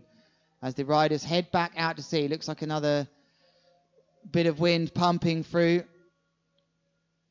this very stubborn heat area. So here we go. Looks like the wind has come back round now, blowing a little bit more onshore. Those seagulls still flying around there. Really, yeah, they're nailing all those small fish out there. That's a real nature moment for you if you are just watching. We just had a big ship come in there. You may have noticed earlier the tugboats churning all the water up. There were lots of small little fish around anyway earlier. I wonder if there's some more action going on out there for the seagulls to be that active. It's a wonderful sight here in Dunkirk. There's been lots of nature on this big, open, beautiful beaches. And back to the action. Gianmaria Coccoluto looking proud on the inside. The big takeoff. Backside 3-1-3 to Wrapped. Has he come through it? Yes, he has. Huge move for Gianmaria Coccoluto. He'll be absolutely stoked about this. Look at this replay. In he goes. Absolutely sick. Backside 3-1-3. Sends it back round in a rewind to Wrap. This is going to be a big scorer. The current world champion sends one straight down the throats of the other riders here. Huge move for him. Managing to keep his composure. And wow, this is going to be a big score for him. What a time to perform that move. As Maxime Chablos now, has he got the Mobe 7 here? Is he going to go for the Slim 7 again, perhaps? Oh, he just decided not to take off, and it's toying with us, this win. I can't take these up and downs like a roller coaster, this is. Really tough. Thank you for you all joining and listening. I hope you are still tuned in with me. Maybe it's been too much to you and you've taken a trip straight down the doctors, because this is very intense mentally. I can't imagine what it's like for the riders here. As here goes Maxime Chablos. What's he got for us then? He really is powering that kite up now. It's very cross onshore, the wind. We're going to see a takeoff. Is it going to be a 3-1-7? That's what I feel we might see here. No, it's going to be the grabbed Slim. It's the combo that he was after. Ran out of wind. Desperate to get a combo, so not getting the best luck so far And I say that because I know he's got that move there. He just didn't get the power. He's thinking about the combo. Remember, the combinations are a key factor to these riders. So Gianmaria Coccoluto still hasn't got the full score in for that move. I can't see it coming in there. It's getting adjusted all over the place from the judges. And backside 3-1-3 to wrap. It's going to be a big scorer for Gianmaria Coccoluto. 8.17 coming in for Gianmaria Coccoluto. He'll be even more desperate for this thing to finish now. He'll be pushing hard just to get through this final. Others may not be so willing.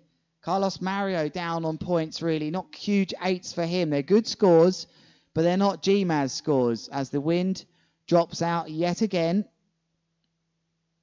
We are not even halfway through this final, fighting this tricky wind, and this will be a moment, if this thing doesn't run today, Gianmaria will be thinking, oh, come on, just give me 20 minutes of wind, just 20 minutes. He is in the driving seat of this final with these 2 big 8s. Is the wind coming back once more? Am I just saying that? Am I willing the wind to come back? Who knows?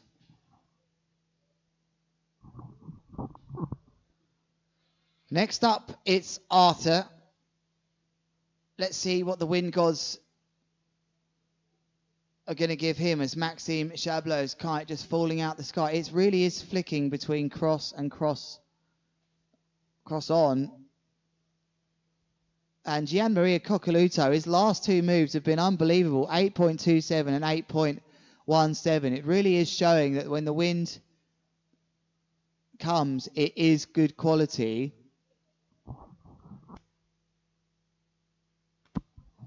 Who do you think's going to win this then online? I want to know who you think's going to win this.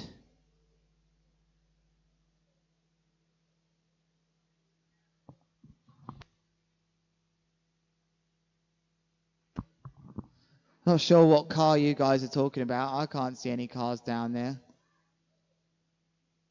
There's a boat.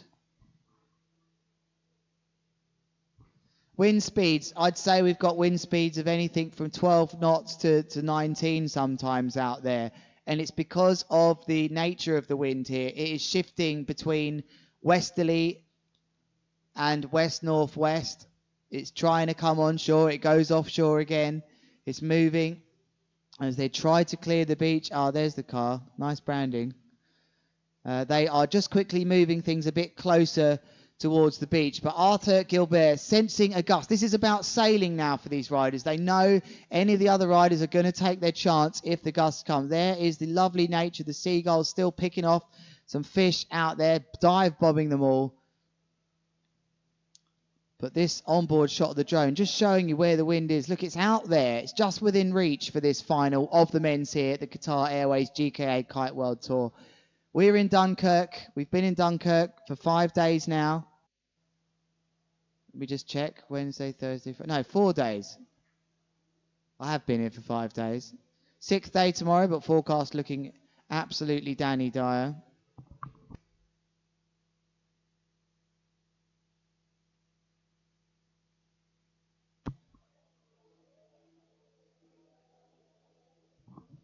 Here he goes, Arthur, searching for a gust. Will he bother here? He's going for the Tootsie.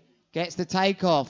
Goes for the dum-dum. Wow, what a manoeuvrer for him. Absolutely brilliant riding from Arthur. Takes his chances. Great sailing. Rides out to sea. Switches into toe side to tick off that toe side category. And a dum-dum. Wonderful for him. He'll be really stoked about that.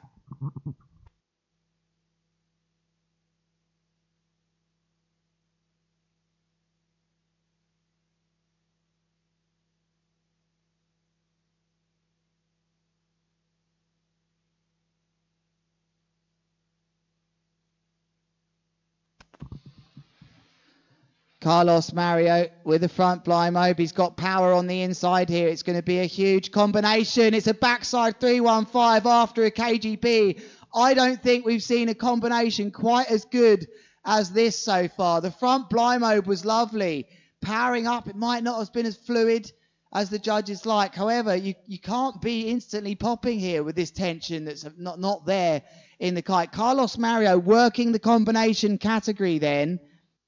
What is he going to get scored here? I can see some big scores coming. We haven't had many combinations score in the 7-point region, if any, here. And I can see, and I think there's going to be a 7. It's a 7.03. 3 tricks in each then for all of these riders. Current standings are Gianmaria Coccoluto in first place. He's got this by 1.18 so far, down with Carlos Mario. What's he going to go for now? Are we going to see toe side maneuver? He's got to be careful with that boy.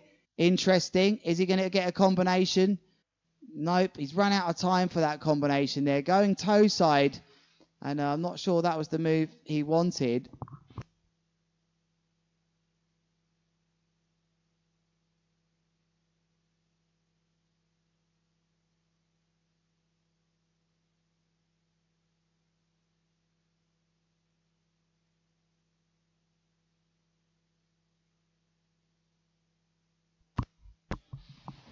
I guess he was going for a toe side 3-1-3 or something similar like that. He scores low on that, so that's a wasted opportunity for him to further get his lead up. But he's got 8 trick attempts, and I think this will be on his mind. This man here, Maxime Chablot, never to win a freestyle event. He's got good power here. Can he find rhythm in this move? If he's going for a combo, has he got the power here to perform his move, or does he fancy another go? Good decision there. Look how easily he was able to direct the board upwind. He's trying to take off with this swell out there, which looks much more attractive when you look at it from the drone here.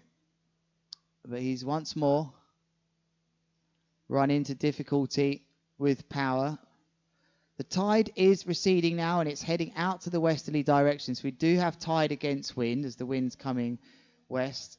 We're now facing to the southeast as we look back to the marquee area. That's where we're talking from. Tense times in the final in Dunkirk. A big hello to you all on the live stream. Saturday the 19th of August, 6:20. And we have had an absolute wind-up of wind here today, if I'm going to be straight with you. But that's what it's about, kiteboarding competitions. As you are looking at Maxime Chablot with that signature sun hat. He could do with a big move now to get his score ticking over a bit nicer. He's just got one decent score really in 8.20. Just waiting and looking, keeping that kite moving. That's what you got to do. Keep it moving. Last thing he needs now is just park it at 12 and have that thing fall over the back of his head. It's never a good look, that. So he's just keeping it moving, keeping it flying.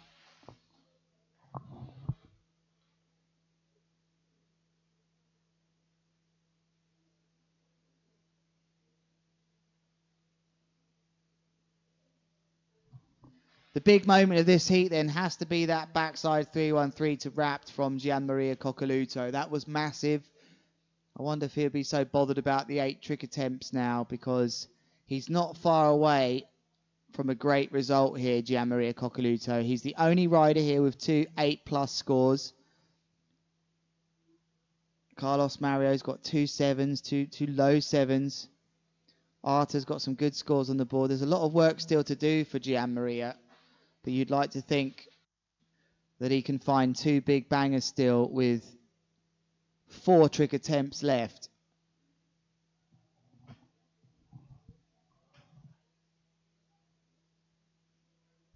Bloody win, for Christ's sakes.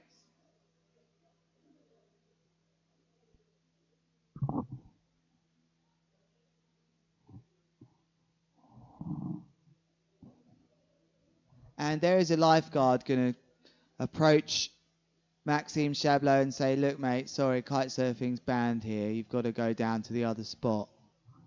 There's a little child paddling around.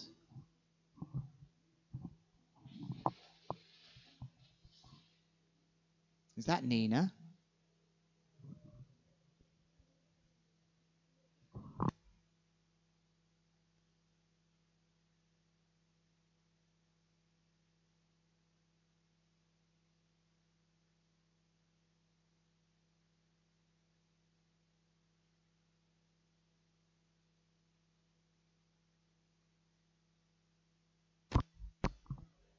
Hope that guy's got a license that just speeded past there. Very dangerous speeds.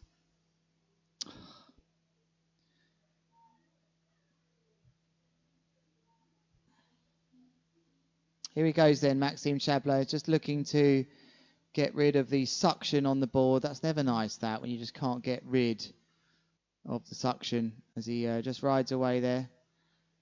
And riding out to sea now to give this a go. Is he going to go off this kicker here? There's a half-decent kicker here. Oh, no, hasn't bothered.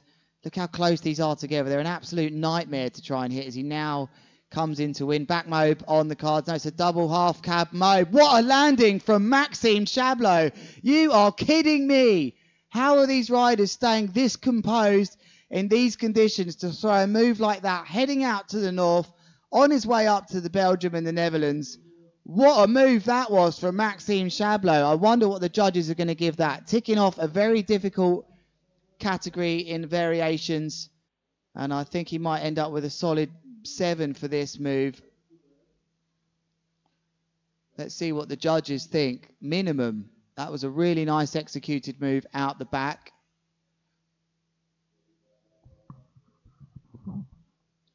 Still waiting for those judges' scores to come in. This is now Arthur Gilbert. It'd be interesting to see what would happen here if all the riders had 4 trick attempts complete, then the wind died. I wonder what would be discussed then.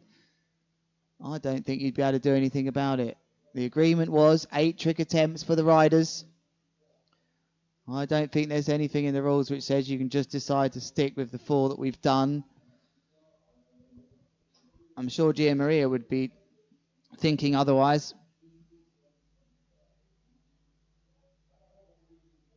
I wonder if there's an Aaron Hadlow watching this, imagining what things would be like in the position of Gian Maria here if the wind was to desert us after 4 trick attempts each. Is that in the rules? Can't be. It can't be. My mind tells me that that just wouldn't make sense. Because the others would say, I was holding back, you know, come on, this is what we said here, this is the deal. There's the slingshot kite of Carlos Mario. Meanwhile, sent down in front of the drone, Arthur Gilbert has a heart attack, a dum-dum, a backside 317, so he's got 2 moves. Well, he's looking good here for a bit of power, though. Is there going to be a combination here? Heart attack 5. Very well executed, that move there. Had to land downwind right in front of those crowds. And I like this a lot from Arthur. He's keeping focus as well. Lovely takeoff. The heart attack continues round. Lots of control on the landing. I think that may even make its way up to... It might even be the... might make it to the 7-point mark. Maxime Chablot just getting a 6.73 then for that move, but crucially for him it was in that variation group. The variation group, let's remind you what that means. We want to see tricks, either rewinds, toe side or blind family takeoffs, combinations, inverted double rotations, or kite loop or down loops, but we ain't going to see any kite loops today in this wind. Meanwhile, Carlos Mario about to tack abort this and head back left foot forwards. What's he thinking? He's done a backside 317, he's done a KGB 5. He's done his combo, toe side, perhaps here. You would expect Carlos Mario to be thinking about toe side. I think he's going to come back and have another go.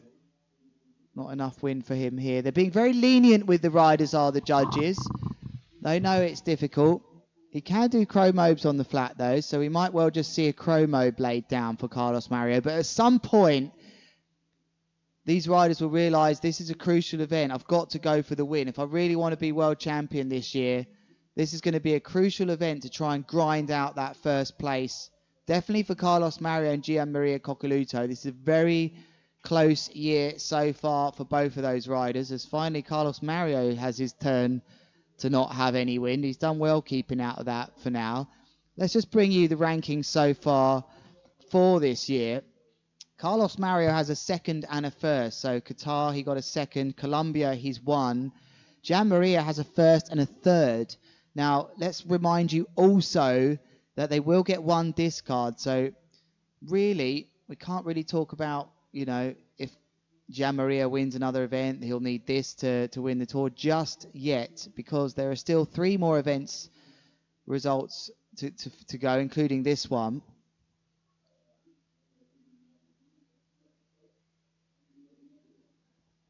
So it's all to play for. Just 100 points separate them on the tour then, Carlos and Gian Maria. You have to drop down another 300 really and 420 to get to Luca Pitto, but he's had a bad result here, not a bad result, but not one he'll be happy with. Manuel Suarez is in fourth, he's not here, injured. Valentin Rodriguez, not the best result here also, so it's already just starting to look a little bit like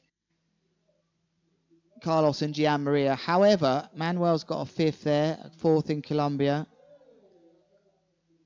So, like I said, with that discard, it's very hard to start drawing conclusions, but it would look very good for Carlos Mario to have a second, a first,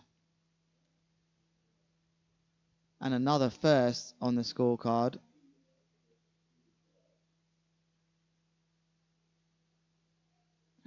If Carlos Mario wins this event, actually, he could go into the next event in Brazil knowing that if he wins that event, he can't be beaten. Gian Maria would have a first, a third, whatever he gets here, and he would have to win the last two events.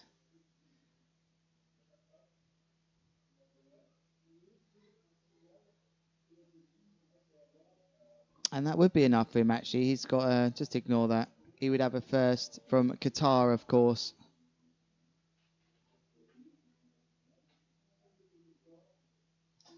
But no, I'm on the right wavelengths here. 3 wins and a second would be hard for Gian Maria to come back with if he's only got 3 wins and a third counting.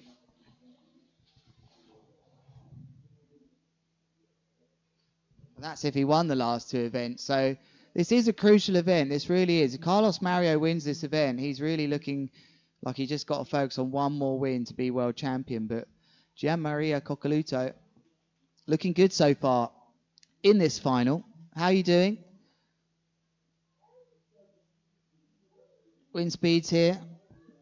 They don't have an SLS Vegas, unfortunately. Thomas Binder, or Binder. Lots of fans for Brazil. Justin Guirdet. Who do you want to win then? Come on, talk to me on the live stream.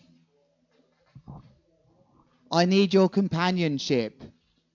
6 hours ago of streaming for 2.5 heats so far. That's a toughie. They don't get tougher than this. That 10-hour slobber knocker the other day is a walk in the park compared to a day where the wind has been up and down and up and down.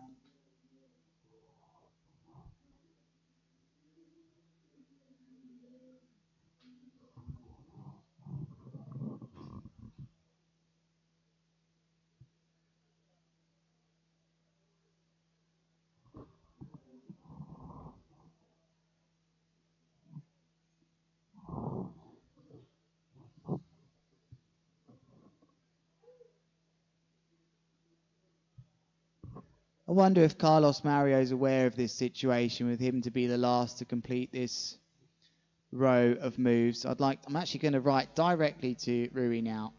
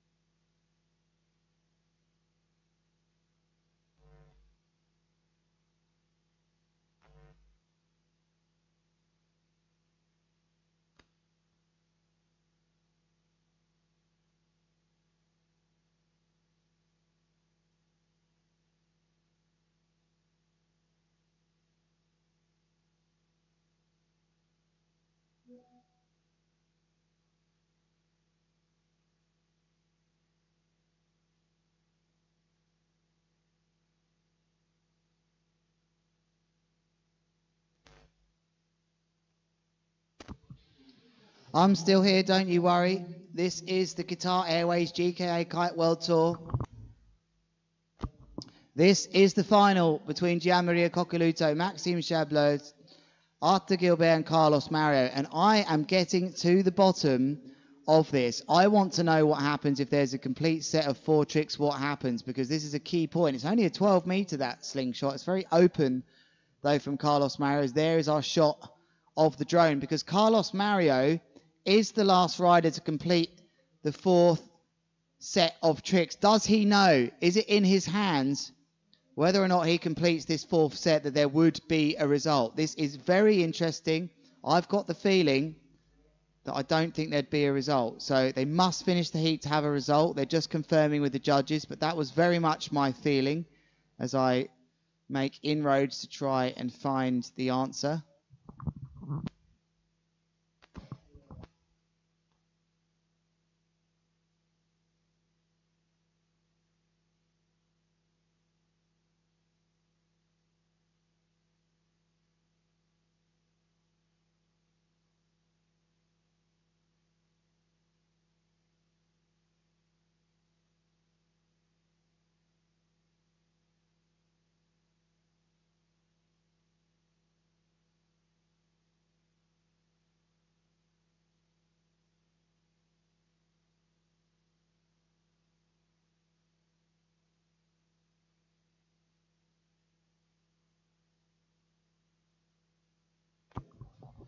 Here goes Carlos Mario then one more time, just getting a sense for if he can trick. Important for him not to try something for the sake of it with the situation right here in this final. He will know that Gianmaria Coccoluto is leading. He will know that one of his biggest rivals, if not his biggest rival on the tour this year, is in the lead with big scores. He needs big scores himself. This is a crucial part of the year so far. There's no point in him going out there and doing something stupid right now. So it's got to take his time. Look how focused he looks. Staring at the drone a bit, as if to say, go away. In the black bindings. Such a nice guy, Carlos Mario. He's been in the scene for a very long time now.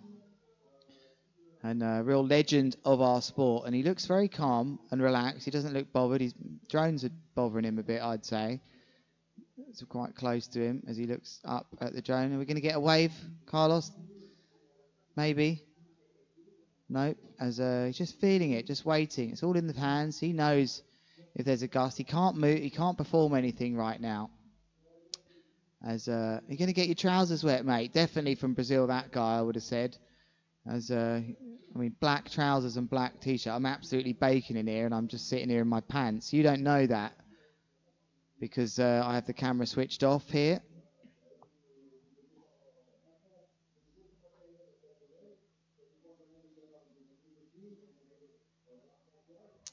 What a lovely sight, those two.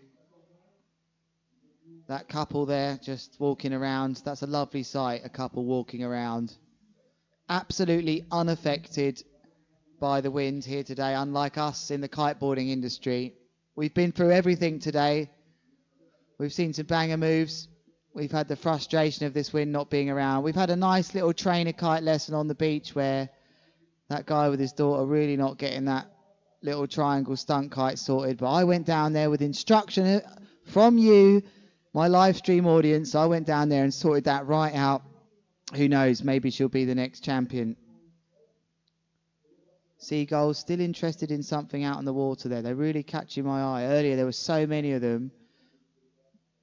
And I think we're in trouble here with this event now. 6:37 p.m. Wind was set to die.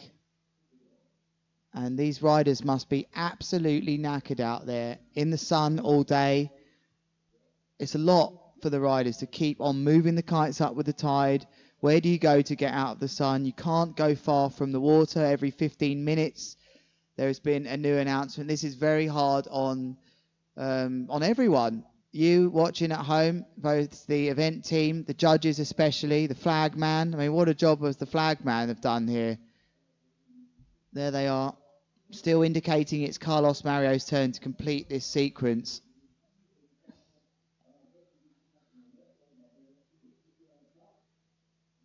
And once more, you can see those white caps out to sea, so close to where we want them to be.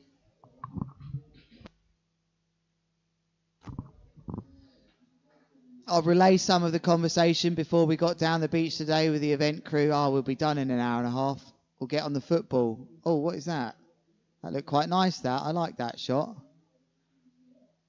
We'll be done in an hour and a half, guys. We'll get the football out in no time. Tell you something, we haven't even touched the football yet. There'll be a right old game after this, I tell you.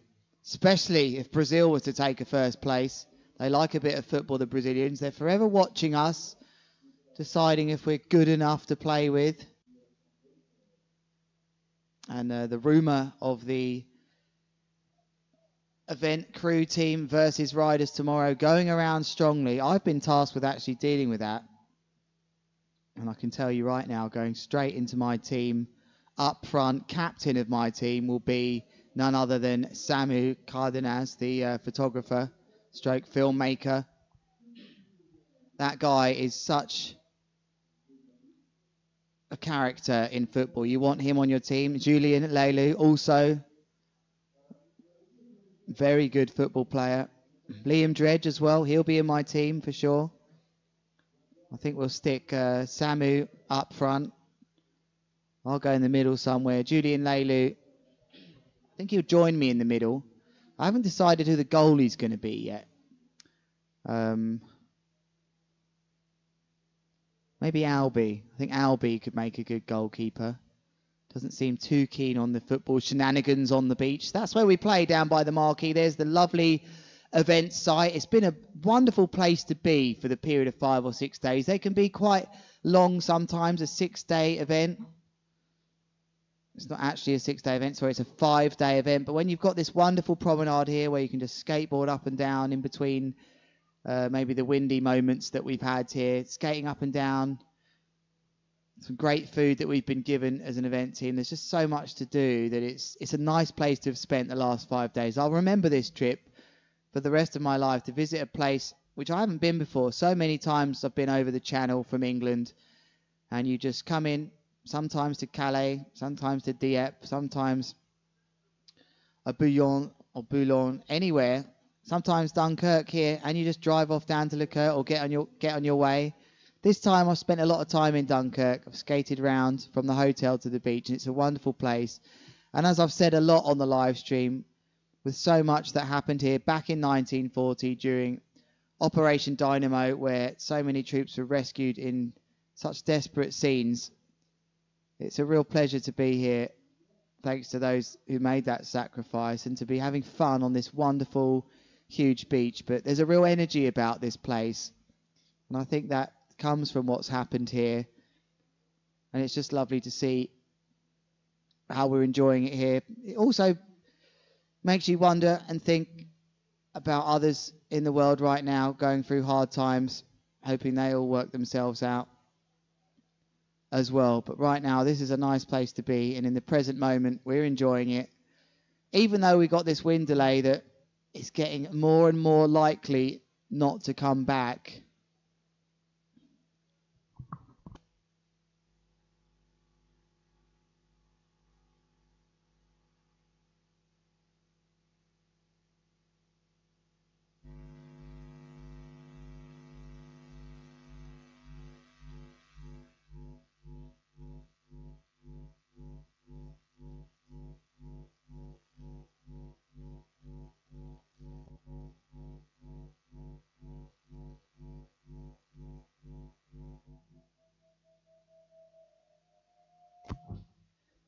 There is the slingshot of Carlos Mario then, as he flies it around, desperately hoping for the wind to fill that canopy.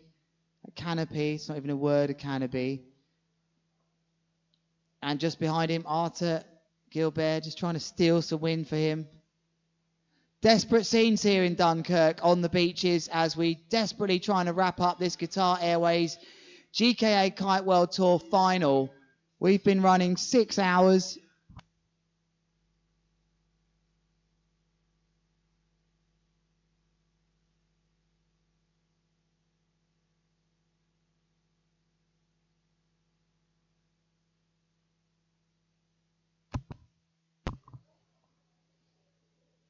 And what does it look like? Are more people making their way to the beach to watch this, or are more people leaving? It's a tough day down there.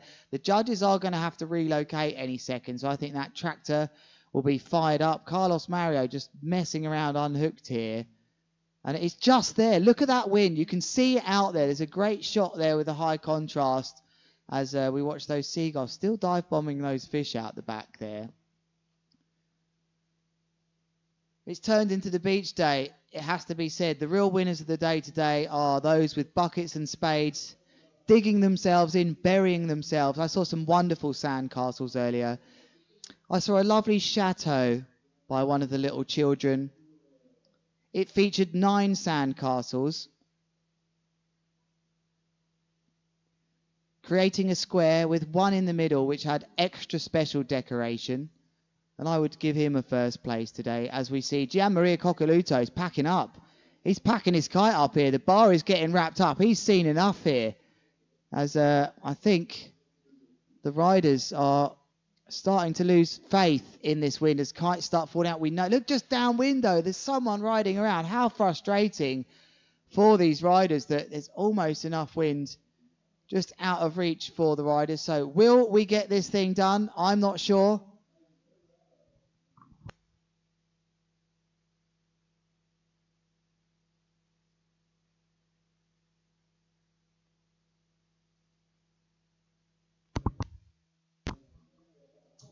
How many of you on the live stream sailors are watching that thinking, why wouldn't you be sailing to that boat? I don't know. I'm not really a pro sailor, but I know what goes on in that biz. Anyone on the motor unnecessarily, they're a noob.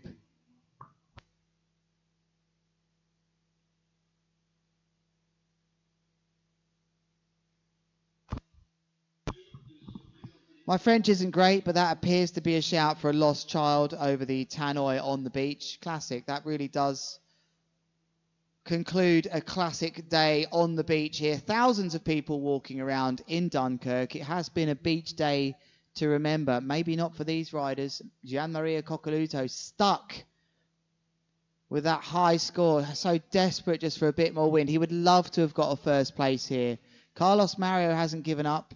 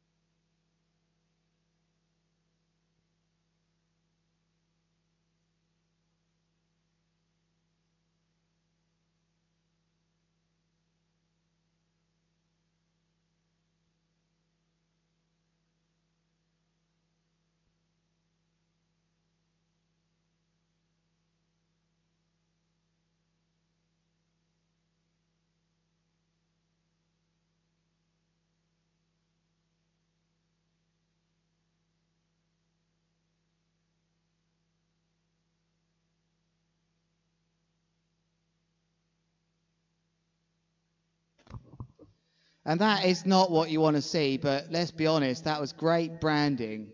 Absolutely brilliant branding there from Maxime Chablot. It's a wonderful shot.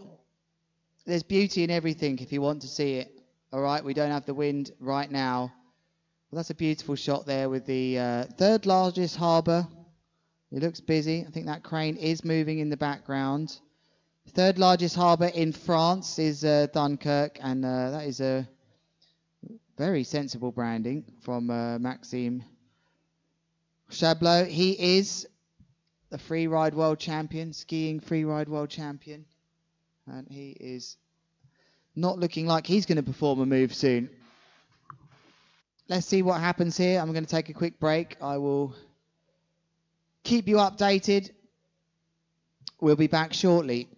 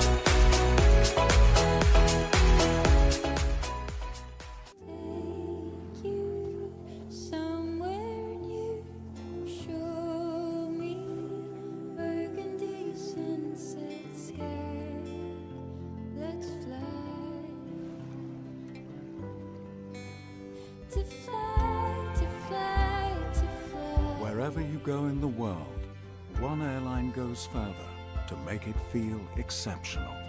Qatar Airways, going places together.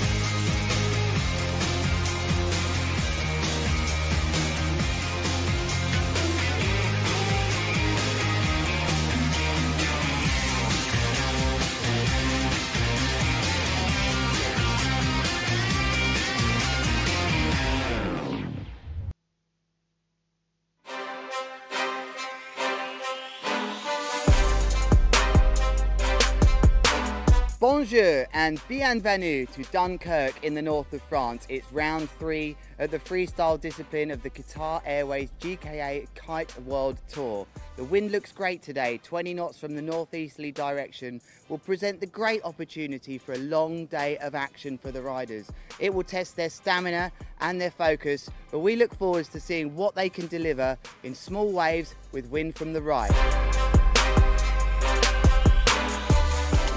Go!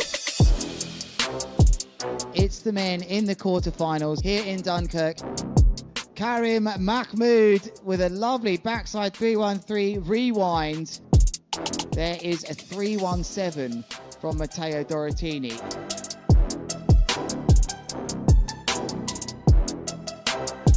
What has he got, Koff? It's going to be a huge 315.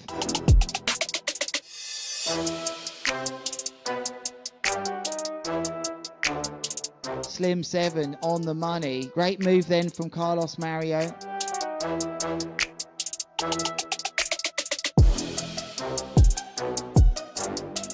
And what a move that is from the former world champion.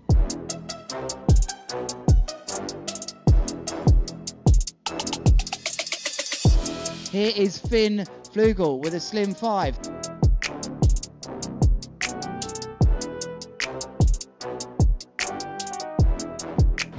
Super happy to be in the semis. It was really tough out there now, super choppy, but I managed to land and it's just insane. I mean, my goal was to make it to semi-finally 1 year after my injury since I started kiting again. So it just feels great, I feel really good, and yeah, I just want to stay focused and do a good one on semi, and why not making it into the final. Let's do it.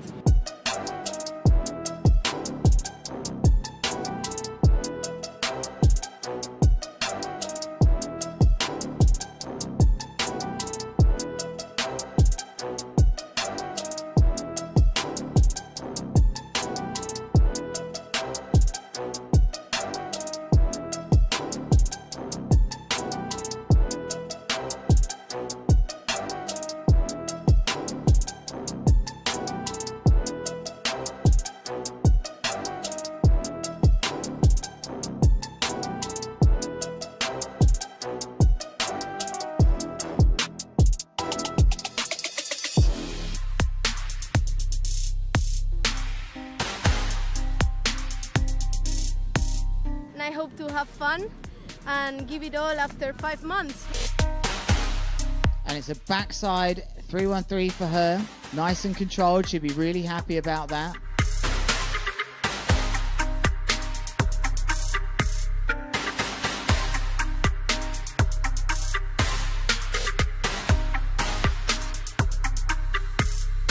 Nice slim chance. Very good style. Good technique.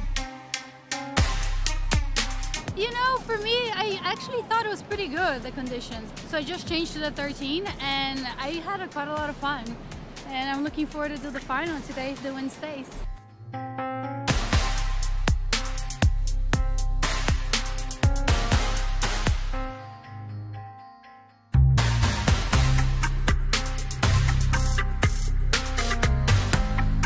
And that is a nice combination from Alexandra Torres.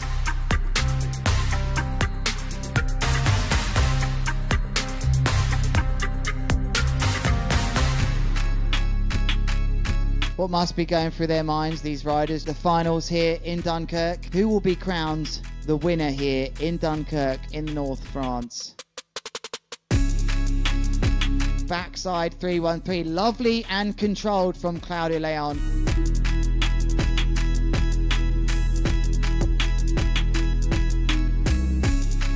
It's Bruna Kajia, needs no introduction, going for a lovely slim chance. What a nice way to calm the nerves if there were any.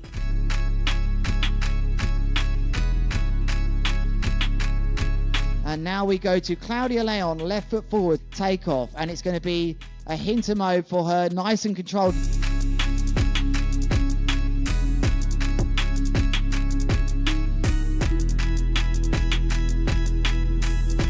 We'll wrap up this final and we will be announcing down on the beach who has taken this.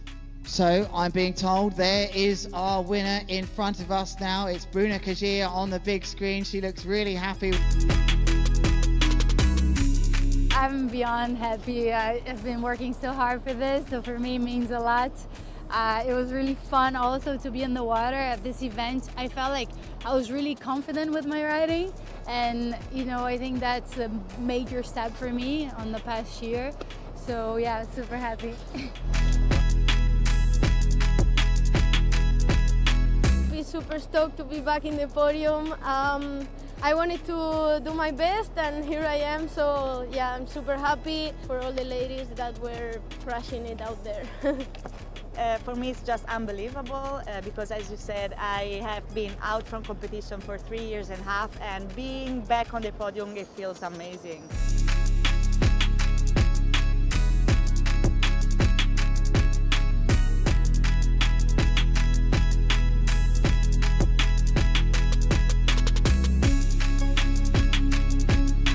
Wow, that was a day to remember in the freestyle discipline. Over 10 hours of kiteboarding action on the beaches of Dunkerque. We had the women's run all the way up to the final and it was superb, a great showdown right to the last moment of the day. For the men, we got up to the semi-finals, but the wind dropped a little.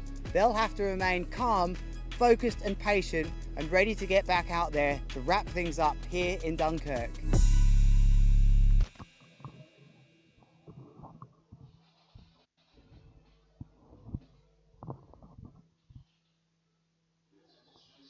Welcome back then. It's me, Lewis Crathen, still in the booth. We're on another long day here. We went way over 10 hours a couple of days ago, and somehow, as I work out where the focus is on this camera, it must be about here as the sun has made its way in here.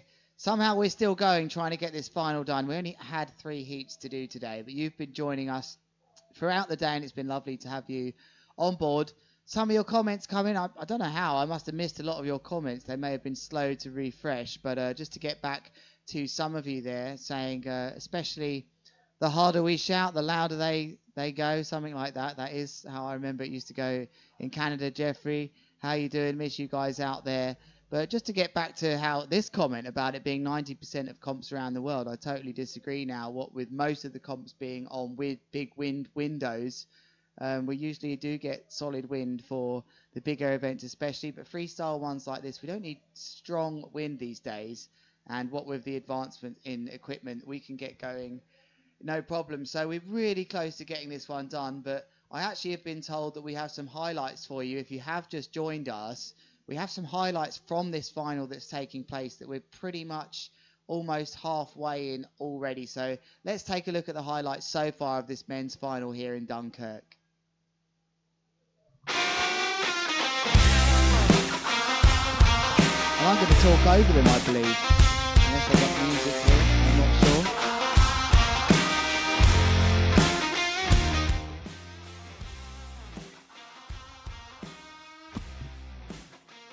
All right, I'm going to talk. There is no music, I'm being told. So here was Maxime Chablot during one of the windier parts of the final. They were rare, trust me. Here he goes, taking off, and that was a Heart Attack 7. They did find the wind. This is the thing. They could find the wind in these finals. He started off absolutely superb, but it was never really got it going as well after that, did Maxime. And this man here, Arthur Gilbert, on the inside. A lot of the riders choosing to take off on the inside, performing a lovely backside 317 of his own.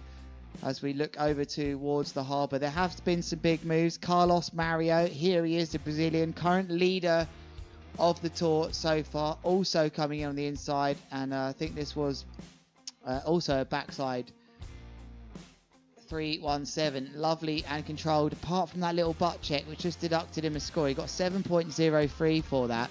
But this man, the current world champion Gianmaria Coccoluto, after an average start where it was quite light for his first front blind mobe, decided to do this, a wonderful KGB 5. I think he even grabbed that, can't quite see off this angle. Look at that control and signature landing from Gianmaria Coccoluto. It was absolutely wonderful, and the crowd there visibly absolutely bamboozled by what they saw. We eventually did see this. This was interesting, big interesting moment in this. A grabbed Slim 7, but he didn't just ride away from this here then, did Maxime Chablot. He went in for a combination, crashing the back mobe after that, which ended up scoring him a 0. He had to react well from that, which he did. We'll talk about that in a minute. We saw a double Heart Attack that didn't really go very well, forcing it a little bit with the kite high for Arthur, and he only got a 5.70 for that. Carlos Mario was going about his business as usual, but he hasn't had anything in the high 7s or 8s yet. In fact, it was low 7s for him, which isn't going to win it, I think, here. Grabbed KGB 5. It was nice and stylish. He scored a 6.77 for that. The judges didn't really like it too much. And then we saw this from the world champion, the backside 313 to Wrapped, absolutely out of nowhere. The third trick attempt for Gianmaria Coccoluto. Loads of amplitude out of this one, and we were left guessing whether or not he'd ride out of this one as the Dunkerque École de Kite van or truck with great positioning. And this was that Slim attempt again. He wanted the Slim 7. Again did Maxime Chablot. That was his third trick attempt. He would eventually perform another good move before the heat was out. Arthur Gilbert going for this dum-dum, scoring a 6.67. He's one of the few riders going for this toe side Slim 5, really, if you want to put it back to basics. Carlos Mario then, with this combination, one of our highest combinations of the competition so far. It was the front blind mobe straight into a backside 315. We haven't seen such an advanced combination put like that. And then Maxime Chablot would answer back here, and he probably needed to with this, and it was a double half cab mobe. Look at that choppy landing he had to face there, just boshed it down on the water. Finally, Arthur Gilbert would come in and perform this Heart Attack 5 to leave us almost with 4 rows of tricks here. And this was a lovely Heart Attack 5 from him. Nice and controlled. Look at that textbook landing. A little bit over the heels to take some slack out of the kite. So there are your highlights so far. Wonderful highlights by our team here. We've had such good action from the team. I've been in the booth for quite some time. They should get me a bed in behind here, actually, during some of these breaks. It's been a hard day, but it's one of those days that I love. I love it when kiteboarding overlaps with that natural human instinct to be down the beach on hot summer's days, especially here in the Northern Hemisphere, and especially for me living so close. This has been a 2-hour drive to Dover along the south coast of England, 1 ferry of an hour and a half straight into Dunkirk. and I feel very much at home here, even though I'm in France. We've definitely been looked after by the people over here in France as well. They really are great, making sure we have some great food on the team. But just a wonderful day down the beach, and it's definitely how you look at it, isn't it? You can be wound up by this light wind that's come in today. We have had a wonderful event so far, finishing the ladies. Whether or not we're going to see the finish of the men, I'm not sure. They've got 8 trick attempts rather than 7, so I wonder what will happen there if they get 7 trick attempts down. But we really appreciate you being on board from wherever you are from around the world. And I've been trying my best to get back to some of the comments. We had some wonderful moments on the live stream today where it was you that told me that this guy really needed a hand with his trainer kite down there. So I went down there and actually gave him a little hand with his daughter, and he figured it out and done it. So that was wonderful. It's 7 p.m. here in Dunkirk. Some of you asking what the cut-off time is.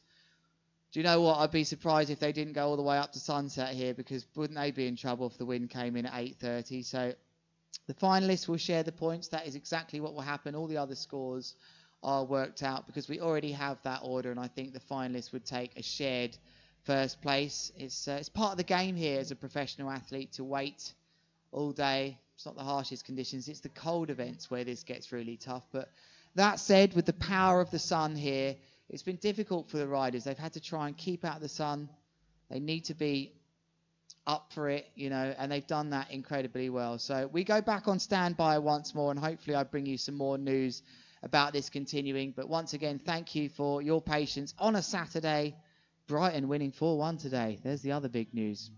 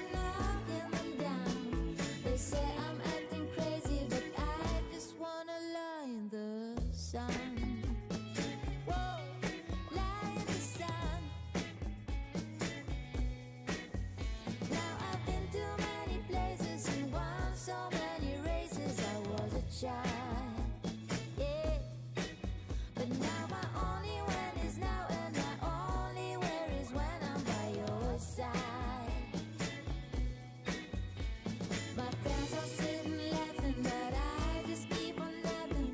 They're knocking on my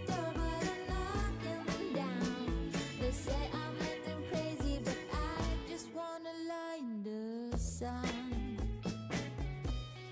Lie in the sun, yeah.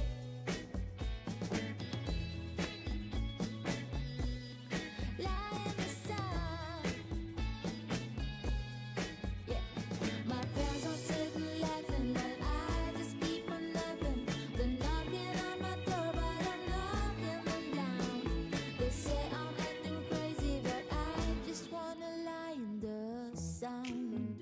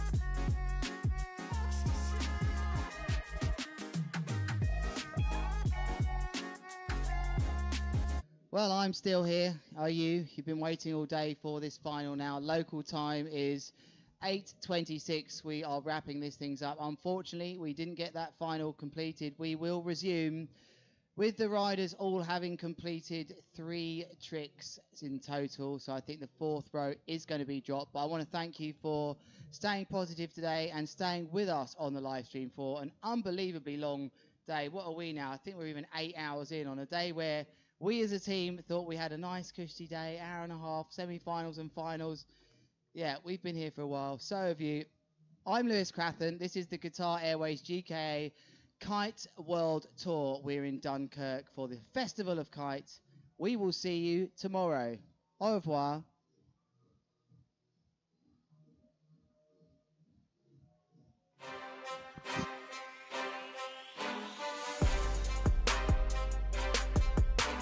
Bonjour and bienvenue to Dunkerque in the north of France. It's round 3 at the freestyle discipline of the Qatar Airways GKA Kite World Tour. The wind looks great today, 20 knots from the northeasterly direction will present the great opportunity for a long day of action for the riders. It will test their stamina